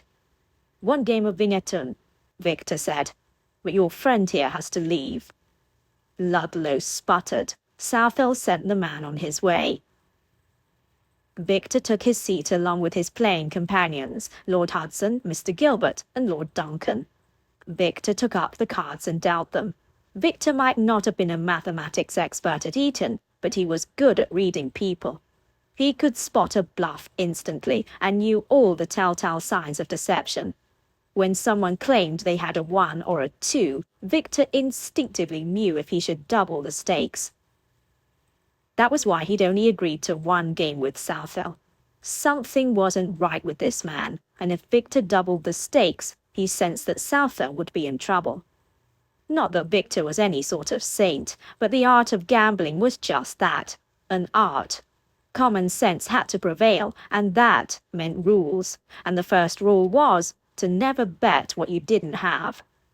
Half an hour later, Southall was down £100, and Victor was up 250. Nothing surprising there, but Southall looked stunned as Victor collected his winnings. It was nice visiting with you, Southall, Victor said. Why don't you join your friend Ludlow now? We're about to play another round. Southall slapped his hands onto the table. Deal me in. I said one game. Southall reached into his jacket pocket and pulled out a stack of bills. I got the money and I want to play. Deal me in. Victor estimated that Southall gripped at least £300 in his sweaty hand. It wasn't a small fortune in the grand scheme of things. Hundreds of pounds exchanged hands each night at White's. Keep your money, Victor said. It sounds like you've been on a losing streak, and certainly you have responsibilities at home to take care of. A wife? Maybe a child? Oh, my sister, but her dowry will keep her husband's hearth plenty warm once you marries. Southall's blue eyes narrowed. It's not about money, Locken. It's about beating you. This surprised Victor. Why me? We haven't seen each other for 10 years. Southall laughed. Of course you'd say that. What you did to me 10 years ago affected everything, my entire future. The fact that you can sit there acting like you've forgotten only makes me more eager to wager against you. Victor exhaled. Pranks between schoolboys hardly signify ruining anyone's future. Southall leapt to his feet. You almost got me expelled. My father nearly disowned me. Victor stared at the man, then he slowly rose. If they'd been nose to nose, Victor would have towered over Southall by a good foot. Fortunately, a table separated the two tempers. It was a prank, Southall. How am I supposed to know you were really cheating? Southall's face darkened a shade. Don't ever call me a cheat again. Victor curled his hands into big fists. Being a gentleman was hard work. Hard because the only thing he wanted to do was punch Southall in the face. He and Southall had been about 15 when Victor had tired of Southall's constant bragging. He excelled in grades and athletics and always had a following of other brats. Victor could hold his own and was of a higher station in society, but he kept to himself more than not. Victor wasn't sure what had possessed him. Perhaps it was resentment, but one morning, after hearing Southall once again brag about his test scores in mathematics, Victor had scrawled across the classroom wall 4 simple words. Southall is a cheat. It was a prank, a joke, and as predicted, when the boys all entered the classroom to begin their lessons for the day, there was laughter. But their headmaster, Beckington, didn't find it amusing because he'd already suspected the perfect grades of Southhill weren't without fault. Beckington had ordered a complete search of Southhill's room and papers, and sure enough, damning evidence had been found when previous assignments from older students were discovered. Southhill had been copying the answers and passing them off as his own. Until the discovery, Victor had had no idea there was any truth behind the prank, and now Victor understood why Southhill stood across from him, his face red, his blue eyes like ice, and his chest heaving. A man of the gentry might gamble, drink, and womanize to his detriment, but cheating was akin to losing all honor. Lord Hudson stood. "Enough of this," he commanded. The man was in his 50s, but as a former army colonel, he exuded authority wherever he went. "We are all reasonable men here." He pointed at Southhill. "You were guilty of cheating in school, so the failing is upon your head, not the person who exposed it." Then he pointed at Victor. "Let the man play another round, if only to defend whatever honor he's managed to scrape together the past 10 years. Southhill's face darkened an even deeper red. "He knows? Who else knows?" Victor refrained from scoffing. "Everyone knows. He's one of the most famous legends at Eton." Southhill seemed to mull that over, then he said, "I guess we've all got a reputation for something." Victor refused to acknowledge that comment. His father had already made him feel guilty enough for being born in the first place. Because of Victor's difficult birth, his mother had lost too much blood. She never recovered, and his father had lost the one person he'd cared about in the entire world. Victor lowered himself into his chair. Guilt was a useless emotion that never led to any good, but it was damn near impossible to get rid of. Guilt had made him miserable for nearly 30 years. Guilt was driving him to propose in the next few weeks to a woman he didn't love in order to fulfill his duties as the future Duke of Wycliffe. And guilt riddled Victor's memory of his prank at Eton against Southhill. Guilt guided his next words. "Sit down, Southhill. Let's play."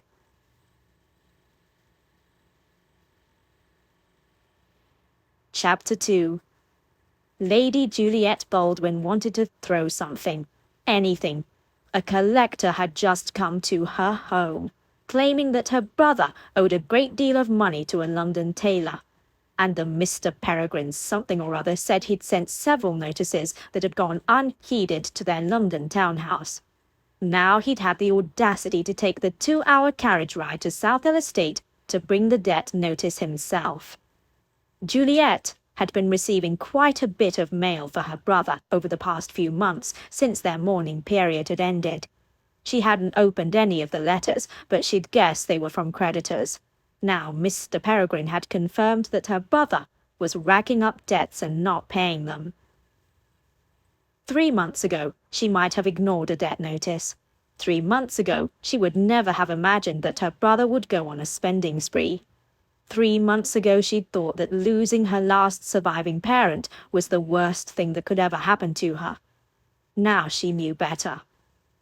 Juliet crossed the threadbare rug of the drawing room, picked up an embroidered pillow that had taken her weeks to create, and threw it as hard as she could at the cold hearth. The pillow landed with a soft thump, hardly satisfactory. She picked up the next pillow, this one created by her mother, and Juliet paused.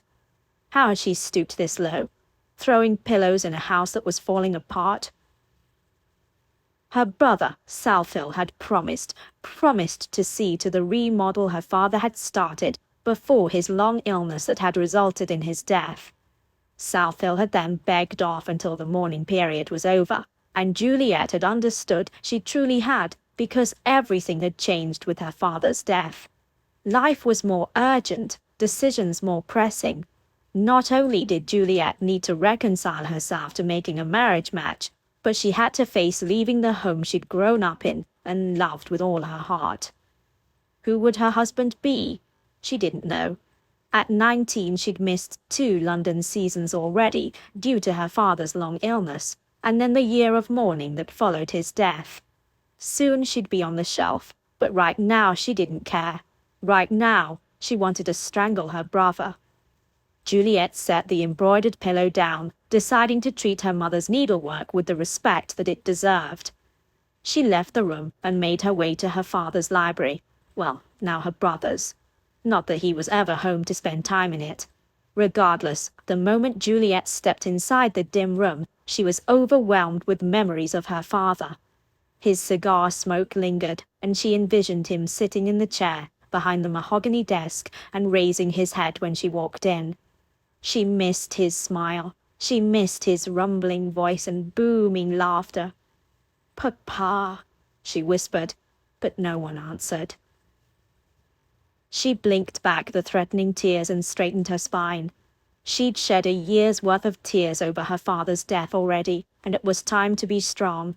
She was the lady of the house, and there was a crisis to deal with. Taking out a quill and paper, she began to write to her brother. "Dear John, this morning I was greatly surprised when a Mr. No, she had to be sterner. Dear Southhill, it appears you have neglected our finances and matters have reached a critical nature." She stared at the words, and despite her resolve, the tears came anyway, dripping onto the paper. She picked up another sheet and began again. "Dear Southhill, you are a careless and cold-hearted man.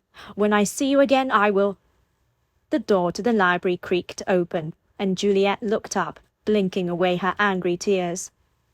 The housekeeper, Mrs. Crampton, stood there, her hands folded in front of her and worry lines creasing her forehead. "I hope I'm not interrupting, my lady, but I've used the last of the kitchen money for this week's shopping. Another egg boy is at the door asking for payment. I put him off last week, so I don't feel like I can put him off for a second week." Juliet didn't move for a moment. Then she set down the quill and rose to her feet.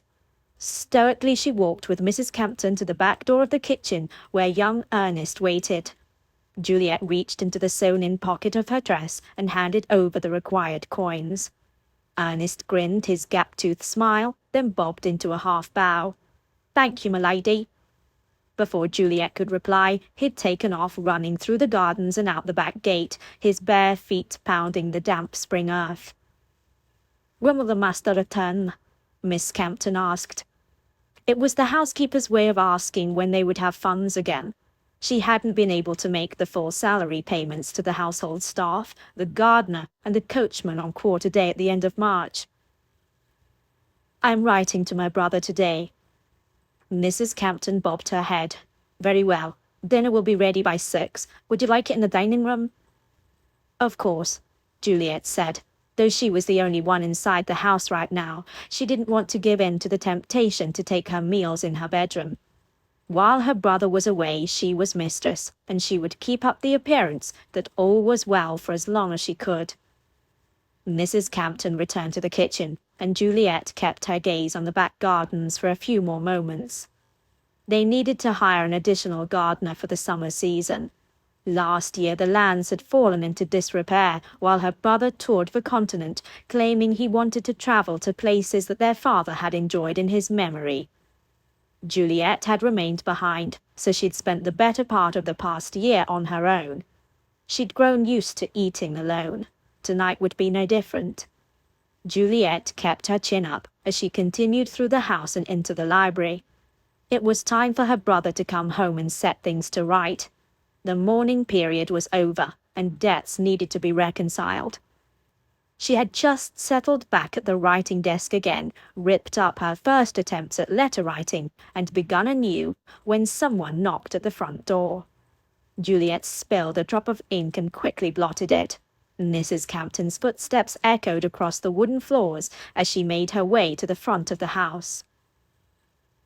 Juliet rose from the desk and hovered on the threshold of the library, listening to the conversation. It was a man, and he didn't sound happy. "If Lord Southhill isn't home, might I speak with Lady Juliet?" Mrs. Campton murmured something. There was no more reason for Juliet to delay the inevitable. She strode out of the library and into the main hall. Standing in the front entrance was Lord Stafford, their closest neighbour, a viscount, and a widowed man of indeterminable age. His 2 daughters were grown and married, off living somewhere with their own families. "Ah, and Lady Juliet," Lord Stratford said, his voice rising in pitch as he spotted her. He took off his hat and smoothed the thinning hair on top of his head. His next words were accompanied by rapid blinking, something he did quite often when he spoke. "It is a pleasure to find you at home." His use of the word pleasure sent a rash of cold goose pimples across her skin. Juliet had never been bothered much by Lord Stratford's tendency to ogle her, but that was before her father passed and before her brother left. Now, the longer she was left to her own devices, the more it bothered her. "I am in the middle of writing my correspondence," she began, but he cut her off. "This won't take but a moment." He turned to the housekeeper. "Mrs. Campton, will you bring us a spot of tea in the drawing-room?" Juliet froze. How dare he order Mrs. Campton to bring tea?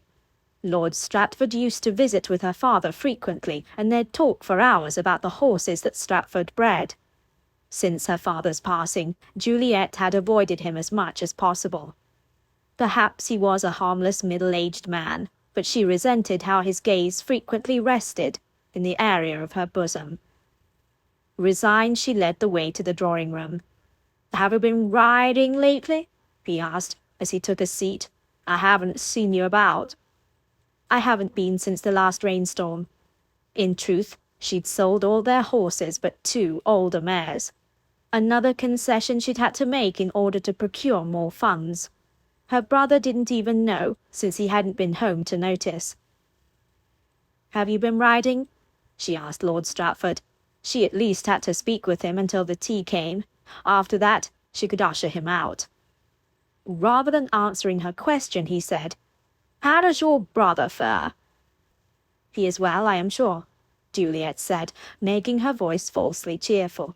"I was composing a letter to him when you arrived." "I hate to bring such a delicate matter to your attention, but I have been expecting payment on a pair of horses he had me send to him 4 weeks ago." Lord Stratford shifted in his seat and blinked several times. His gaze surveyed her clothing, then returned to her face. "Your brother promised payment within the week. Nothing has come." Anger flared inside Juliet. Her brother had recently purchased a pair of purebred horses, while Juliet had been forced to sell most of what they had. She opened her mouth to reply that she certainly didn't have any information on her brother's financial agreements, when Lord Stratford lifted his hand. "There have been rumours going about the village as well." He cleared his throat. "I think you are grown enough to face the reality of what people are saying about your brother, as much as it pains me to be the bearer of delicate news." Juliet went very still. "Continue." "I am only repeating what I've heard, mind you," he said. "Know that I have not spread any of the information. Right here in your drawing-room is the first I've spoken of it." Juliet folded her hands together, clenching her fingers. "It is rumoured that your brother has been frequenting gambling halls over the past year," he said, in a slow and careful tone. "And in that time, he's gambled away a good deal of his fortune." Juliet stared at the man seated across from her. The grey hairs threaded through his sideburns were nearly white now. Why did she notice such a detail at this time? She didn't know. He also breathed loudly, as if he were the one to receive shocking news. And then Juliet realized that it was her breathing she was hearing. "How much?" she whispered. Lord Stratford's mouth turned down, and he seemed to be considering whether he should answer her question. "How much?" Juliet asked, in a louder, clearer voice. "How much has he lost?" Stratford exhaled and blinked before speaking. "I do not know an exact number, but he has not paid any creditors in over 6 months. If I had known, I would never have sent him my horses." Juliet nodded. "I thank you for bringing this to my attention." She felt as if she had been hollowed out. She hoped to high heaven Lord Stratford was misinformed, but the emptiness spreading through her told her that he was not far off the mark. "Is there anything I can do for you?" Lord Stratford began. She lifted her hand. "Say no more. I will write to my brother directly and ask him when he intends to pay for your horses." "If it won't be too much of a burden." It was too late to worry about burdens. They were already upon her. His gaze again dipped, although she was wearing a highly modest dress. "Lady Juliet, for some time I've been wondering if you would be opposed to a match between us." Her mouth dropped open, but no reply came out. Was he proposing marriage? She could not fathom what to say to this man in this moment. He blinked rapidly as he smiled. "I see that I've startled you. There's no hurry to make a decision, and I would have to speak with your brother in any case. I run a profitable estate, and I'll give you a comfortable wife." His smile broadened, turning almost greedy. "If we have a son together, then all the better." Mrs. Campton came into the room, carrying a silver tea tray. Juliet stood and clasped her trembling fingers. Lord Stratford was just leaving. If he was shocked at her rudeness, he didn't show it. Lord Stratford simply stood, bowed before her, and then said with a suggestive wink, "I look forward to your reply." Embarrassment burned through Juliet. Mrs. Campton stared after Lord Stratford as he left the room, and then she looked at Juliet. After a moment, the housekeeper set the tea tray on the low table, without another word. When Mrs. Campton had vacated the room, Juliet crossed to the windows.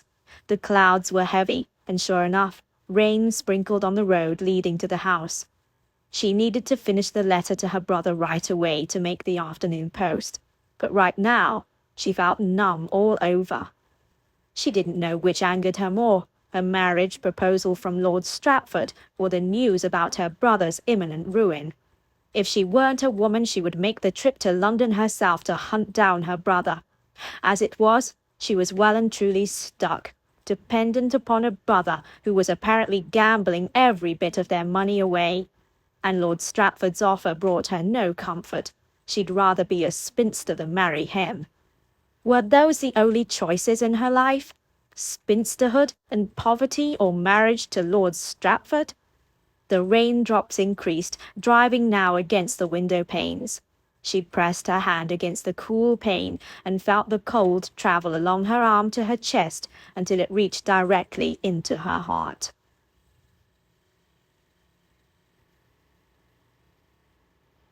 Chapter 3. "Your money's gone," Victor told Southill in a flat voice.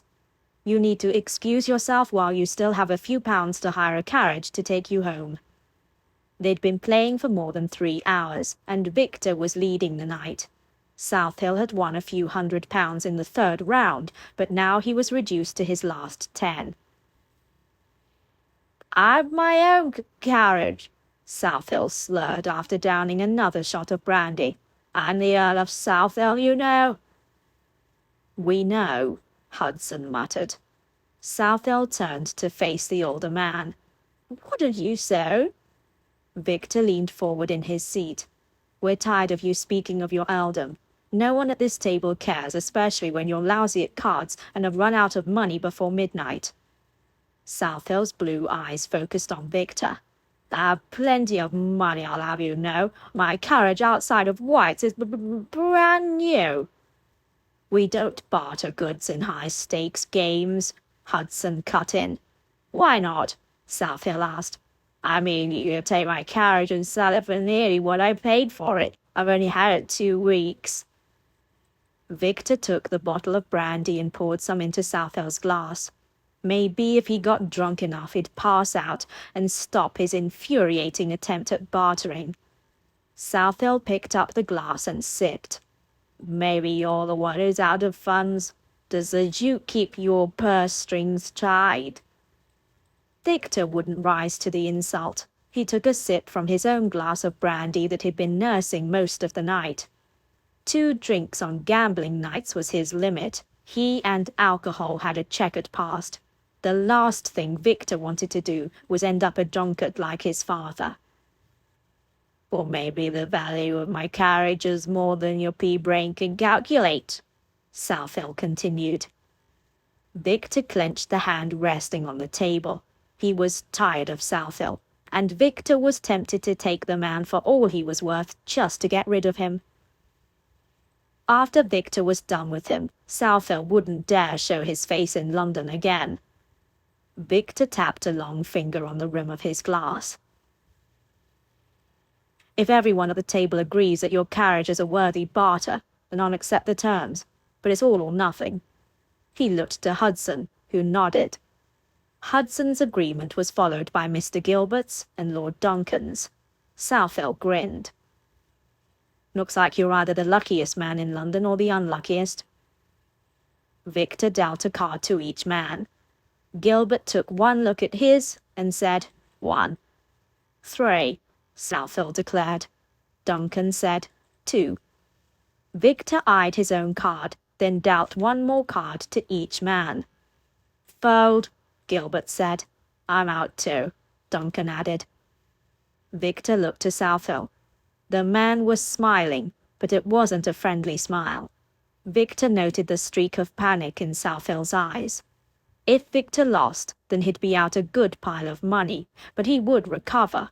If he won, well, he'd just earned himself a brand new carriage, not too bad for a few hours of gaming.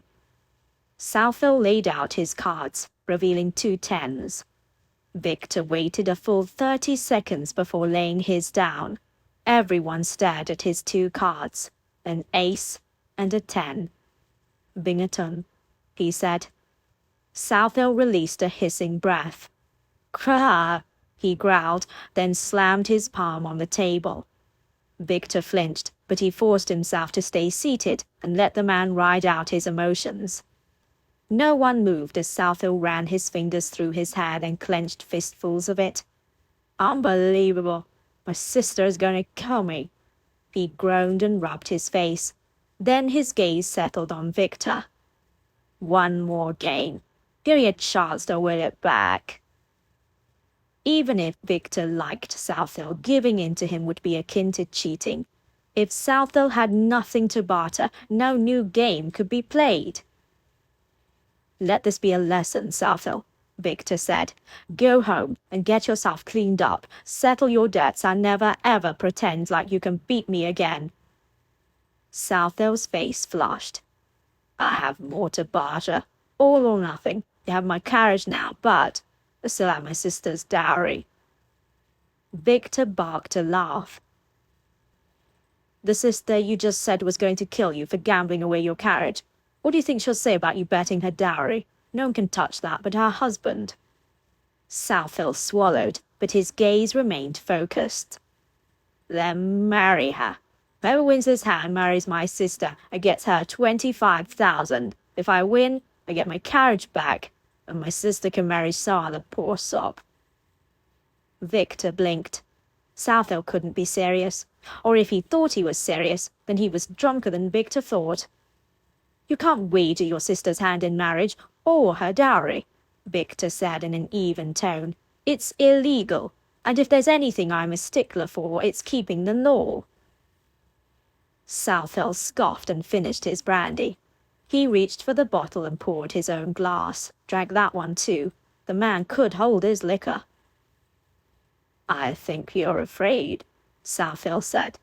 I think you've been cheating, and if we get rid of your friends here, we'll see who's the best card player in London. Victor didn't want to react, but heat spread across his neck. Every story I've heard about you is suspicious, Southall continued in a cutting tone. You strategically lose a little, but you always win big in the end. There's no way someone could be that lucky, night after night, week after week. Victor wrapped his fingers around his brandy glass. I'm not a cheat. If I were you, I'd leave right now before I call you out. A smile bloomed on Southall's face. You're afraid, aren't you? The most eligible bachelor, to be duke in all of England, yet you won't marry. What's wrong, Lachlan? afraid that putting a baby into your wife will kill her, just like you killed your mother." Victor hadn't realized he'd shoved the table aside and leapt onto Southill until he'd already driven his fist into the man's nose. Southill toppled backward, taking Victor with him. Hands grabbed at Victor, pulling him off Southill. It was a good thing too, because Victor wouldn't have been able to stop hitting the man. Southill cursed in pain, and while Hudson restrained Victor, the other two men helped Southill out of the private room. In the main room beyond, voices of surprise and condemnation reached Victor. There were a few cheers as well, as Southill continued his escorted walk all the way out of White's. Victor only felt numb. His ears were ringing, his hand aching, his shoulder felt strange, and he couldn't quite catch his breath. "They all right?" Hudson asked, but Victor couldn't respond, not yet. The other men came back into the room and put the table and chairs to rights. The cards were picked up. Someone cleared away a broken glass, and someone else sopped up the spilled brandy. When the room came back into focus, Victor stepped away from Hudson. "I'm all right." "Are you sure?" Victor nodded and scanned the room. It looked how it did before Southill ever entered it. Victor's heart rate slowed, returning to normal. His breathing evened out. Tomorrow, or the next day, he might laugh about this, but for now, he wanted to forget all about it. "I need a drink," he told Hudson. "I'll go fetch another bottle," Hudson said. But before Hudson could leave, a shout went up in the main room. "He's been hit!" someone yelled. Men hurried out to the front entrance into the dark night. Hudson followed, and Victor made his way reluctantly to the door. Probably some drunkard had stepped in front of a carriage. When he reached the entrance of White's and saw the man everyone was gaping over, his blood chilled. Victor would recognize the green vest anywhere, because he'd just spent 4 hours staring at it. "Is he alive?" someone asked. "Call for the doctor," another person said. Victor pushed his way through the crowd and walked up to Southill, who lay prone in the street. "What happened?" Victor ground out. One of the men said, "He stumbled into the street holding his nose. That horse reared up and knocked Lord Southill to the ground." Victor looked to where the man was pointing. The horse looked unharmed, and the carriage unmarred. "Southill," Victor said, bending down and shaking the man's shoulder. "Wake up." Southill groaned and turned over to his side, cradling his head. He was already plenty dirty, and he only soiled his clothing more by his movements. "Call for a doctor," someone said. "No." Victor held up his hand. "I'll take him home. He needs to sleep off the drink. Call for his carriage." "Southill doesn't have a carriage," someone blurted. Victor spun around. "Who said that?" The portly Ludlow stepped forward. "Southill's carriage was taken yesterday by a creditor," he said in a tremulous voice. "He never delivered payment." Victor stared at the man. "What's his address? I'll deliver the man in my own curricle." Ludlow rattled off one of the house numbers at Grosvenor Square. It wasn't far from Victor's own place, and he was surprised that he hadn't run into Southill earlier in the season. With the help of a couple of other men, Victor loaded Southill into his curricle, and soon they were rattling over the cobblestone streets into the night. When they slowed in front of Southill's address, Victor was surprised to see no evidence of occupation. He searched his memory and was sure this was the location given him. Exhaling a sigh of frustration, he alighted, walked to the front of the house, and rapped on the door. No candle burned in any of the windows, but perhaps Lord Southill's servants hadn't expected him to return this evening. No one answered, and Victor didn't hear any shuffle of footsteps coming from inside. He knocked again and called out, "Hello?" Nothing. Victor left the front entrance and walked around the house, finding a side door that probably led to the kitchen. He knocked on that door, and in a few moments was gratified when someone from the inside unlocked the door and cracked it open. An older woman, who had clearly been roused from sleep, blinked up at him. She must be the housekeeper or one of the kitchen maids. Her eyes widened as she took in the whole of Victor. Another odd thing. Surely she'd been around gentlemen of the ton before. "Hello, ma'am. I'm Lord Locken, and I have Lord Southwell in my curricle," he said. "Your master's taken ill, and I brought him home. Is there a butler or groomsman who can help me get him to his rooms?" The woman's mouth gaped. Then she tried to shut the door. Victor shot his hand out to stop her. "Is this not Lord Southwell's residence?" "Was," the woman said in a voice that crackled. "He was booted out this morning. The creditors forced him." She attempted to shut the door again in Victor's face. He held it firmly open. "Lord Southwell needs his bed." "There's no bed here for a louse like him," the woman continued. It seemed this woman's high and mighty attitude was far above her station. "Are you his employee?" Victor pressed. "No longer," she said. "He's paid none of us last quarter, and we stayed on until we could find something else. I've been kept on for the new residents, who'll be arriving within the week." Victor dropped his hand, and the woman seemed to comprehend the frustration in his eyes because she kept the door open. His mind raced. He had a drunk man in his curricle, a despicable drunk man. "Where did he take his things?" he finally asked. "That I don't know," she said with a shrug. "He had a few friends that I know of, but no one to put him up. He might have sent them back to his home at South Hill Estate." Yes, South Hill Estate. If Victor remembered right, the place was at least a 2-hour ride from London. Not something to attempt in the dead of night, but what other choice did he have? He could leave Lord Southwell on the side of the road, or he could deposit him at the inn, but then the gossips would speculate. So Victor decided to take him home and be done with him for good. "Thank you, ma'am," Victor said, his mind reluctantly made up. "I apologize for disturbing your rest." The woman nodded, then slowly eased the door shut. Victor stood outside the closed door for a moment, arguing with himself. He had no responsibility towards Southwell. If anything, the man deserved what he'd gotten. He was a cheat, a drunk, and broke as a result. But the knowledge at the back of Victor's mind pushed its way to the forefront. Southwell had a sister who could take over the care of her brother. Victor would deliver Southwell to his sister and then wash his hands of the whole event. Victor strode back to his curricle, hoping he could find Southwell Estate. He knew the general direction, and the nearly full moon would offer plenty of light. Victor settled into the driver's seat, while Lord Southwell slept behind him. The man's scent had become rank, and Victor didn't want to guess why. 2 hours, he told himself. This would all be over in 2 hours. He only had to ask for directions once, and by the time he reached South Hill Estate, he was so tired he could have slept sitting up. Victor turned up the long road leading to South Hill Estate according to the directions he'd received. He drew the curricle to a stop and climbed out, stretching his legs.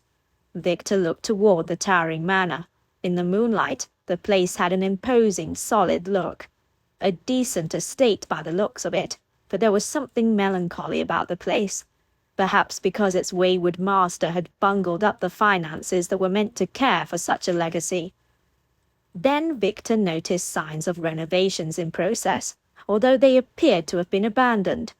A crumbling gazebo to the left of the house had a few wood braces in place, and a pile of rocks was not too far from where the stone fence that probably surrounded a garden had fallen into disrepair. Not a glimmer of light appeared in any of the windows. Surely he'd be waking up the staff. It was nearly 2 o'clock in the morning.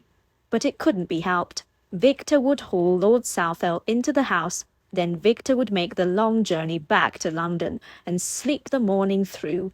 By the next evening, the man would only be a sour memory in Victor's mind. Victor strode to the front door and knocked firmly. The sound was much louder in the country than it had been in Grosvenor Square. Just as in London, there was no immediate answer. Victor waited another moment, then knocked again. A light glowed from the window, which must be the front drawing-room. Ah, someone was awake. and Victor could be done and over with this ordeal in mere minutes. He waited and waited. Then a woman's voice spoke from the other side of the door. "Who are you?" This he should have expected, but it still gave him pause, partially because the voice was younger than a housekeeper's should be. "My name is Lord Victor Rowland, and I brought Lord Southall home." A gasp was followed by a rapid series of clangs as the door was unlocked and pulled open. Whoever Victor had expected from the woman who'd questioned him, it wasn't the woman who stood before him, holding a candle. She was young, not yet 20 if Victor had to guess. Her honey gold hair spilled over her shoulders, and her eyes shimmered blue in the candlelight. She wore a night rail of soft white that was modest, yet gentled over her womanly curves, making Victor swallow hard. The young woman's lips were full and pink, and her lashes dark, belying the color of her hair. She was, for lack of a better description, a veritable Venus. He must still have brandy running through his veins, because no woman's appearance had ever made him speechless, yet here he was, speechless. The woman was like a living, breathing artist's masterpiece. He told himself it was because he'd expected a housekeeper, or a maid, or a butler, or anyone, but not a well-bred lady. "Where is he?" she asked. Victor exhaled, his mind refocused. "He's in my carriage. He's had a bit of an accident." The woman's hand flew to her mouth. "Is he all right?" "Yes," Victor was quick to say. "He's merely... I am sure he'll be much better once he's slept off his inebriation." The woman's eyes widened, and then her cheeks flushed a beautiful red. "My brother's drunk?" She was Southill's sister, the unmarried sister he'd tried to wager. Victor cleared his throat. "Well, yes." The door slammed shut. Before Victor could react, the lock slid into place, and the woman said in a fiery tone, "You can tell him to go to Hades."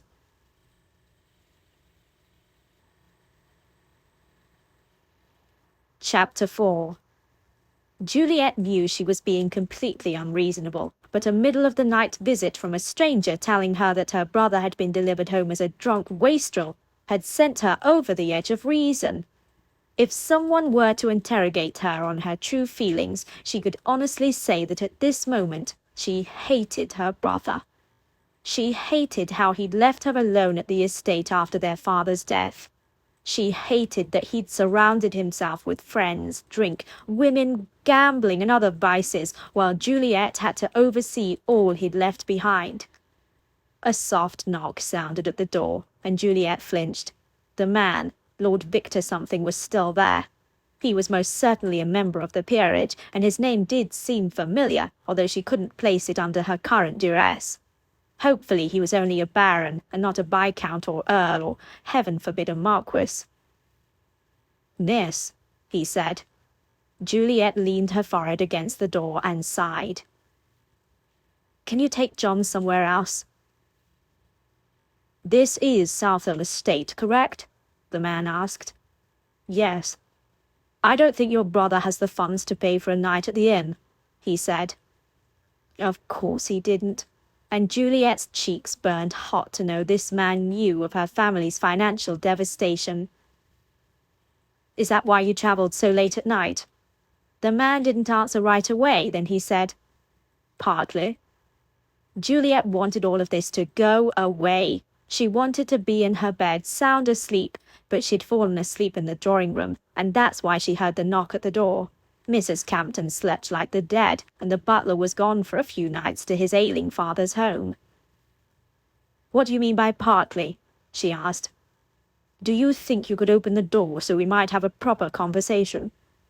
It was true. His voice was quite muffled, and hers must be as well. It would be more practical to open the door and speak with the man face to face. She turned the lock and cracked the door open, no more than a handspan. "That's better," the man said, his deep voice rumbling softly. Now that Juliet was over her original shock, she had a good look at the stranger on her doorstep. He was certainly of the elite class. His dark jacket, perhaps navy or black, was tailored to fit his broad shoulders, and his light brown vest looked to be imported silk. His breeches were also tailored, but Juliet wasn't about to assess their particular fit. The singular glow of the candlelight made it no secret that his boots were of high quality and expertly polished. She was surprised to see that he used a cane, which defied the youth of his voice. When her gaze finally rose to his face, his dark eyes gleamed with amusement, as if he were calling her out for scanning him from head to foot. His mouth quirked, and Juliet didn't miss the slight dimple on one side of his face. The late hour was also made apparent by the presence of whiskers on his chin and cheeks. The dark wave of his hair completed the visage and reminded Juliet of a hero in a contraband romance novel she'd once read. She really shouldn't be thinking of him in such terms. He could be married, or even worse, a drunk gambler like her brother. Although his black eyes didn't appear unfocused in the very least. Juliet realized that she was staring at him, and she took a deep breath to refocus her thoughts. "Were you injured?" she asked, gesturing towards his cane, then immediately regretted her question. This man had nothing to recommend him other than a title which he could have made up. And the fact that her brother was in his carriage, well, she didn't even know that. "I was." The man's tone sounded surprised. "I fell off a horse a couple of weeks ago, turned my ankle." Juliet nodded. So not a war injury or something from a drunken brawl. She swallowed against the dryness of her throat, because the man seemed to be doing a thorough exam of her own person, and she was clothed in her night rail. It couldn't be helped, and after tonight she would never see this man again. "I don't mean to pressure you," he said, "but I plan to return to London tonight, so I'd like to get your brother situated sooner rather than later." "Lady Juliet Baldwin," she said. "That's my name.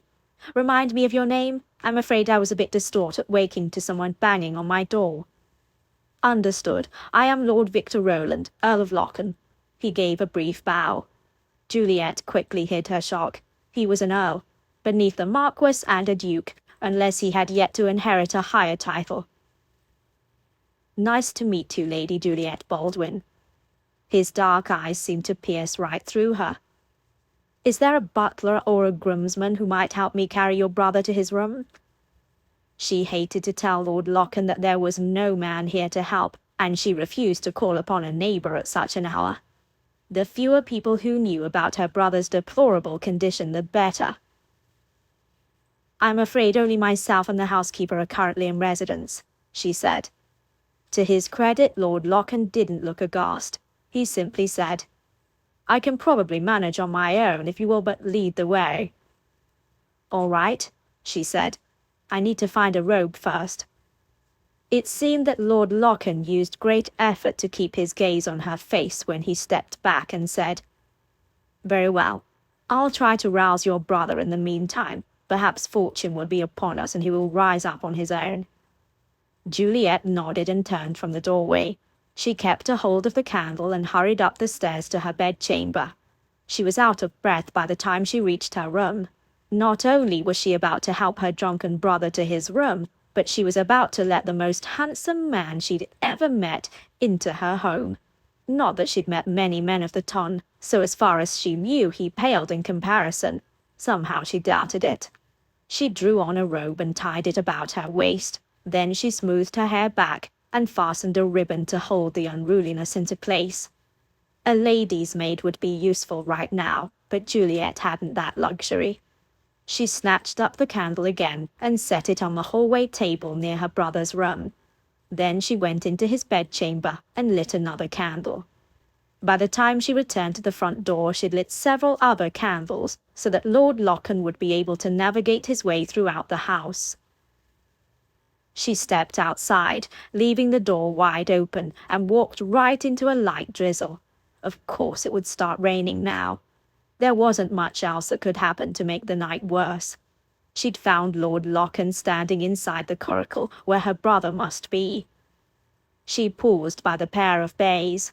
Lord Lochen must be a wealthy gentleman indeed. The bays were well-bred, beautiful specimens. She stepped around them and moved to the curricle. Juliet recoiled at the first sight of John. His clothing was rumpled and soiled. He had a swollen nose, the blood crusted about his mouth and chin.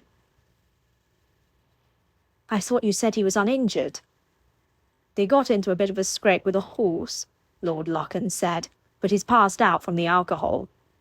She decided to question him on the fight her brother had gotten into later. For now they had to somehow transport the man. Lord Locken's cane was propped against the side of the curricle, reminding Juliet of his injury. Mrs. Campton would be useless, so Juliet would have to help carry her brother. She lifted her night rail enough to step into the curricle. Her brother reeked of alcohol and something more rank. "John," she said, shaking his shoulder. "John, time to wake up." His head lolled, but his eyes didn't even crack open. Lord Locken said nothing as Juliet continued trying to wake her brother. Finally she turned to face the dark-eyed man. "Tell me how to help you. I don't want you to injure your ankle further." His brows drew together. "My ankle is of no concern. A small thing like you could hardly carry a full-grown man." For some reason his words made her pulse hammer. "I can lift his legs at least, if you could hold up his torso." The man hesitated, then nodded. "That might work. I'll prop him up," Lord Locken said, "and you can go before me and grab his feet." So she and Lord Locken had to change places, and Juliet brushed against him as they moved. When she climbed out of the curricle, she realized she'd been holding her breath. She wiped at the rain on her face and exhaled. Then she grasped her brother's ankles and walked backward as Lord Locken hefted him until John was out of the curricle. Juliet had really done nothing, and now the real work would begin. "Ready?" Lord Locken said. She was hardly breathless, even though his ankle was surely in pain. Juliet kept her brother's ankles hoisted and propped on her hips as she walked with Lord Locken into the house. She paused when he saw the flight of stairs. "We could put him in the drawing-room on the settee," Juliet suggested. Lord Locken's gaze connected with her. "He'll be more comfortable in his bed." "If you think we can make it up the stairs," Juliet said, giving him an out if he should care to have one. "We'll make it." Lord Locken began to move up the stairs backward. Juliet couldn't help but notice Lord Locken wincing every couple of steps as he put weight on his injured ankle. She gritted her teeth in commiseration and cursed her brother once again. His actions certainly had far-reaching consequences. It was nothing short of a miracle that they managed to deposit her brother on his bed without dropping him. She tugged off his boots and then rolled him to the side to work his jacket off one of his arms. "Let me help," Lord Locken said, moving to her side. Inside now she caught a whiff of his decidedly male scent, spice, rain, and the outdoors. She ignored the way her pulse seemed to jump while in close proximity with him, and she started to undo the buttons of her brother's vest. Together they made quick work of removing John's jacket, his vest, and cravat. Juliet decided to leave his shirt and breeches on. "I'll roll him if you want to pull the covers out from under him," Lord Locken said. A practical suggestion. They worked together in silence, the only sound the light snores of her brother and the increasing rain slapping against the bedroom window. "I'll fetch a glass of water to put by his bedside should he wake," Juliet said, knowing she was making an excuse to leave the room. But with John settled into his bed and Lord Locken's dominating presence, she had to keep moving, keep working. She paused in the doorway. "Should you care to come to the kitchen, I can brew up some tea to sustain you on your return trip." Lord Locken's eyes flicked to hers. "Thank you. I'd welcome the refreshment." Juliet's step felt light as she left the room and went downstairs. The front door was still wide open, and the damp air seeped into the entryway.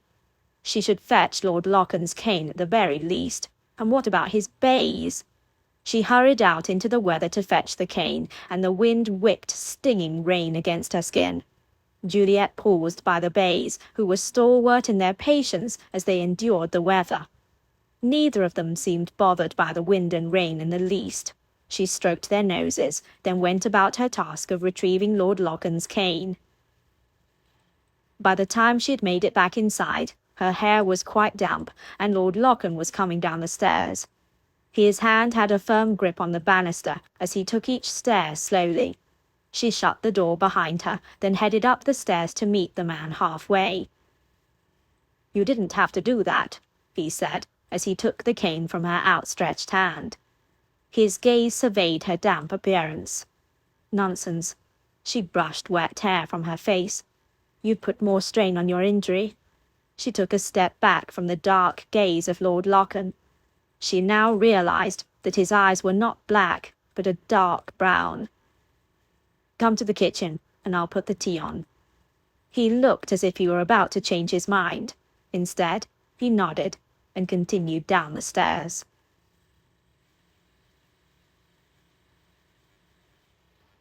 Chapter 5. South Hill's sister was a temptress of the worst kind, Victor decided, meaning that she was beautiful and sensual without even knowing it. Her innocence was more attractive to Victor than a woman who knew the art of seduction, and the soft light coming from the few candles in the kitchen only added to the allure. He tried to push such thoughts out of his head as he observed her moving about the room, and it was clear she wasn't too familiar with the workings of a kitchen, but she was trying, and that certainly counted. "Let me stoke the fire." He moved to her side after she'd tried more than once to get the embers to ignite into flame. He couldn't help notice the scent of rain on her skin and clothing, and he'd never before realized how enticing it smelled. He added a few bits of kindling to the hot coals and gently blew on them. Moments later, the kindling caught fire. "Bravo," Lady Juliet said, clapping her hands together. "You did it." Victor straightened and smiled down at her. "It's rather simple once you know how to do it." She blinked her long lashes, and he noticed her blue eyes again. Much like her brother's, yet different too. The blue of her eyes was a deeper color, reminding him of a pond on a summer's day. "I'm not as helpless as I might seem." Her lips curved upward. "I have some skills, just not in the kitchen." He held back the rather suggestive comment that popped into his mind, and let her move past him to fill the tea kettle with water. Once she'd set that on top of the warming stove, she opened a few cupboards searching. "Ah, here it is." She turned, holding a plate of butter. Setting it on the table, she again busied herself looking for something else. Victor leaned back in his chair and folded his arms. He stifled a yawn. He was quite tired, yet content as well. "Here's the cake Mrs. Campton made yesterday." Lady Juliet carried a plate to the table and set it in front of Victor. "It's still moist." "Thank you," he said. "I didn't expect to be fed in the middle of the night." He took the fork she'd handed him, then paused. "Are you not eating?" "Oh, I couldn't possibly eat," she said. He waited, but when she didn't continue, he prompted. "Because?" She looked away from him. "I haven't had much of an appetite of late." Standing there, she looked forlorn with her damp hair and delicate features. "Are you ill?" he asked in a quiet voice. Her gaze cut back to his. "Oh no, nothing like that," she exhaled. "Things have not been easy since the passing of my father a year ago, and my brother's follies have compounded my distress." Of course. Victor should have guessed some of this. What with all the gambling her brother did, and her being practically alone at this big estate. "I'm sorry for your loss."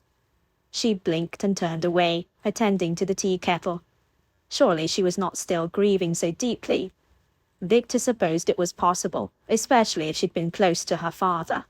Victor wouldn't grieve the passing of his own father, and he supposed that unfortunate attitude might give him something more to feel guilty over, but it was the truth. "John has taken it hard," Lady Juliet said, her back still turned.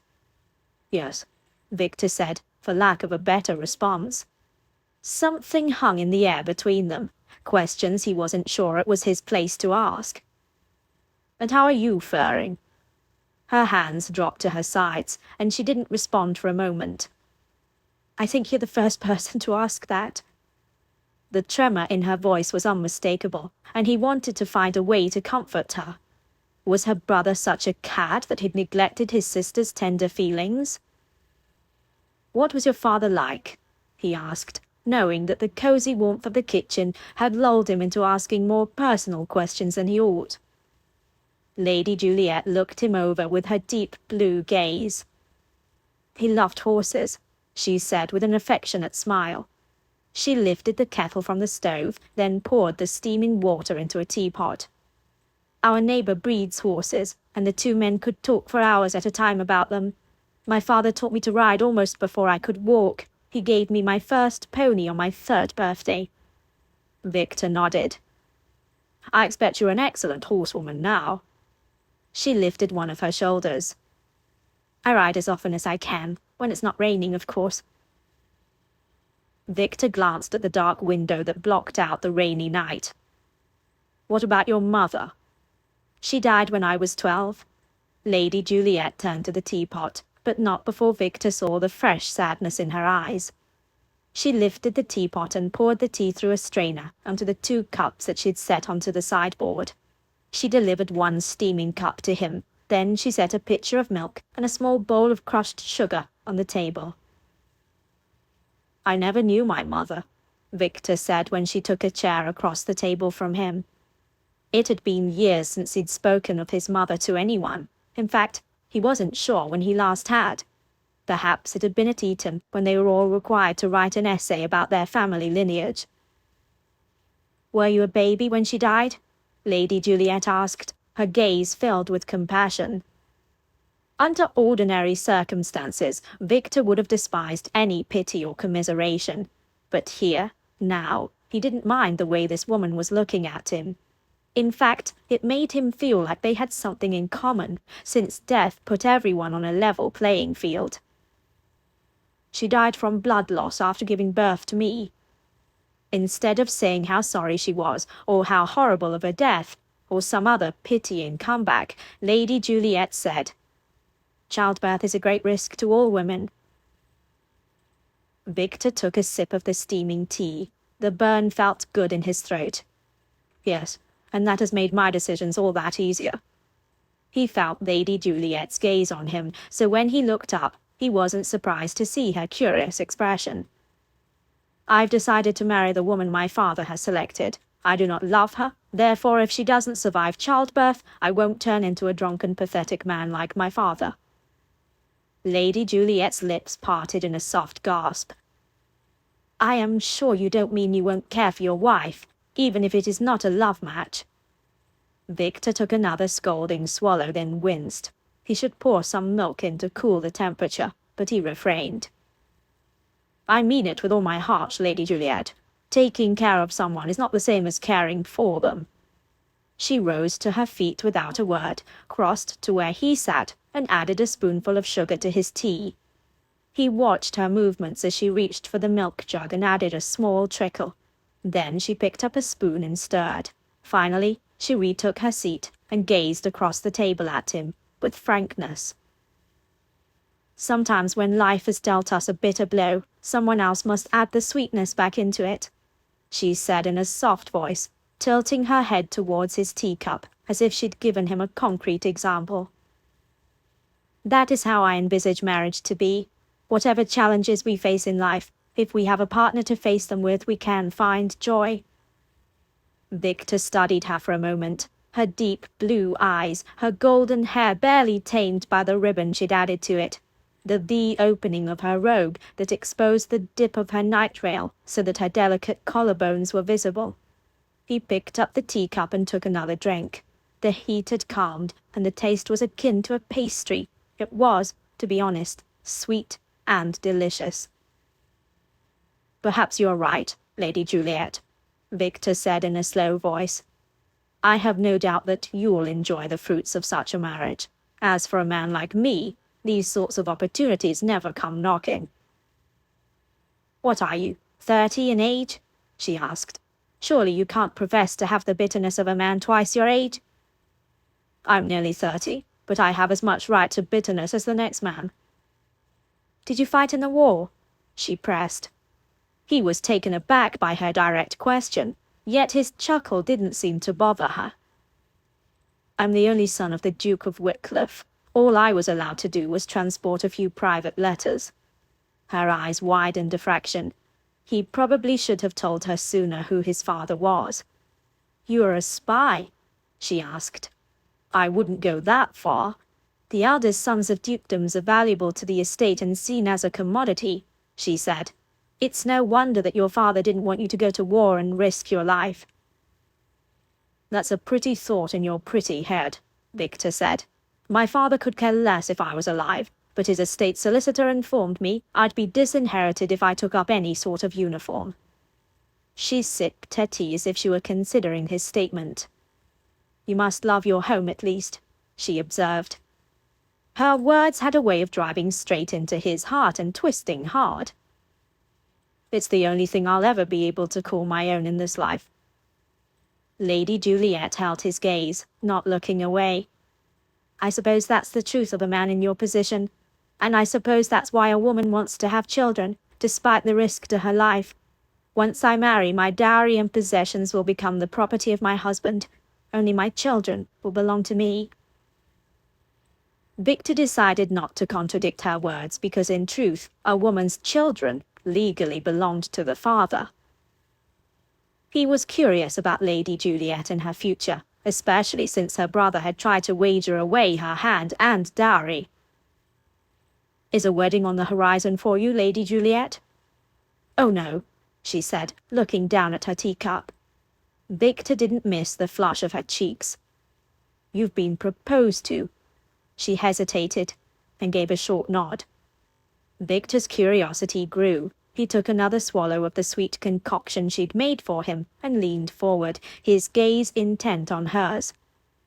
Has your brother consented? Lady Juliet waved a hand in front of her face as if to ward off a fainting spell. Goodness no. It was just today. I mean yesterday, but I cannot fathom myself marrying the man. Victor arched his brows, waiting for more. She exhaled and rested her chin on her hand, still avoiding his gaze. It was surely out of pity. Our age difference is great, and I've lived an isolated life, so I'm not very interesting. Victor bit back a smile. I think you're very interesting. Her cheeks stained red, and she rose to her feet, collecting her half-finished teacup. You're bred to compliment ladies. He rose as well and blocked her path to the sink. Horses are bred, not me. She looked up at him. I didn't mean. I know what you meant, he said, but this gentleman who asked for your hand is no fool, and he's not asking you out of pity. She stared at him as if he were out of his mind, and perhaps he was, because he did something then he knew he'd regret. Eventually. He took the tea things from her hand and set them in the sink. Then he turned to find that she hadn't moved at all. He grasped one of her hands and brought it to his lips. She merely watched him as he pressed a kiss on her smooth skin. Lady Juliet, you are a beautiful and enchanting creature, he said in a low voice, and you are undoubtedly well on your way to breaking a dozen men's hearts. She laughed. Victor was at first startled by her outburst, then charmed. You, sir, are getting ahead of yourself. She'd poked her finger against his chest as if they were children teasing each other. Since my brother has gambled away most of our funds, there will be nothing left for me to have a season. Of course, at nearly 20 years of age, I'm a bit old to debut in London anyway, so I will most likely break only 1 or 2 hearts, and they will be very aged hearts, before some poor sop with a crumbling manor house from the north will court me for my dowry. From the north, eh? Victor grinned. Care to make a wager? Her eyes glinted as she laughed at him. I'm no gambler, Lord Larkin. I beg to differ, he said. You gamble every time you climb upon a horse. You gambled by opening the door when a stranger knocked upon it. She tapped her finger to her lips. those pale rose and perfectly shaped lips, and Victor felt a thrill of warmth brush his skin as if she'd touched him instead. "I suppose you're right," she said. "I am a gambler. What will your terms be?" Ah, he'd caught her. With a slow smile, he said, "That you'll have 3 marriage proposals by the end of the summer." Her eyebrows arched. "Only 3? I thought you said I'd break a dozen hearts." "That will be true as well, but only 3 men will have enough courage to propose." She laughed again. "And how will all this come about?" "Your brother will throw a house party here," Victor said. "If I come, many will follow." "You have quite a high opinion of yourself," she said in a dry tone, her eyes belying her interest. "And what do I get if you lose?" "That is for you to say, Lady Juliet." Her smile was soft as she stepped around him, then moved to the other side of the table, putting distance between them. From her position she surveyed him as if he were a horse up for auction. "All right. If I do not have 3 proposals by the end of the summer, I get your pair of bays outside." Victor nearly stopped breathing.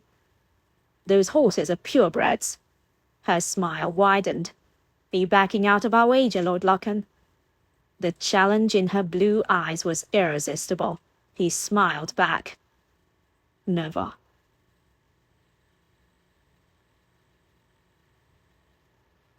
Chapter 6. Juliet had to put a distance between herself and Lord Lochan immediately. His dark brown eyes missed nothing, and the way he was looking at her now made her feel like she was standing beneath the sun on a hot summer day. There was no sun in this kitchen, though, and she'd just made a wager with a man who had probably won every bet he'd ever made. If the lift on one side of his mouth, the quirk of his dark eyebrows, and the way his shoulders were squared with confidence were anything to go by, this man wasn't used to losing. The wager was ridiculous, she told herself. Yes, she'd been proposed to by Lord Stratford, but he was a man more than twice her age. And even if her brother did agree to throw a house party and a dozen eligible men attended, that would bring all the ladies as well. And Juliet didn't hold a candle to the ladies of the ton in either fine manner or appearance. Lord Lochan might have called her beautiful and enchanting, but he was a gentleman of the ton, and flirting was all a part of that. She could not fathom 2 other gentlemen proposing to her. Good thing Lord Lochan was the heir to a dukedom and had more money than she could ever dream of, because he was about to lose a pair of very fine bays. Juliet moved toward the kitchen window and gazed at the streaks of rain pelting it.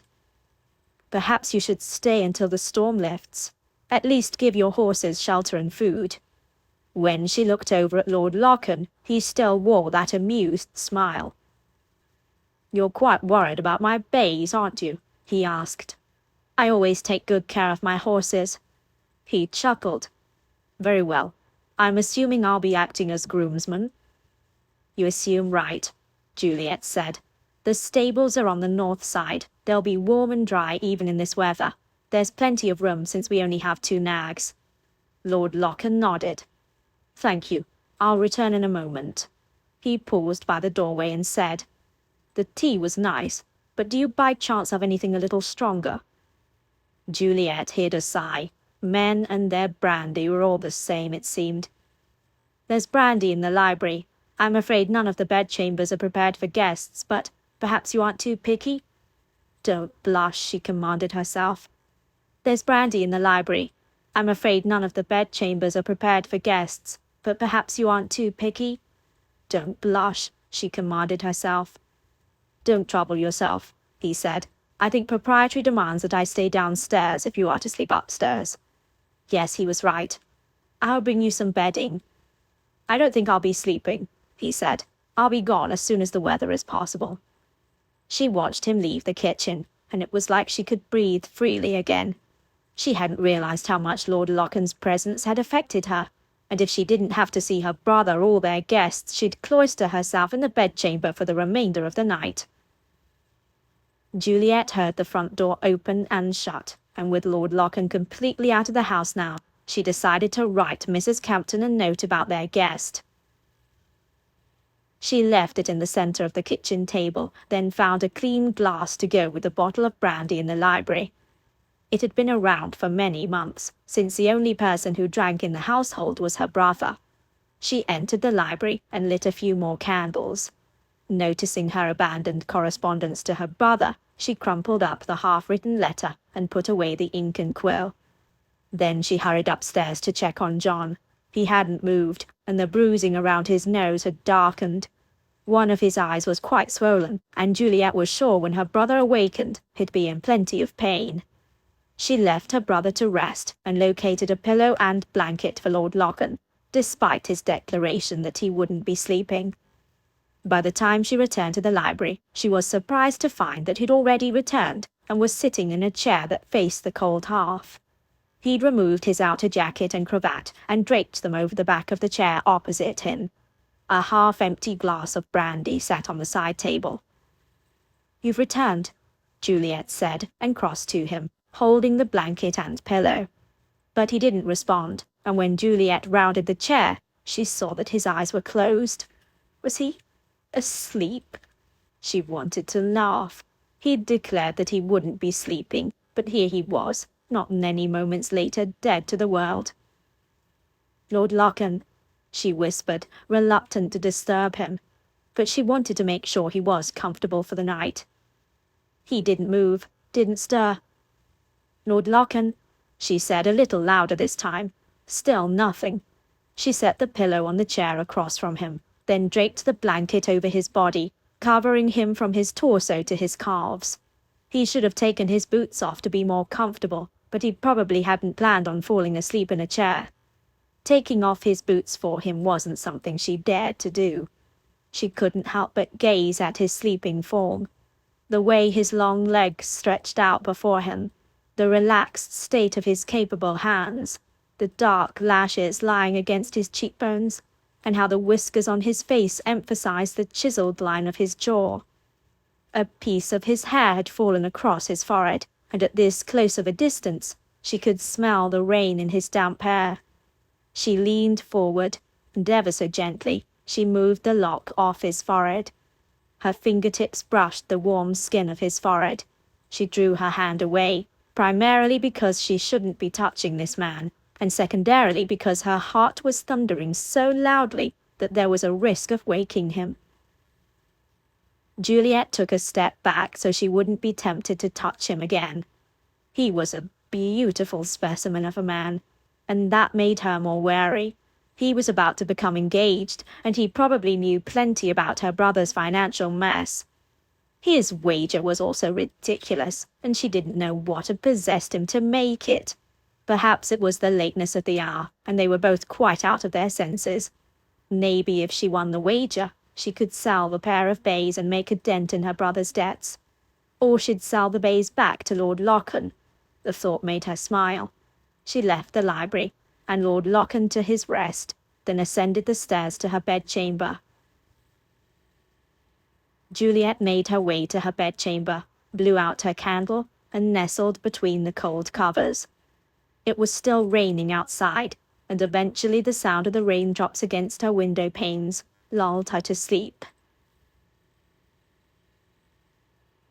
"Juliet!" She awakened to her brother's voice calling her. For a moment she couldn't remember how John happened to be at home after such a long absence. Then her memory of the events from the night before swiftly returned. She sat up in her bed. The sky outside had lightened to a morning grey, and the rain had stopped, although the clouds were still dark with threat. Was Lord Lochan awake? Was he still there? Juliet scrambled out of bed and grabbed the robe she'd been wearing the night before. She didn't take time to dress because her brother's voice echoed down the hall once again. Knowing she looked a fright, she hurried out of her bedchamber. If she crossed paths with Lord Lochan, well, she couldn't look any more dishevelled than she had in the middle of the night when she'd opened the front door to him. "Coming," Juliet said, as she approached her brother's chamber and opened his door. He was sitting up in bed, but it was obvious that he'd been sick in the wash basin. The stench was like a slap to her senses. John's blue eyes bugged when he saw her. The bruising on his face had settled into a deep purple now. "How in damnation did I get home?" he growled. "Hello to you too, brother." Juliet wanted to back out of the room, or at the very least cover her mouth and nose against the stench, but instead she stood erect inside the doorway. She used a scrap of her remaining patience to reply in a calm voice. "Why, Lord Locken brought you home. He said that you'd been in a bit of a scrape and—" "Victor Rowland brought me home?" John nearly shouted. Juliet's mouth fell open. How dare her brother lash out at her in this way? She'd had nothing to do with the events that brought John to his own bed. "You were incapacitated. He knocked on our door, and then I helped him get you up the stairs." John shoved his covers aside and swung his legs over the edge of the bed. The color drained from his face at the effort. "How dare you let that vile man enter my home and set foot onto my floors, let alone come into my most private chamber?" Her face heated. "You weren't exactly in a position to make your opinions clear." John pushed to his feet, grasping the nearest bedpost to steady himself. "If he ever sets foot on my property, I'll be forced to call him out." He swayed as his face reddened with anger. "Never, I mean never speak to Locken again." "That will be quite impossible, Southhill," a deep voice drawled behind Juliet.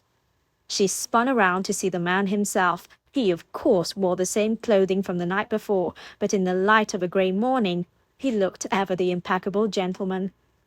Lord Locken had somehow tamed his hair and retied his cravat, making himself presentable as if he'd merely appeared for a morning house call. He stepped up to Juliet's side, and his presence seemed to take over by his mere appearance. But her brother didn't falter. I don't know what blasted lies you told my sister, but if you don't get out now, I'll be forced to put a revolver to your heart." Lord Locken tightened his grip on his cane. "Is that how you should speak in the presence of a lady, Southhill?" John sputtered, his face growing even redder. "You can't sweet-talk your way out of this." Lord Locken chuckled. "If I remember right, you were the one sweet-talking, or should I say begging, to join my card game last night at White's." Juliet inhaled.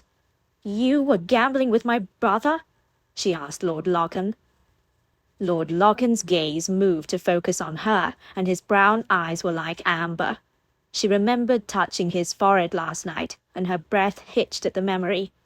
Before he could reply, her brother blurted, "Locken's a notorious gambler." Juliet didn't look at her brother, because she wanted to read the truth in Lord Locken's eyes. There was no denial there, and a slow wave of disappointment built inside of her. "He's a gentleman of the ton," she told herself. "That's what they do. Gamble. What did I expect?" Although men who were heirs of a dukedom had the money to finance such habits, unlike her brother. She shoved back the ridiculousness of why she should care about what this man did with his time. "He's a gambler," John repeated, his voice only growing more agitated, "and a rake." Lord Locken's gaze didn't falter from Juliet's. His lips twitched before he replied to John's accusation. "That last bit was quite unnecessary, Southhill." Juliet had no reply. A gambler and a rake had no business occupying her thoughts, and their conversations from the night before flooded into her mind, making her feel ill with embarrassment. "Because of this man," John continued, "I've lost our carriage and I almost lost you." Juliet snapped her gaze to look at her brother. "What are you talking about?" His blue eyes widened as if he regretted what he'd confessed, and this alone made Juliet's stomach feel as if she'd swallowed a handful of pebbles. "Let me explain," Lord Locken said in that deep, smooth voice of his. A voice she'd once found comforting and trustworthy, but now— "You need to leave now," John said. "My personal affairs are no concern of yours." Lord Locken didn't move. "Oh, I think they most definitely concern me. especially when you wagered a carriage in a game that you lost to me, and it turns out the carriage in question was confiscated by creditors." "How dare you?" John rushed forward. Juliet didn't know what made her do it, because even with Lord Locken's injury she had no doubt he could defend himself quite well against her brother, but she stepped in front of Lord Locken. "Don't you touch him," she told her brother in a voice much stronger than she felt inside. Before her brother could recover his astonishment, she turned to Lord Locken. "I will see to your horses while you break your fast. Thank you for helping my brother, and I'm sorry that he is so ill-tempered, but he is right. It would be better if you left as soon as you are able." "Ill-tempered?" her brother complained. "Who do you think punched me in the face?" Juliet looked from her brother to Lord Locken. "Is that true?" "Your brother needed to be taught a lesson," Lord Locken said simply. "After losing his phantom carriage, he tried to gamble away your hand and your dowry, which is illegal. Even though I didn't know you, I was sure that any sister of South Hills didn't want her future decided in a card game." Shock jolted through Juliet, and she couldn't even look at her brother. The room had gone dead silent, and that was all the confirmation she needed. She stepped past Lord Locken and left the stench-filled room and returned to her bedchamber. With a numbness she dressed in her riding habit, then pulled her hair into a severe bun at the nape of her neck. She would let the men work out their differences, and although Lord Locken seemed to have about 100 times more honor than her own brother, he was no innocent. He'd been gambling in the first place, and had likely seen her brother as easy prey. Juliet was the first one to admit that her brother didn't have a head for games of strategy. By the time she left her bedchamber, she couldn't hear any conversations coming from the direction of John's room. She walked down the stairs, keeping her chin lifted should she encounter Lord Locken. She didn't know where he'd gone either. Instead of stopping in the kitchen, she'd left the house and walked to the stables, where she found Lord Locken's bays still in residence. So he hadn't left yet. She did as she said she would. She fed and watered the 2 bays, then brushed down their coats, even though it appeared that Lord Locken had done a thorough job the night before. It was then she let the first tears fall. She'd finish her task, then take one of the nags out for a long ride, because at this moment, the last thing she wanted to do was face her brother, and the fact that he'd fallen so low as to wager her future.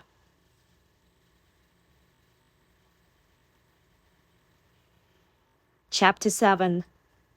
Victor found her in the stables. He leaned against the doorframe and watched her brush down the bays.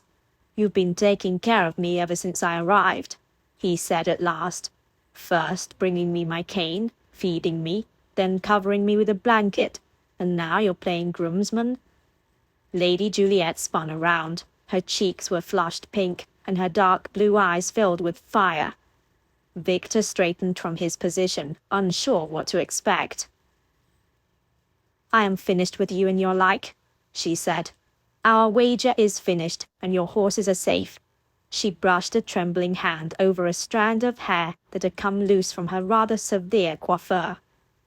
"My brother has not only disgraced himself, but now he has brought me in the middle of it all. And you, sir, are not what you seem.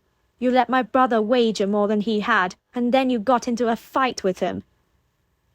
"I am sorry for allowing him to enter our game of cards in the first place," Victor said, "but I'll never be sorry for teaching him that he cannot wager a woman's fate." Lady Juliet's fiery gaze seemed to dim, then she looked down and smoothed the waist of her riding skirt. An outfit that she looked very fine in, whether dressed for bed or dressed for riding. She was a fair woman to gaze upon. He had no doubt that a house party at South Hill Estate would earn her several proposals. Men would be falling at her feet, despite her brother's reputation. When she looked up, she said, "I've decided to write to my aunt and ask her to take me in." Victor didn't protest, because what this woman did was truly none of his business. Yet he found he cared what happened to her. "Where does your aunt live?" "About an hour south from here." Her gaze moved away again, and she looked as if she wanted to be anywhere but here in the stable with him. He couldn't fully blame her. Perhaps you should think more upon it before you act in any haste. She blinked, and he could see she was close to tears. He cursed himself, and even though he could argue 100 different ways that the tears were caused by her negligent brother, Victor was to blame as well. I am tired. She wasn't referring to last night's shortened rest. She was tired of fighting to stay afloat in a sinking estate. He took a step forward. Keep our wager then, he said quietly, and when she didn't respond, he added, Think about it. I spoke with your brother about restoring his reputation by hosting a house party that will bring the elite to this village. You'll have the gentlemen falling at your feet, and within weeks you'll be engaged. She exhaled and wiped a tear that had fallen upon her cheek. Victor forced his hands to stay at his side. You can be married by Christmastide and out from under your brother's thumb. His poor decisions will no longer affect you. Her gaze met his, and the blue of her eyes was like the deepest part of the ocean. That is one option. His lips curved. A better option than hiding yourself away at your aunt's home? Lady Juliet's eyes flashed again. I'm not hiding out, Victor placed a hand on her arm. I know. She was trembling, and it made him even more disappointed in her brother. Victor knew how it felt to be helpless about one's own fate and be at the mercy of another's decisions. He should have probably left then, bade her farewell and good luck. Instead, he brushed his thumb over the moisture along her cheek. He heard her breath hitch, mimicking the hitch in his chest. Don't make a rash decision is all I'm suggesting. Take your time. Consider where you want to be a year from now. She nodded, her eyes luminous as she gazed up at him. His heart was pounding, and he needed to drop his hand and step back. Write to me of your decision, he managed to say. Then he did as his good sense commanded and stepped away. And thank you for preparing my horses.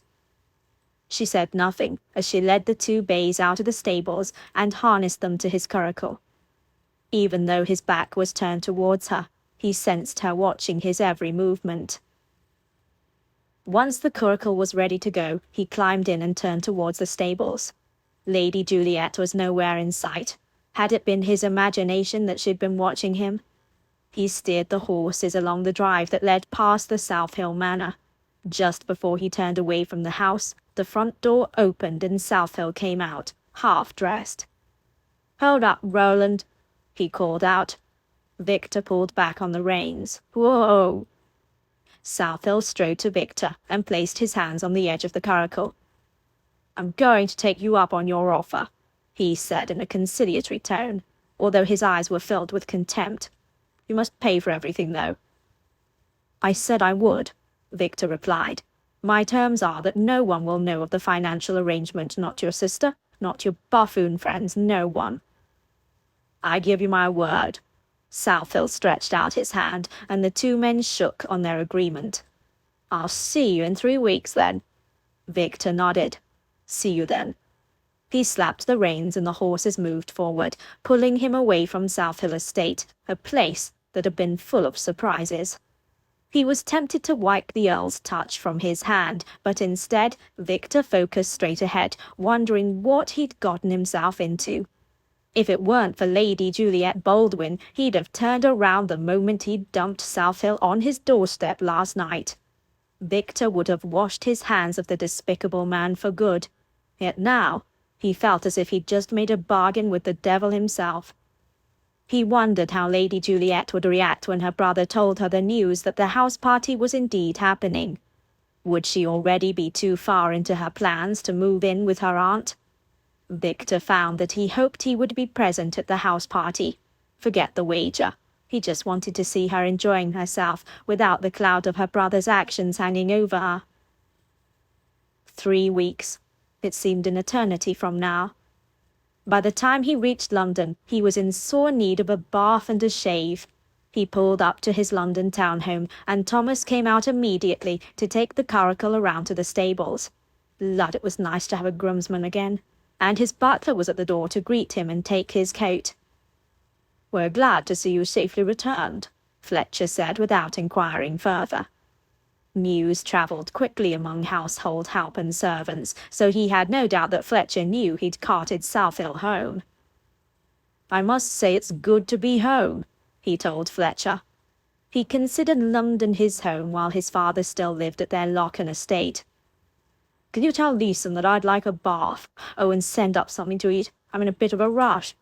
He was starving, but he couldn't waste any time. He had to get to White's and make light of the situation surrounding Southill. He also had to plant in the minds of the men that Southill's sister was a diamond of the first water. Then in 2 days' time, he'd mention his invitation to an exclusive house party at the Southill estate. Others would beg him for a reference, and the invitations would then start arriving.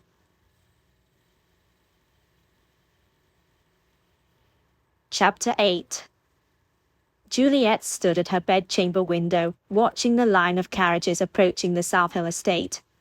In a few minutes, members of the ton would set foot inside her home, the men and women in their finery and sophistication. They'd be here for 2 weeks of food, games, hunting, and dancing. Lord Locken had done it. He'd somehow reconciled with her brother and convinced him to hold a house party.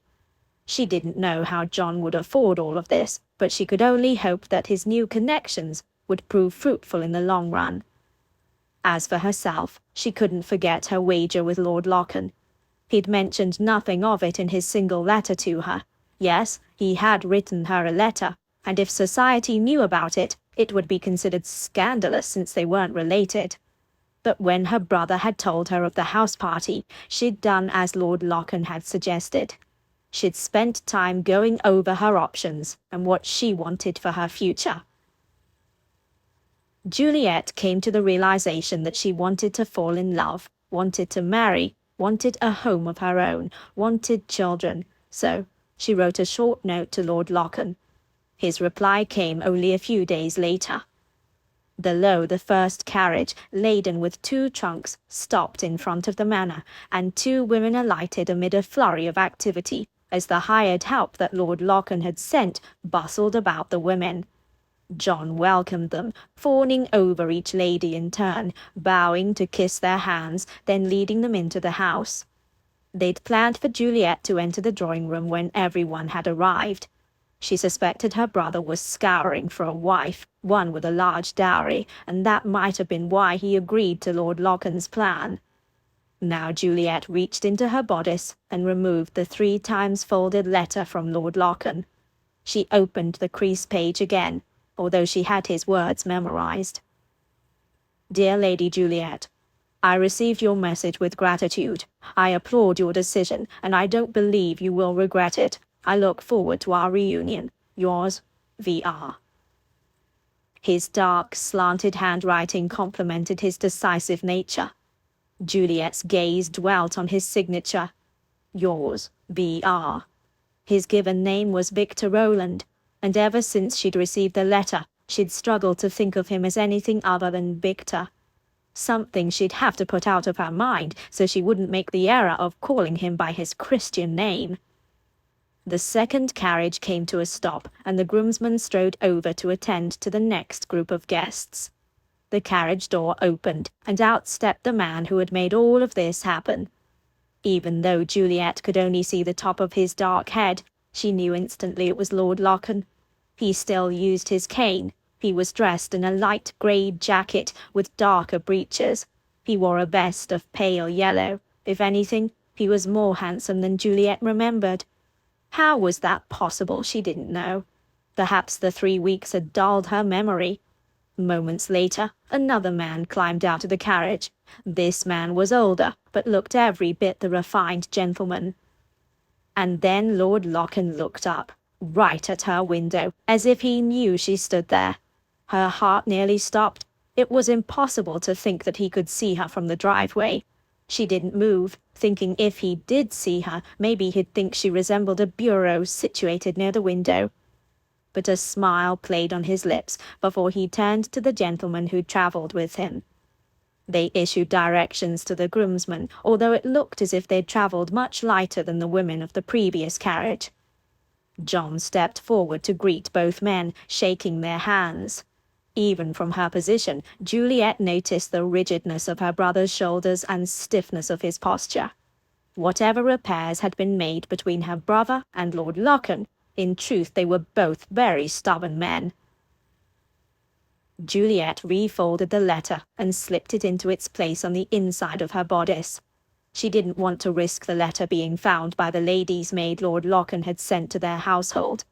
Juliet didn't want to burn it either. Another carriage rumbled to a stop, and Juliet continued to watch the arriving guests long after Lord Locken had walked with a group of men toward the stables, certainly to check out the horses Lord Stratford had lent them for the occasion. Yes, Lord Stratford was to be a guest at all the activities, and he had yet to renew his sentiments, a fact for which Juliet was deeply grateful, or else she might have to turn him out on his ear. Marrying the man wouldn't be the end of the world, but she had let Lord Locken's words go to her head. What if one of these younger men fell in love with her, and she him? What if her happy ending was about to begin? Juliet turned away from the window and surveyed her appearance in the mirror. They hadn't funds for new dresses, but she'd had some of her mother's things made over. Today she wore a pale peach dress befitting the season, and its remade bodice was lower cut than she usually wore, but it followed the height of fashion. Although she was unused to seeing herself presented in such a way, she must act as if she were comfortable in such an outfit when she was surrounded by the others. By the time the fifth carriage had arrived, Juliet left her bedchamber to join everyone downstairs. The drawing-room contained several ladies and a few gentlemen. John was in the front hall, and as soon as he saw her, his smile bloomed as he strode to greet her. "Dear sister, I'd like to meet my friends from London." Her brother's wide smile was only a show. This Juliet knew. She returned an equally delighted smile, then turned towards the guests to be introduced to each one. Lord Locken wasn't among them, and although she didn't know any of the men, their attention was a heady feeling. "I'd like you to meet Mr. Lawrence Talbot," her brother said. Mr. Talbot's dark green eyes seemed friendly, and his smile quick. "It's a pleasure to meet you at last." "He owns a whole fleet of ships," her brother continued, clapping the man on the back. Mr. Talbot chuckled. "Perhaps not a whole fleet, but I own my fair share." "Oh, do you sail on them?" Juliet couldn't help but wonder what it would be like to marry a man who was a seaman. Would he take her along on adventures? "Not much any more," Mr. Talbot said. "You see, my mother has been ailing since my father's death." "I am sorry." Juliet appraised the man, who obviously cared for his mother. He might not be as handsome as Lord Locken, but who was? A man's dedication to his aging parent was a characteristic to hold in high esteem. "Where is your favourite place to travel?" "Before you regale her with too many tales," her brother cut in, "I must introduce her to the others." Mr. Talbot bowed and moved off. Another gentleman quickly replaced Mr. Talbot, then another and another, until Juliet's head spun with all the introductions. The women were friendly as well, and Juliet hoped she'd fool them all by acting as if a houseful of guests was a regular occurrence. "I've heard much about you, Lady Juliet." Another man was speaking to her, and she tried to focus. Her brother introduced him as Lord Owen Brooks. His pale blonde hair was tied in an orange ribbon, matching his rather flamboyant jacket. His smile was welcoming as he gazed at her, and she decided she liked him, although he seemed to be young, perhaps only a few years older than herself. "Lord Brooks has recently returned from a tour of the continent," her brother continued, as if the men were the best of friends. Juliet couldn't help but wonder what type of interactions and business dealings her brother had had with some of these gentlemen. "You're enchanting, my lady," Lord Brooks said, grasping her hand and bringing it to his lips. Rather forward, she thought, but what did she know? She'd have to see if he flirted in such a way with all the women. More guests arrived, and it seemed the entire house was brimming with people, even though only 17 had been invited. Lord Stratford made 18, and with her and her brother, there were 20 in total. Juliet had much to learn about socializing, and she decided that upon this first day, she'd listen more than she'd contribute. So she moved among the women, welcoming them, asking them where they were from, then letting them carry on the rest of the conversation. The longer she spent among the women, the more comfortable she felt in her low-cut bodice, especially since hers was modest in comparison. "Southwell Estate is so quaint," one of the women cooed. She'd introduced herself as Lady Diana Allen. Her hair was a deep red, and the jewelry at her neck and ears looked to cost more than the entire estate. "I'm afraid I haven't travelled all that much," Juliet said with a smile, "but I've heard tales of the grand estates." "Oh goodness, I could tell you a few stories," Diana continued, and the others around them tittered. "Locken is magnificent." The woman referred to Lord Locken's home. "And to think that you will be a duchess there one day," another woman said, this one a dark brunette named Lady Penelope Burke. Diana's cheeks pinked. "Oh, hush, Penelope, he's not yet proposed." Her friend giggled. "That will change very soon." Juliet looked from Penelope to Diana. Did they mean? "All right, we'll let you in on our secret," Diana said, leaning forward and speaking just above a whisper.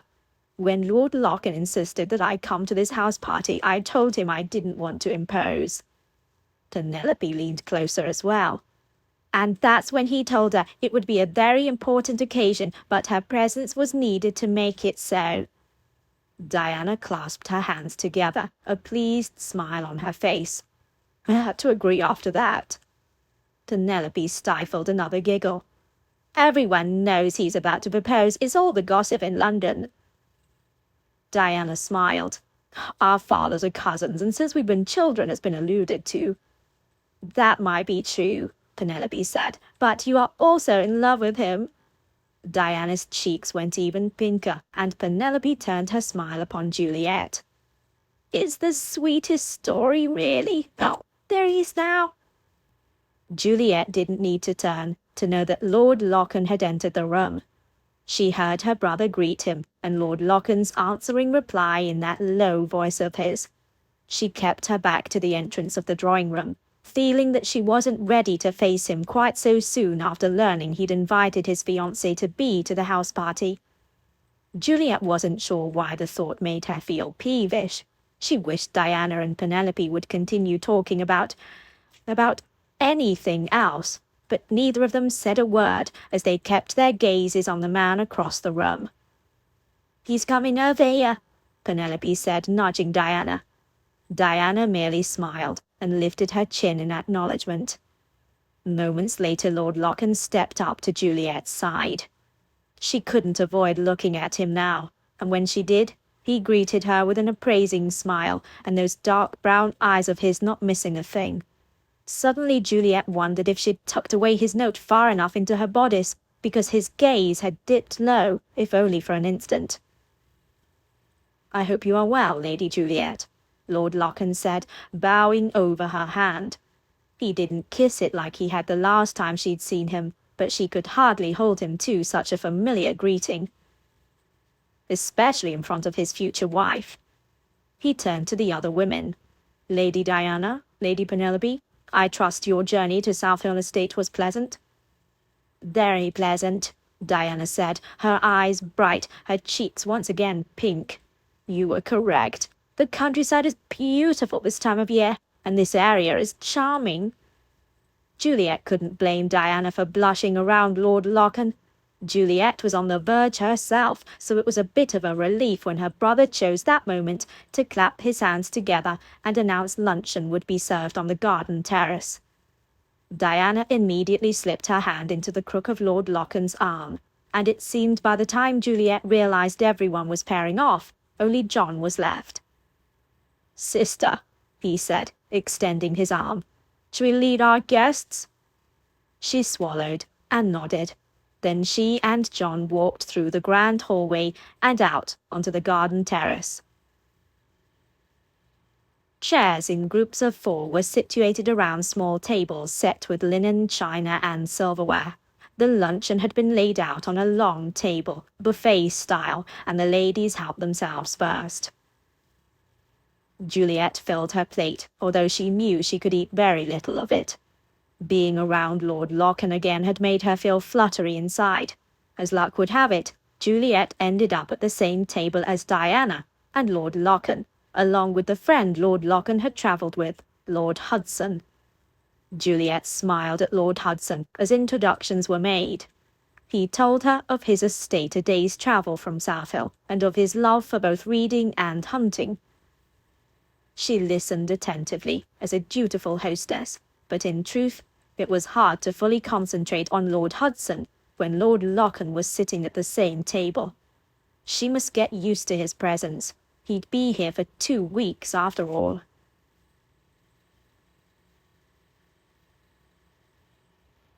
Chapter 9. Victor turned his head as South Hill tapped his glass to capture everyone's attention. A game of lawn bowling has been set up on the north lawn, South Hill said, and for those who'd rather walk through the gardens, you're welcome to the more sedate activity. As for me, I'll be on the lawn. The guests laughed at South Hill's comment. Victor turned back to Diana. What is your preference? He asked. I think I'll go to my room and rest in order to be refreshed for dinner, Diana said with a too bright smile. Her painted lips matched the deep red of her hair. She really was a striking woman and would make a fine duchess. At least that's what his father had told him. Diana touched Victor's arm, something she'd made a habit of late, touching him in small ways, as if she were already laying claim to him. This irked him, but how could he complain? He would soon propose to her. You want me to look my best, don't you? Diana quipped in her cheerful voice. Indeed, he said, giving the expected reply. Everything with Diana was expected, planned, beautiful. Everything about her was bright and cheerful, as if only roses bloomed in her life.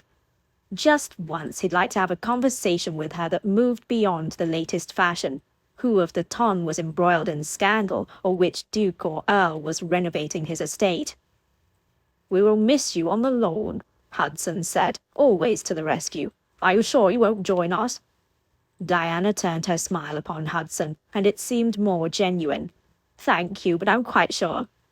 Hudson nodded. Very well, then. We shall look forward to seeing you in a few hours. The men rose as Diana stood. She made her way toward the house, and before Victor could turn to Lady Juliet, who had also shared their lunch table, Hudson had already spoken up. What about you, Lady Juliet? Hudson said. Do you care to join us on the lawn? I'd love to. Her blue gaze flitted to Victor, then back to Hudson. When Victor had first caught sight of her in the drawing room upon arriving, he'd known it was her, even though he could only see her back. Her honey gold hair color was unmistakable, even pinned into an intricate coiffure. Her peach-colored gown made her look like one of the roses from a royal garden. And when he reached the small circle of women she stood in, he had a hard time keeping his gaze on Diana and away from Lady Juliet's sloping shoulders and creamy expanse of skin. How he'd love to get her alone for a few moments for a private conversation. She'd only written him one letter and had not revealed much. He had many questions, but he had been cautious about corresponding with her through the mail. Therefore he hadn't dared to ask her anything that would prompt her to write to him again. Hudson took Lady Juliet's arm, and the 3 of them began the walk to the north lawn.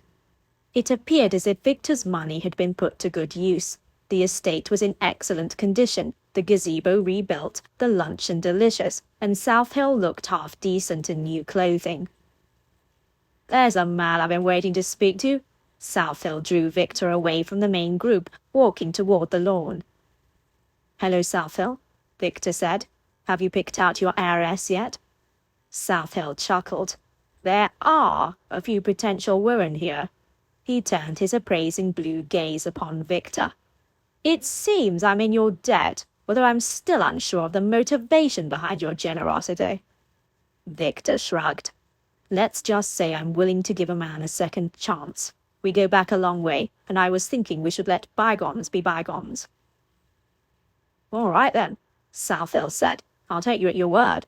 In the meantime, after the ladies have retired to their rooms tonight, we'll be commencing in the library for a game of cards." Victor tried not to show his surprise. Surely Southhill remembered the single rule Victor had set forth: no gambling at the house party. If there was one way for things to get out of control, it was this. "I'm afraid I brought some work with me," Victor said. "With all the festivities during the day, I'll be burning the midnight oil as it is." Southhill scoffed. "You know everyone wants to see you in action. You're a legend, Victor Rowland." "That may be so, but I'm making some changes." Southhill laughed in disbelief, and a few heads turned in their direction. Victor gave a polite smile while trying to hide the fact that he was gritting his teeth. He might be an accomplished gambler, but playing against Southhill had been what started this all. Not that Victor regretted meeting the lovely Juliet, but it also pained him to watch a woman such as she having to find a husband in a matter of 2 weeks in order to escape the pending ruin of her own brother. "You know me," Victor continued. "Gambling is always a serious affair. I wouldn't want one of these poor chaps to have one of his pockets upended by dawn." Victor's smile was as fake as the ones Diana regularly doled out. "Besides, I promised a special woman I would stop all serious gambling." Southhill's brows shot up. "You happen to be speaking of Lady Diana Allen?" Victor didn't answer, just kept his smile in place. No gentleman could argue against a promise given to a woman. Then Victor called to one of his friends who was behind him. "Catch up, my friend." Lawrence Talbot increased his pace, and once he reached Victor's side, Southhill had gone on ahead. "You weren't kidding," Talbot said in a low voice. "The elite of the ton is here, and Lady Juliet is enchanting." Victor swallowed against the sudden dryness of his throat. Talbot had been specifically invited because Victor felt he was a viable husband candidate for Lady Juliet. If that was the case, why did Victor feel the urge to say something critical of Lady Juliet, to put off Talbot? "She has asked genuine questions about my shipping business," Talbot continued. "Not every lady of the ton would want to be saddled with a man of business, even if I am well off, but Lady Juliet is different, like a breath of fresh air." Victor couldn't agree more, but his heart had started a slow thud when he caught sight of Lady Juliet smiling at Hudson. They stood apart from the main group on the lawn. Her lips weren't the garish color of Diana's, but a more natural color, which contrasted beautifully with her fair skin and dark lashes. And Victor knew he wasn't the only gentleman in the party studying their hostess. Lady Juliet laughed at something Hudson had said, and Victor's mood blackened. Here he was, on a lovely summer day at a beautiful estate, and hot anger pulsed through him. Victor exhaled, clapped his hand on Talbot's shoulder, and said, "I think you would be a good match, my friend. I'll be sure to throw in a few compliments your way when I'm in conversation with her." "I'd be most grateful," Talbot said. Victor strode away before the man could continue in his litany of gratitude, because in truth, Victor felt like slamming his fist into something hard. He wished Diana hadn't gone to her room to rest. He could use her by his side to keep his focus where it should be. He'd planned for Lady Diana's presence to act as a continual reminder to Victor of where his priorities were and how he should be focusing on his future. In fact, to serve as further reminder, he'd kept his father's most recent letter in the inside pocket of his jacket. Victor didn't like to think of the harsh words the missive contained, but he'd forced himself to reread them in the carriage ride to Southhill Estate. His father had revised his will so that even if he was dead, Victor would still have to marry Lady Diana in order to inherit the dukedom. Victor exhaled, his gaze drawn once again to Lady Juliet as he waited for his next turn at bowling. It was 2 hours into the game, and he had yet to exchange a personal word with her.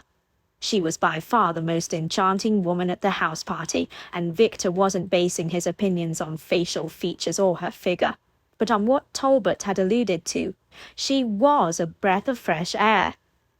and the more Victor observed her, the more he was convinced that breathing would be easier around her. "How's your father faring?" a voice said, cutting into Victor's thoughts. Victor looked over at Talbot. "His health has taken a recent decline," Victor said. "He still insisted that I come to the house party." It wasn't exactly true. His father's letters had only insisted that Victor make good on his proposal plans. Weddings took time to plan, especially that of a future duke. "Ah, Lady Diana is looking very well, I must say," Talbot said with a broad smile. Victor nodded. "She is indeed. I am a fortunate man, and soon to be more fortunate."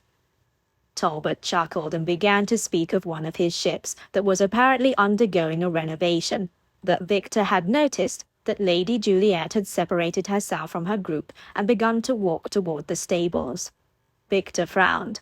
Where was she going, and why? Surely she didn't mean to brush down the horses. The thought made him smile to himself, and although Talbot was mid-story, Victor interrupted. "I apologize, but I've just remembered that I need to attend to something," Victor said. "Tell me the rest of your story at dinner."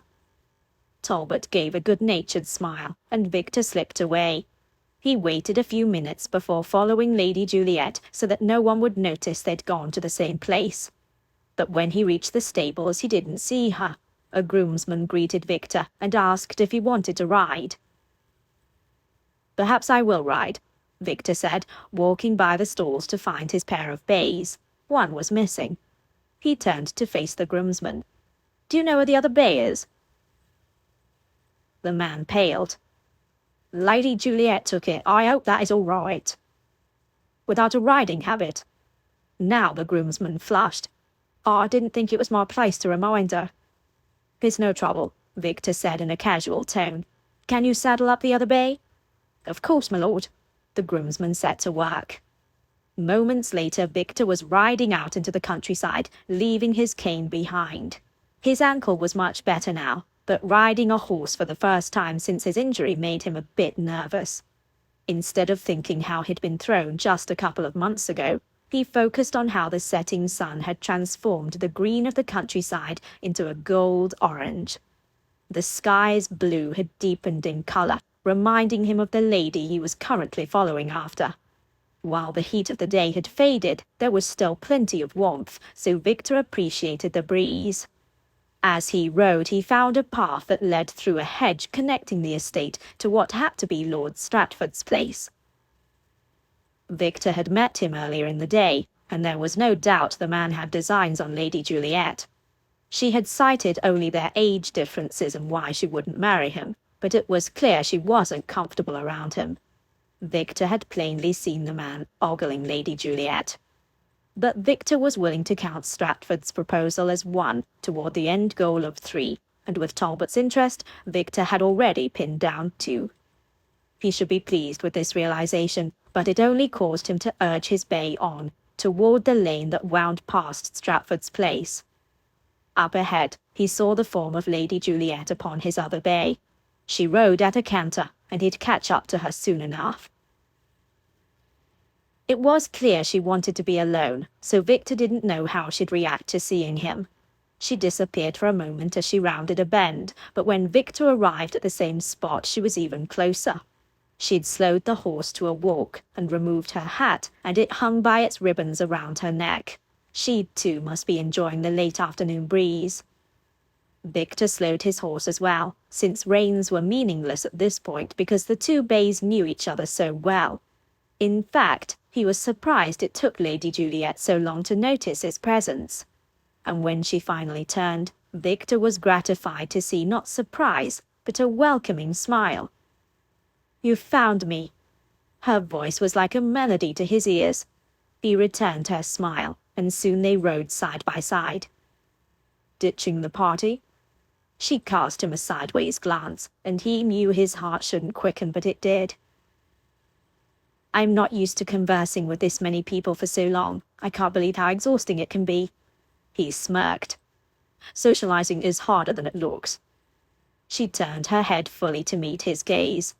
With the setting sun splashing its warm colors about, her hair took on the appearance of spun gold, and he could very well imagine her as an artist's model for a storybook painting. He wanted to reach out and run his fingers through the tendrils of her hair to see if her hair felt as soft as it looked. Instead, he had to settle for riding next to her and keeping his hands to himself. It was better that way. He was nearly an engaged man. "I've been wanting to speak with you since I arrived." Her lips parted in surprise. "Have you?" He didn't miss the teasing gleam in her eyes, and he grasped the reins of her horse and drew the bay right next to his, so that her skirts brushed against his legs. "Has your brother been behaving himself?" The amusement faded, and she looked at where his hands held the reins of her horse. "Define behaving?"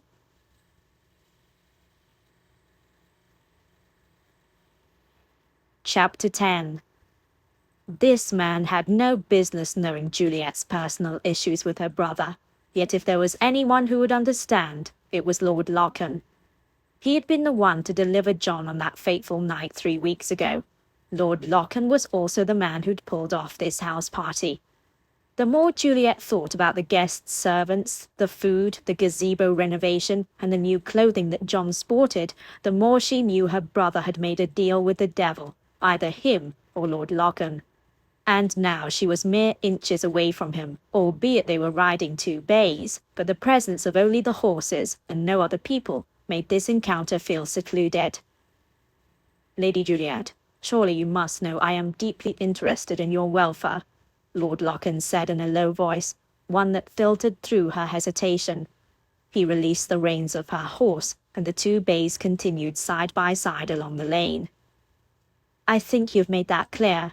She gave him a half smile. "My brother is behaving himself so far as no gambling. He drinks more than I'd like, and I've heard more than one argument at the door with the creditor.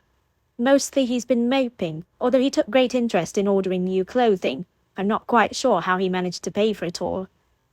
Lord Locken didn't respond, but Juliet knew he must have financed the new clothing for her brother. His brown eyes met hers with a steady gaze, and she wanted to lean closer, to be nearer to him. Instead, she ignored how the setting sun splashed bronze throughout his dark hair and made his olive skin look golden. "How shall I ever thank you for your kindness to my family?" "You could lose our wager," Lord Locken said, "and let me keep my horses." She laughed, and he grinned back. "Are we still doing the wager?" she asked. "I wasn't sure." "We most definitely are." "There are some fine gentlemen on the North Lawn," she said. "And any of them catch your particular attention?" His amusement had fled, and now his gaze was intent on hers, as they continued riding their horses at an ambling pace. Was that a mark of a man she could trust? Unlike her brother, who looked everywhere but her, Lord Locken almost challenged her to break her gaze first. "You're the one who's captured my attention," she almost said. But there could never be anything between them. First of all, her brother was on the cusp of ruin, and even with her dowry, her family's reputation would be an embarrassment. She'd never meet Lord Locken's father's standards. Besides, Lord Locken had made it clear he was going to propose to Lady Diana Allen.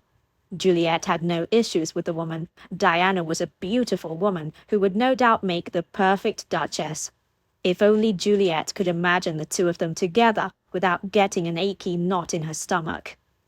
Soon the house party would be over, and everyone would return to their lives, and hopefully by then, Juliet would have a proposal and could start her own future. "You are doing a lot of thinking," Lord Locken said. "Perhaps there are too many choices of men here." "Don't be silly," she said. "I can assure you," he drawled, "I am never silly." The amusement had returned. That didn't make her feel more at ease, though. "Yes, there are very real possibilities for a husband at this house party, although I think I have a problem discerning flattery from sincerity." One of his dark brows arched. "How so?" "Well," she smoothed back the hair from her forehead as the wind picked up. "It seems that compliments come naturally to gentlemen of the tongue. So how am I to know that a compliment paid to me is not simply a compliment paid to all women? Ah, I see. Lord Lochan continued riding for a few more moments. You are correct in understanding that most men of the ton will be generous in their compliments to other women of the ton. It is the way of polite society. To be insincere? To be polite? Can that really be a reliable indicator of whether one should accept a marriage proposal? She asked. Of course not, Lord Lochan said. There are plenty of other factors, such as temperaments, compatibility of families, common interests, and perhaps even romance. Juliet raised her brows. Do you have all of that with Lady Diana? Lord Lochan shot a gaze in her direction. Most. Which parts are missing? He maneuvered his bay so they were close enough again for him to grasp her reins, which he did. And he again stopped both of their horses. You ask a lot of questions, he said, as he scanned her face. Only around you, apparently. A lock of his hair had fallen across his forehead, and like the night he'd slept in the library, she gave in to her impulse and reached over to smooth it back. Before she could pull her hand away, he grasped her wrist, and because she wore short gloves, his fingers wrapped around her bare skin. Juliet had gone too far. She'd allowed her impulses to take over her common sense, and now... I can assure you, Lady Juliet, he said, still holding her wrist, that I don't mind your questions. Lord Lochan's hold was loose enough that she knew she could disengage, but she didn't want to. His hand was warm and strong, and the feel of his skin against her wrist sent daggers of heat along her arm. Well then, she said in a quiet voice, are you going to answer them? He turned her wrist over so that her palm was up. Then he leaned over it and pressed a kiss on the inside of her wrist. Juliet couldn't breathe for a moment, and she was positive her heart had skipped a beat or two. Lord Lochan lifted his head and met her gaze. In the depths of his eyes she could see it, the same things she felt, the same draw, the same intensity of feelings. Would he tell her he'd changed his mind about Lady Diana, and that his father's opinions held no consequence? No, she thought, he would not. So when he rubbed his thumb lightly over the place on her wrist where he'd kissed, she knew this gesture was his only allowance. Whatever might have been, whatever could have been, was already over. Lady Juliet, you can be secure in knowing that any compliments given to you by any gentleman at this house party are indeed sincere. He released her wrist. Lawrence Talbot mentioned how impressed he was with both your intellect and beauty. Juliet drew her hand away and wished she didn't feel so empty, so bereft.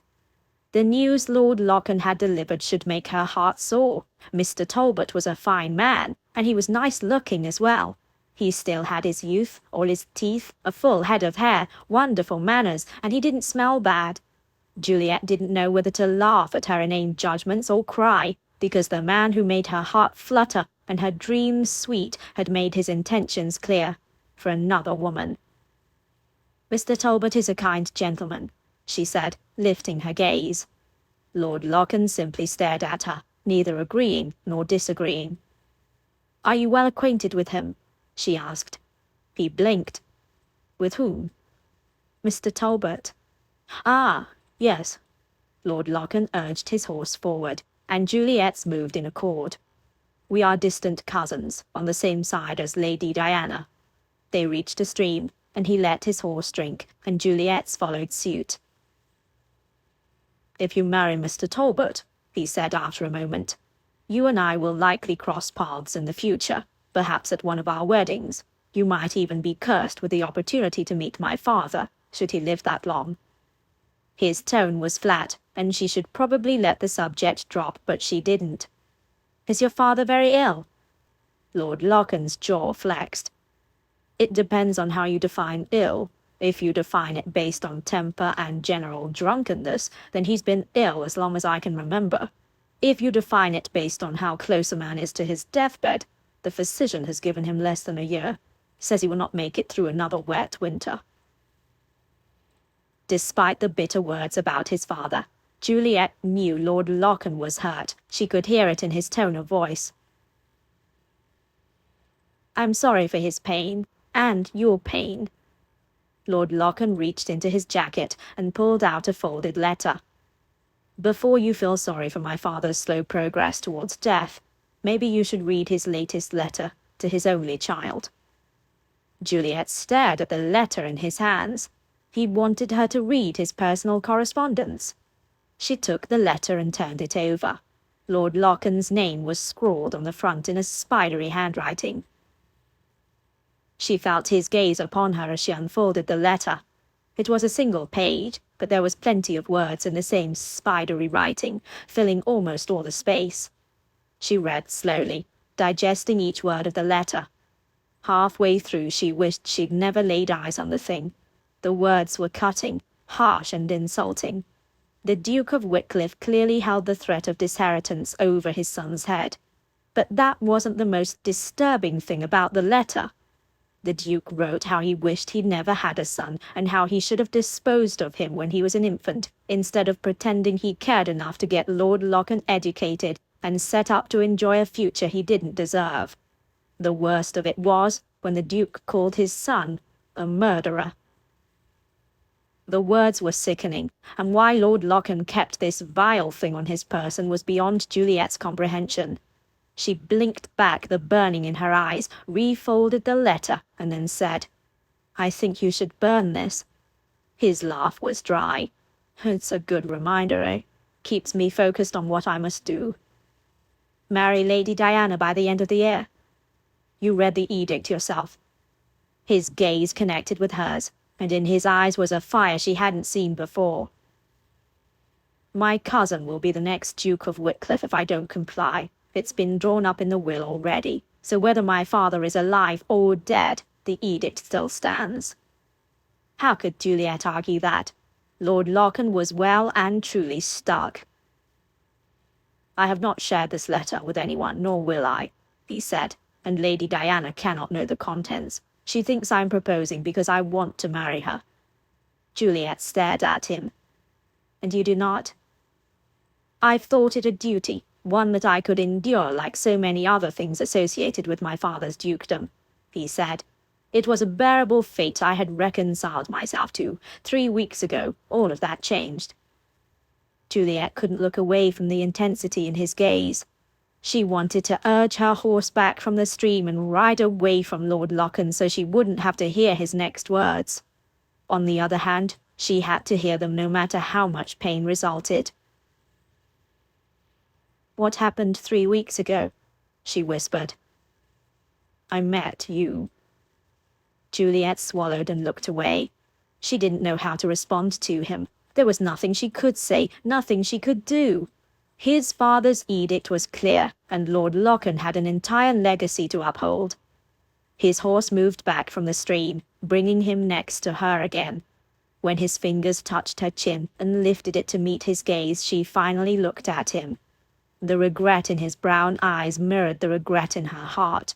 Her heart thumped at his nearness, and her pulse raced to think of what possibilities might have been between them if not for the circumstances. Juliet, he said, forgive me. There's nothing to forgive, she said. And when he leaned toward her, his gaze on her mouth, she knew she couldn't allow this one final thing to happen between them. A kiss from him would never be forgotten, and she didn't want to put him in any jeopardy with Lady Diana. Juliet drew away from his touch, and he dropped his hand. You'll be a wonderful duke, and a great father and husband, she said in a shaky voice. I wish you all the best in your life, Lord Lochen. He nodded, but said nothing, only continued to gaze at her in a way that made her regret putting him off. And I hope that you will burn that letter from your father, she continued. Nothing he says about you is true, and you don't deserve to ever read such vile words again. He nodded again, saying nothing. Please, Victor, she said, placing a hand on top of his. He looked startled that she'd used his first name, although he'd taken the liberty using hers only moments earlier. He looked down at her hand atop of his. "Burn the letter," she urged. "Forget your father's words. Marry Lady Diana. Begin anew and make your own life with her." Then she released him and took up the reins. She turned the horse toward home and started riding, cantering at first, then breaking into a gallop. She felt Lord Lochan's gaze on her, and she hoped that he would get rid of that horrible letter. As for her heart, she would be strong. For him, he would see her enjoy the house party. He would have the satisfaction that she could have a happy future, and she hoped that would give him the confidence to have the same.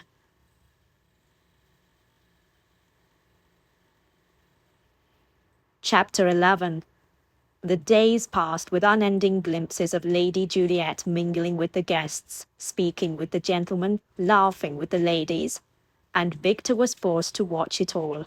Why he'd decided to come in the first place was beyond him. Oh, yes, it was to restore her brother's reputation, because then her own reputation would rise in the process. And he'd invited Lady Diana so that he would not be tempted to throw away his future over a woman he barely knew. But his heart had other ideas. With every day that the house party progressed, Victor was having a harder time imagining leaving Lady Juliet behind to her brother's care, even if it was temporary. South Hill had confided in Victor a couple of nights ago how dire his finances truly were. They'd stayed up half the night going over ledgers and debtors' bills. The only solution that Victor could come up with was for South Hill to sell some holdings and property. South Hill had argued that his sister's dowry would go a long way to resolving the debts, but Victor had stuck to his recommendation of selling the property. He'd left South Hill in the library, stewing over his choices. Victor had little faith in the man, which made it all the more imperative that Lady Juliet marry and leave her brother to his wallowing habits. Unfortunately, whoever married Lady Juliet would also take on South Hill as a brother-in-law, but that couldn't be helped. "You look as if you have the weight of the entire kingdom on your shoulders," Hudson said, joining Victor by the hearth while the gentlemen and ladies had their tete-a-tetes throughout the drawing-room. Dinner had been eaten, cigars smoked, port drunk, and the men had rejoined the women. "I had a peek into South Hill's finances," Victor said. Hudson scoffed. "Say no more. You need a strong drink?" "Probably," Victor said, "but getting inebriated won't help anything." Hudson chuckled. "You are a good man, Victor." Victor nodded. "She told me that too." His gaze landed on Lady Juliet, who was currently in a game of whist with Lady Diana, Lady Penelope, and Mr. Talbot. The latter couldn't take his eyes from Lady Juliet, not that Victor could blame the man. Victor had the same problem. Her pale blue gown brought out the deep blue in her eyes and made her hair a brilliant gold in the candlelight. Hudson followed Victor's gaze, then cleared his throat. "Ah, look, I know you're doing the honorable thing by bringing us all here to meet Lady Juliet, but in truth, every man in this room can plainly see how you look at her." Victor's eyes snapped to Hudson's. "What do you mean?" Hudson lifted his hands. "Don't get upset. You are enamored of our hostess, and none of us blames you. She's lovely and charming and would make any man a fine wife." "Right." Victor placed a hand on Hudson's shoulder. "And that's why you, my friend, are going to propose to her." "Our friendship runs deep," Hudson said, "but not that deep. I'll not marry the woman my best friend is in love with." Victor felt as if he'd been shoved in the chest. "I'm not in love with Lady Juliet." Hudson didn't even blink. "I'm proposing to Lady Diana tomorrow afternoon," Victor continued. "I've explained to you more than once that my only concern with Lady Juliet is that she leaves South Hill Estate, and she needs a husband to do that." "I understand completely," Hudson said, "but I can't be that husband to her, not when you—" Victor held up his hand. "We're finished with this conversation." Hudson clenched his jaw, then nodded and stepped away. Victor leaned against the edge of the hearth and surveyed the room while trying to keep a more nonchalant expression. That his gaze landed once again on Lady Juliet at the whist table. She'd bloomed into a confident and gracious hostess in only a few short days, and Lady Diana had told him more than once that this was the most enjoyable house party she'd ever attended. When those raptures made their way back to London society, Lady Juliet would be flooded with invitations next season. Tomorrow he'd determined. He'd do his duty. He'd propose to Lady Diana. A game of shuttlecock was planned for the afternoon, and he would invite her on a walk through the garden. He would get down on bended knee and seal his fate once and for all. Marriage to Lady Diana was the only way he could truly be free. Next time he saw his father, the man's insults would bounce right off because Victor would have won. At the whist table, Lady Juliet tapped Talbot's arm with one of her cards, then laughed at something. Victor knew he should be watching Lady Diana, but as long as Lady Juliet was in the same room, that was proving more and more difficult. "Can you meet me in the library after everyone retires?" someone said close to Victor's ear. He didn't need to turn to know that it was Southill standing next to him. Everything inside of Victor wanted to shout no. Of course. Southill moved away, and Victor was left alone again to contemplate a life that seemed to grow more and more dismal by the moment. 2 hours later, Victor sat across from Southill in the library. Several candles flickered, 2 had almost guttered out, and the brandy nearly all drunk by Southill. Victor had had half a glass, but even that had made him queasy, simply because he knew this conversation wasn't going to be a pleasant one. "I've consulted with another adviser," Southill started out, his blue eyes already unfocused. "He's offered to marry my sister, and he's pledged part of her dowry toward the renovation of my estate. Then we'll combine the fields of our estates and breed horses. The income will eventually pay off my debts." Victor looked down at the glass in his hand and absently noted how the amber liquid seemed to flash gold in the candle light. This plan of Southill's could only mean one thing. Stratford had made the offer. And Stratford was the one Lady Juliet said she could not imagine marrying, ever. Victor took a sip of the brandy, wondering how he could put a stop to this match. But who was he kidding? He had no real control over Lady Juliet's future. That detail was in the hands of the man sitting on the other side of the desk. "What about Lawrence Talbot?" Victor said. "The man is growing wealthier by the minute, and you won't have to be under Stratford's thumb." Southill frowned. "The shipping industry isn't reliable. The man might be making money this year, or about in 10 years. Victor leaned back in his chair. 10 years could bring change for all of us. Perhaps we should embrace it. Southill scoffed. "Have you spoken to your father lately about embracing change? You and I are both a product of rules, traditions, and more rules."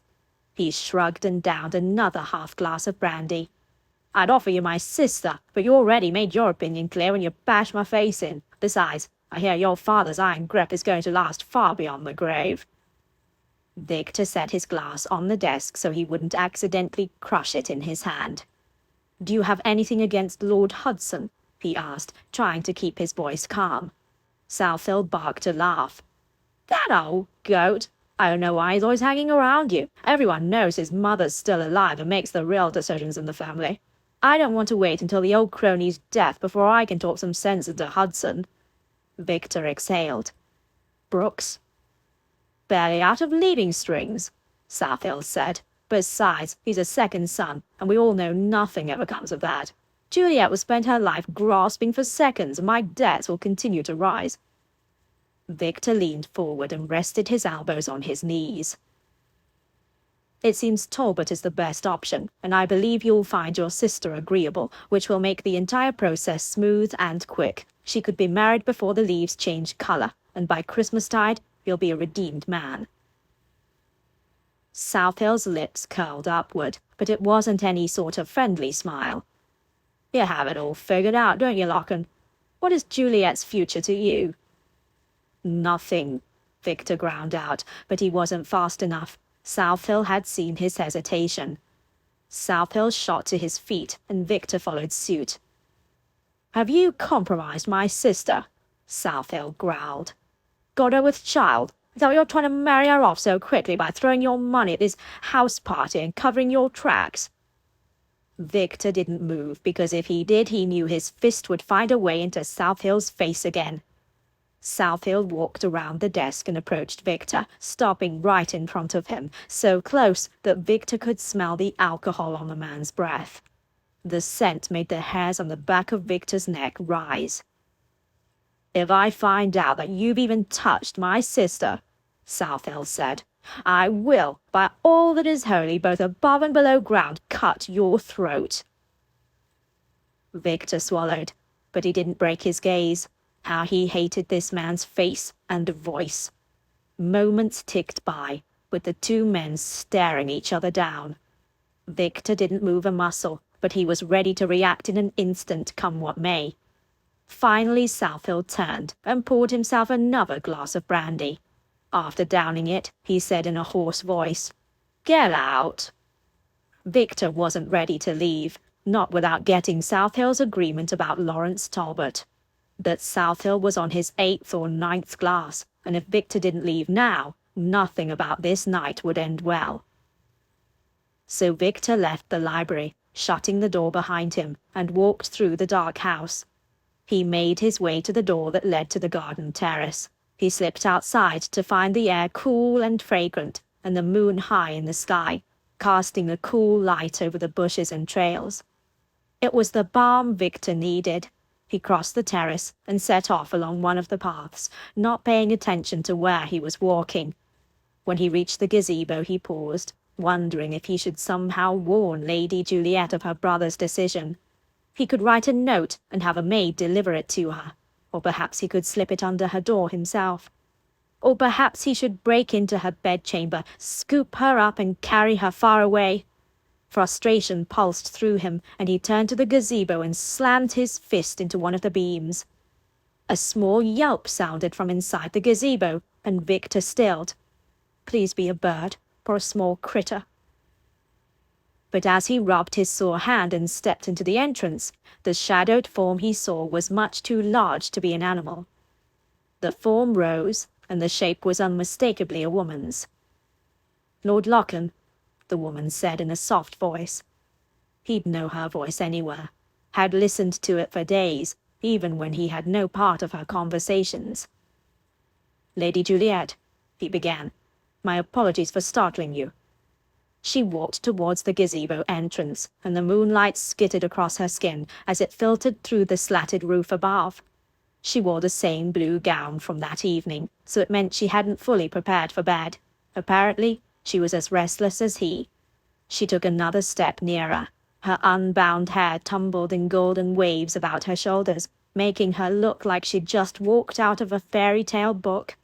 He wanted to reach out and touch her hair, lean in and smell her scent, pull her into his arms, and bury his face in her neck, if only once. "What has you so troubled?" Her voice broke his reverie. He straightened. "I thought punching a wooden beam would do less damage than what my true desire was." She took another step, so now they were only inches apart. "What are your true desires?" He could never tell her that, especially here in the middle of the night in a secluded gazebo. It would be so easy to take her into his arms and kiss her, but he could not do her the disservice. So he contented himself by gazing into the depths of her eyes. "I've just spoken with your brother." He hated to bring her into this, but it concerned her after all. It seems we are at odds with each other once again. "I know about Stratford," she said in a quiet voice. "When the ladies excused themselves tonight, Stratford asked to have a word with me. He laid out the plan he'd worked on with John." She blinked as a tear stole its way onto her cheek. Victor had thought he'd been angry when he hit the wooden beam, but that was nothing compared to the fury building inside him as he watched the single tear track down her cheek. He lifted his hand and soaked it up with his thumb. He wore no gloves, and her cheek was cool with the night air. The smoothness of her skin sent a tremor through Victor. He should lower his hand and step away, but he didn't. Lady Juliet tilted her head so that her cheek rested in his palm. "I'll be all right, Lord Lockham. Please don't worry yourself on my behalf. Mr. Talbot has made his intentions quite obvious, and my new lady friends believe he will propose soon. I'm quite sure that I'll get my brother to agree to the union." She lifted her chin, and another tear brimmed on her eyelash. "As for your wager, I'm sure Lord Hudson or Lord Brooks are about to fall into line. Lord Brooks has written me the loveliest poetry, so you see, you'll more than win the wager. I'll marry someone, and perhaps our paths will cross in the future." She smiled, but it was a tremulous smile. "We will be happy for each other." Victor ran his fingers across her cheek, along her jawline, then rested his hand at the base of her neck. The delicate pulse of her heart could be felt there.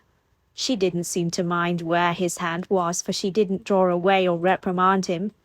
In fact, she seemed to have inched a bit closer, close enough that her breath brushed against his own neck. "I don't want to be happy for you," he whispered. "I want to be happy with you." She inhaled, then wrapped her fingers around his wrist, holding his hand in place against her skin. Instead of responding to his declaration, she said, "Did you burn that letter?" She'd remembered and worried. He smiled. "I did." She returned his smile, and he felt his heart crack. Her smile was so pure, her gaze so open, her body so close, that he knew she felt the same way about him as he did her. "I'm glad," she said. "You deserve so much more, Victor Rowland." "You're the only one who thinks so," he murmured. Then he saw something with a square edge sticking out of the lace trim of her bodice. "What's this?" Before she could move, he'd plucked out what looked like a folded letter. "Give that to me," she said, grasping for the paper, but he held it out of her reach. She grabbed his other hand, but he'd already unfolded the letter. He stared at the words in the moonlight. "Is the note I sent you?" "Yes." He looked down at her. "You keep it in your bodice?" Her eyelashes fluttered, but she held his gaze. "I don't want it discovered, and I refuse to burn it." Victor stared at her for a long moment. Then he refolded the letter and ever so gently slipped it back into its place. "Lady, call me Juliet," she breathed. "I should go," he said. "I don't trust myself around you right now, Juliet. The moonlight is bewitching my senses, among other things." She exhaled. "Tomorrow we will begin our separate lives and fulfill the expectations of our families. But before we say goodbye, please, kiss me once." Victor stared at her, but he knew his ears had not deceived him. She was asking him, and he could no longer resist her. He raised his hands and cradled her face, then he pressed his mouth against hers. She tasted of honey and roses and sweet wine. Her mouth was soft and warm, and when she kissed him back, he thought his body would ignite. Her hands moved up his chest and over his shoulders. Everywhere she touched added new flames to the fires stoked inside of him. Then she slid her hands behind his neck, pulling him closer as their bodies seemed to fit together in perfection. He knew she was an innocent, yet her desire for him felt like the sweetest form of communication he'd ever experienced. Juliet had no idea what instincts she'd kindled, and Victor had to stop, even if it was the last thing he wanted to do. He could get lost in her, and he was in danger of completely forgetting all sense and reason.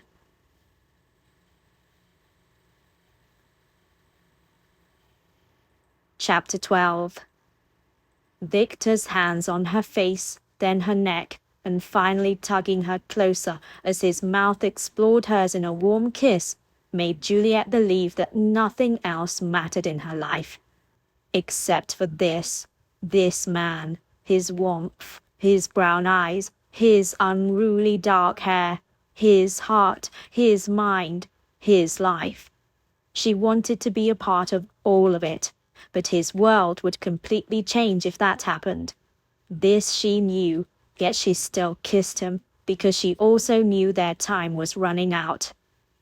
He walked her backward, moving deeper into the gazebo so they were in near darkness, and that only made the heat between them flare up more. Juliet supposed she'd imagined how it would feel to be held in his arms, to be pressed against his body, to be kissed by him, but she hadn't expected how completely she would melt into him. And she knew that no matter whom she married, she would never feel this way again. With only a kiss and embrace, she'd become one with Victor, both in heart and mind, and she didn't know if she could ever let go. "Juliet," Victor murmured against her lips, and then he trailed kisses along her jaw, down her neck, until he had pulled her close and buried his face in her hair. Their breathing slowed together, and Juliet knew the seconds were counting down to when he'd release her and step away. She clung to him, all the while dreading their separation, though it was inevitable. "Juliet," he rumbled again, his breath tickling her neck. "We must stop." She knew he wasn't seeking a reply.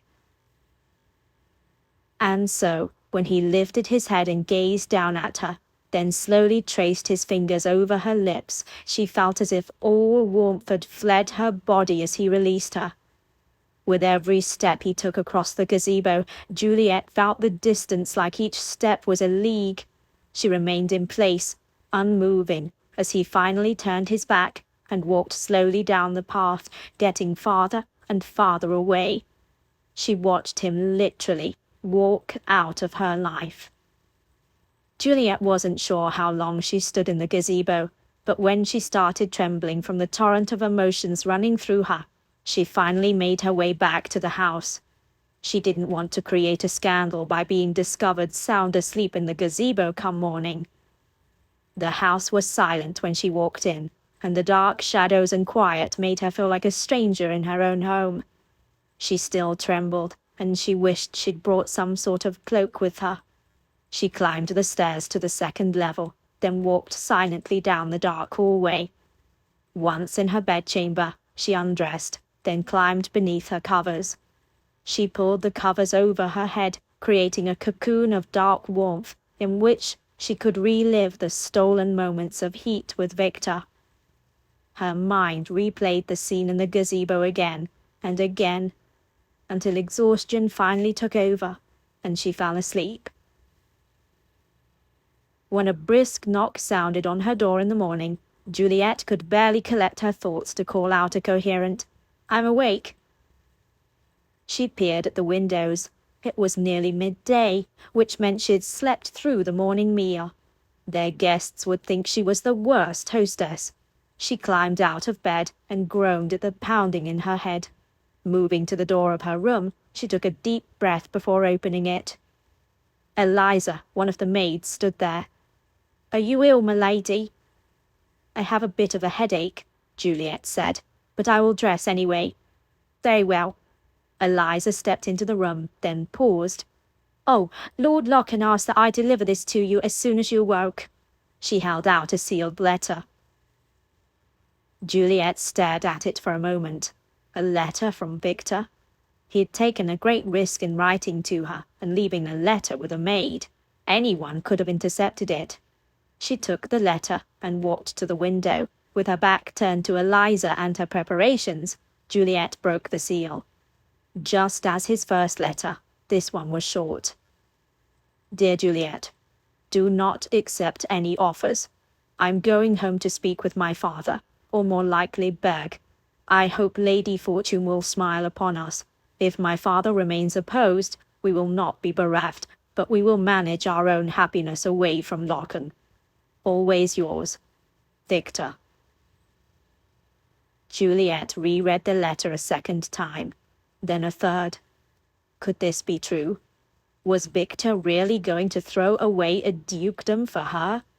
She pressed the letter against her heart. Her emotions battled against each other. No matter what she felt about him and how much she would love to be his wife, she couldn't allow him to give up so much. "Eliza," Juliet said, turning to the maid. "Make all haste. I've delayed long enough." "Yes, m'lady." Less than half an hour later, Juliet was primed and primped, on a smaller scale than she was used to over the past week, but time was of the essence. She had to find Lord Locken and talk him out of this insane notion.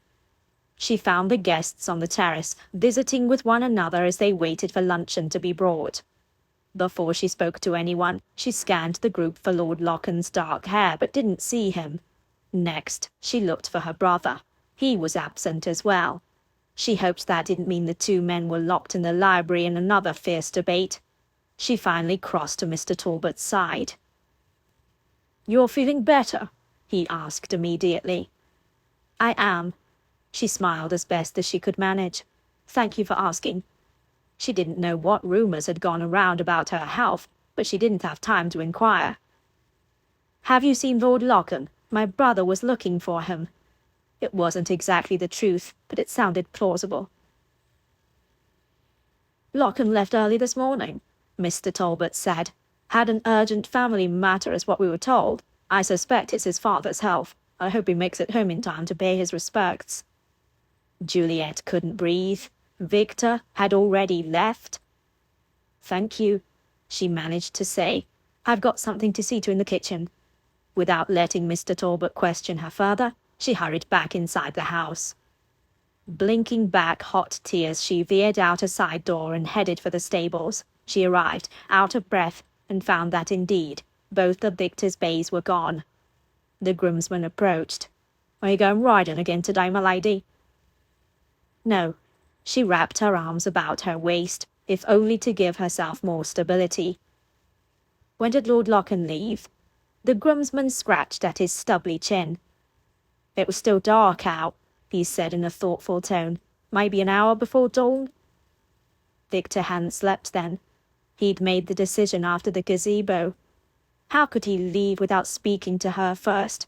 She thought they'd agreed to go their separate ways. He was going to marry Diana and keep his dukedom. She would marry Lord Stratford and save South Hill Estate. Now, Victor would be disinherited. It would be a public humiliation, to say the least, and then what? Would she and Victor live at South Hill Estate with John, all three of them destitute? Would the two men even get along? As the years passed, would Victor resent the massive changes and turn to drink like his father had? "Lady Juliet," the groomsman said, and Juliet realized she was standing in the middle of the stables, tears dripping down her cheeks. "I apologize," she whispered, wiping at her tears. Then she hurried out of the stable. She felt heartsick thinking about Victor facing his father with such a request when she knew what a vile man the Duke was. She'd do anything to prevent such a scene. But Victor had been gone for hours and had likely reached his family estate by now. She gazed up at the sky, wondering if he was now, at this very moment, speaking with his father. A rider on horseback caught her attention. The man rode with all haste up the road towards the manor. Juliet raised a hand to her eyes to shield her gaze from the sun's rays, to get a better look. It wasn't Victor. This man was thin and smaller in stature, but he rode his horse as if the devil himself were chasing him. Juliet picked up her skirts and hurried to the driveway, where her brother John had come out of the house. So John had seen the rider approach as well. Just as he reached the driveway, the rider reined his horse to a stop and dismounted. The man had a messenger bag slung over his shoulder, and Juliet realized he was a post deliverer. "Good day, sir," the messenger said, greeting John. "I've an urgent message for Lord Locken." John held out his hand. "I'll make sure he receives it." But the man stepped back. "I was told to deliver it in person. No offence, sir." "Lord Locken is occupied with another matter," John ground out. "I am the master here, and if I say I'll deliver it, it shall be done." The messenger hesitated, his gaze cutting to Juliet. Then apparently, deciding to be done with his errand, he handed the letter to John, and John gave the messenger a couple of coins. The moment the messenger had turned his horse and headed down the lane, John broke the seal. Juliet was about to protest, telling John that the letter was Victor's personal property, but before she could, John had already scanned the words. He looked up, meeting her gaze. "Roland's father's dead. He probably passed the messenger on his way home." John crumpled the letter in his hand and strode back into the house, the paper still clutched in his hand. Juliet stared after her brother. Had he just said? No. This news was even worse than she could have imagined. It meant that Victor's father had passed away before Victor had reached home, or else there would be no need for a messenger to deliver the news. It also meant that it was too late to change the Duke of Wycliffe's will. Juliet knew as well as Victor did that the contents of the will stated that his father's decision still held after his death. Victor would have to marry Lady Diana by the end of the year in order to take over the dukedom. "Oh, there you are!" a female voice rang out. Juliet wiped at her tears and turned to face Lady Diana and Lady Penelope, who'd just come around the house, walking arm in arm. "Whatever is wrong?" Diana asked. Juliet had been too slow to hide her distress. She might as well confess, because the news would reach the guests soon enough. "We've just received word," she said in a trembling voice. "Lord Lochan's father has passed away." "Oh!" Diana covered her mouth, and Penelope did the same. "Poor man, he must be devastated." She looked at Penelope. "We must prepare to go to Lochan, even if it's not proper for us to attend the funeral. Lord Lochan will need the comfort of friends around him." Juliet stared at the two women. Just like that, they would change their plans. Travel to Lochan, where they would see Victor, and Victor would certainly know what he must do. There was no other option. Juliet blinked a few times, determined to keep any new tears at bay. "You are very kind." Penelope spoke up. "They are nearly betrothed. Of course he would want Diana by his side at a time like this." "Of course," Juliet said, although her voice sounded faint to her ears. "How may I help you prepare?" "Send the maids to our rooms," Diana said. "We will leave first thing in the morning."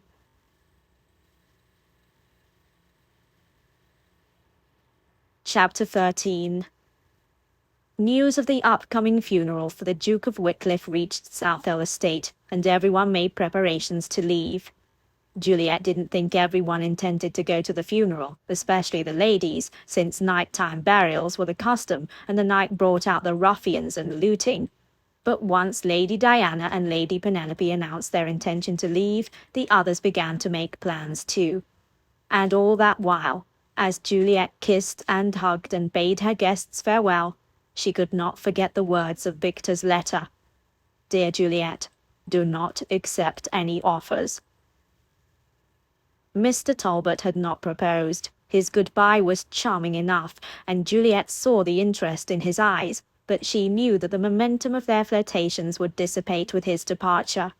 Perhaps he'd heard of Lord Stratford's intentions, or perhaps her brother had warned off Mr. Talbot. She continued to hold out hope for Victor, although she hated that he'd have to turn his back on his dukedom for her. Yet every night she went to bed, she wondered if a rider would come to Southill Estate and bang on the door. She imagined opening the door to a middle-of-the-night visitor and finding Victor. He'd say he'd come to fetch her, and that he'd procured a cottage where they'd live out their days in marital bliss. But the nights faded to dawn, and dawn gave way to the heat of summer, and Victor did not come. 2 weeks passed in this manner, then 3, and still Juliet held out hope. That was until her brother put a stop to it on week 6. He found her in the garden, where she spent an inordinate amount of time in the gazebo reading or composing letters she promptly ripped up, or simply staring into the garden. "Lord Stratford will be our guest for dinner tonight," her brother said, stepping into the shade of the gazebo. Juliet gazed at her brother. New lines pulled at his eyes, and his mouth was in a permanent scowl. The sound of his voice grated on her, and she tried not to flinch. "You've put him off long enough," John continued. "He cannot continue acting in this manner. You are of an age to marry, and we both know we cannot afford a coming out in London." Juliet exhaled and looked away. He took another step closer and peered down at her. "You'll wear your best dress, and you'll fashion your hair, and you'll treat our guest well." Juliet could not answer. To do so made it feel like she was giving up all hope, but it had been 6 long weeks since she last saw Lord Victor Rowland. Not a word had been sent her way. There hadn't been an announcement of his marriage, at least, not as far as South Hill Estate. Her brother didn't pay for the London papers to be brought, so as far as Juliet knew, Victor could already be married to Lady Diana. "Look at me, Juliet," her brother barked. She blinked back, the hot tears building in her eyes, and lifted her chin to look at her brother. "You will marry Lord Stratford, or you'll take up the post of a governess." He glowered at her. "Is that what you want our family reduced to?" She shook her head, even though a governess would be a better option than becoming the wife of Lord Stratford. "Now," John continued in his derisive tone, "go and make yourself presentable. You have the fate of our family in your hands, and I'll not have you ruin our future with your stubbornness." Juliet took a deep breath. "You could marry, John. There were plenty of heiresses at the house party. Why did you not propose?" His mouth twisted into a hard smile. "We both know that my reputation has suffered, and your marriage to Lord Stratford will help restore it. Once we are more financially stable, I can court an heiress without the least suspicion." Juliet hated that her brother was right. The pettiness of the ton reached far and wide, and time and money would bring her brother back into favor. The house party had been a large boon toward that, but work was still to be done. 6 weeks. She'd waited long enough. John was right. Marriage to Lord Stratford was her only choice now. She rose to her feet and walked past her brother. She could do this. She had to do this. Something inside her broke when she reached her room, and her hope finally fled. As she prepared for their evening guest, she began the slow and painful process of purging the memories of Victor, one by one. 9 weeks. It had been 9 weeks since Juliet had last seen Victor Rowland. The banns had been read in the village church for the past 3 weeks, and now Juliet was to stand before the priest and make marriage vows before God and become Lord Stratford's wife. "The carriage is ready," her brother said from where he stood at the base of the stairs. Juliet walked down the stairs, holding one side of her pale lavender wedding gown so that she wouldn't trip. Her brother watched her descend, approval in his eyes. It was the only type of compliment she could ever earn from him. She picked up the bouquet of wild flowers tied with a lavender ribbon from the hall table. Lord Stratford's daughters had sent them over. They'd now be waiting at the church with their families and the rest of the congregation. Juliet followed her brother outside, and he handed her up into the carriage lent to them by Lord Stratford. Then they were truly on their way. The early September heat would be merciless by the afternoon, but by then they should be at the Stratford estate, where banquet tables would be laden with food and drink, and Juliet would be a married woman. She tried not to think of how her life would change, of how tonight she'd be sleeping in her new husband's bed since they were foregoing any type of honeymoon, and how in the morning she'd take on the duties of the mistress of his home, and how her husband and brother would begin their shared business ventures right away while Juliet watched from afar. She would be more alone than she was now, except for the fact that more would be expected of her, namely, producing a male heir. She tried not to think of such details, because then surely the tears would fall, and she feared they'd never stop. The further the carriage travelled from the South Hill estate, the further her former hopes and dreams seemed to be. She kept her face turned away from John, because the last thing she needed was another reprimand. "There we are," John said, as the carriage pulled up to the church and parked among other carriages, curricles, and wagons. As John handed her down from the carriage, she gripped the bouquet of flowers while she clutched John's arm with her other hand. He didn't comment on her tight hold, and it was perhaps an allowance on his part. Juliet noticed the garland of flowers and greenery arching across the church's entrance, and she took in their beauty and fragrance. She would have to focus on the good things about her new life, and forget the things she'd once hoped for. All eyes turned on her as she entered the church, and she tried to smile, but it was a rather weak attempt. She also told herself to breathe in and out so that she didn't faint in the middle of the aisle. Up ahead, Lord Stratford waited, standing next to the priest. His oily smile and his searching gaze made Juliet's stomach flip, and not in a good way. She would not become ill. She would keep her chin lifted, her eyes forward, her expression serene. She would save her family's estate, not for her brother, but in honor of her parents, and for the children John might have some day. John released Juliet when she arrived at Lord Stratford's side, and even though she mostly loathed her brother, she didn't want to let go of him, because that meant it was nearly time to say her vows. "Good morning, dear," Lord Stratford said, his eyes blinking down at her. Juliet glanced up at him and smiled. At least she tried. She feared the smile was more of a grimace. "Dearly beloved," the priest began, "we are gathered together in the sight of God and in the face of this congregation to join this man and this woman in holy matrimony." Juliet couldn't concentrate on what the priest was saying. Her mind kept tumbling through scenarios of what her new life would be like. When the priest mentioned children, she felt her headache start. "Marriage was ordained for the procreation of children, to be brought up in the fear and nurture of the Lord, and to the praise of his holy name," the priest continued. "Therefore, if any man can show in just cause why they may not be lawfully joined together, let him now speak, or else hereafter forever hold his peace." The language was standard, but it seemed hope was still a living, breathing thing inside of her, because she imagined the doors of the church flying open and Victor Rowland striding through to claim her as his bride. Of course she would have to turn him away, because crying off from Stratford would plunge her brother's reputation deeper into ridicule, and she could not live with herself knowing that Victor had given up his inheritance for her. But no such thing happened, and the priest continued, looking at Lord Stratford.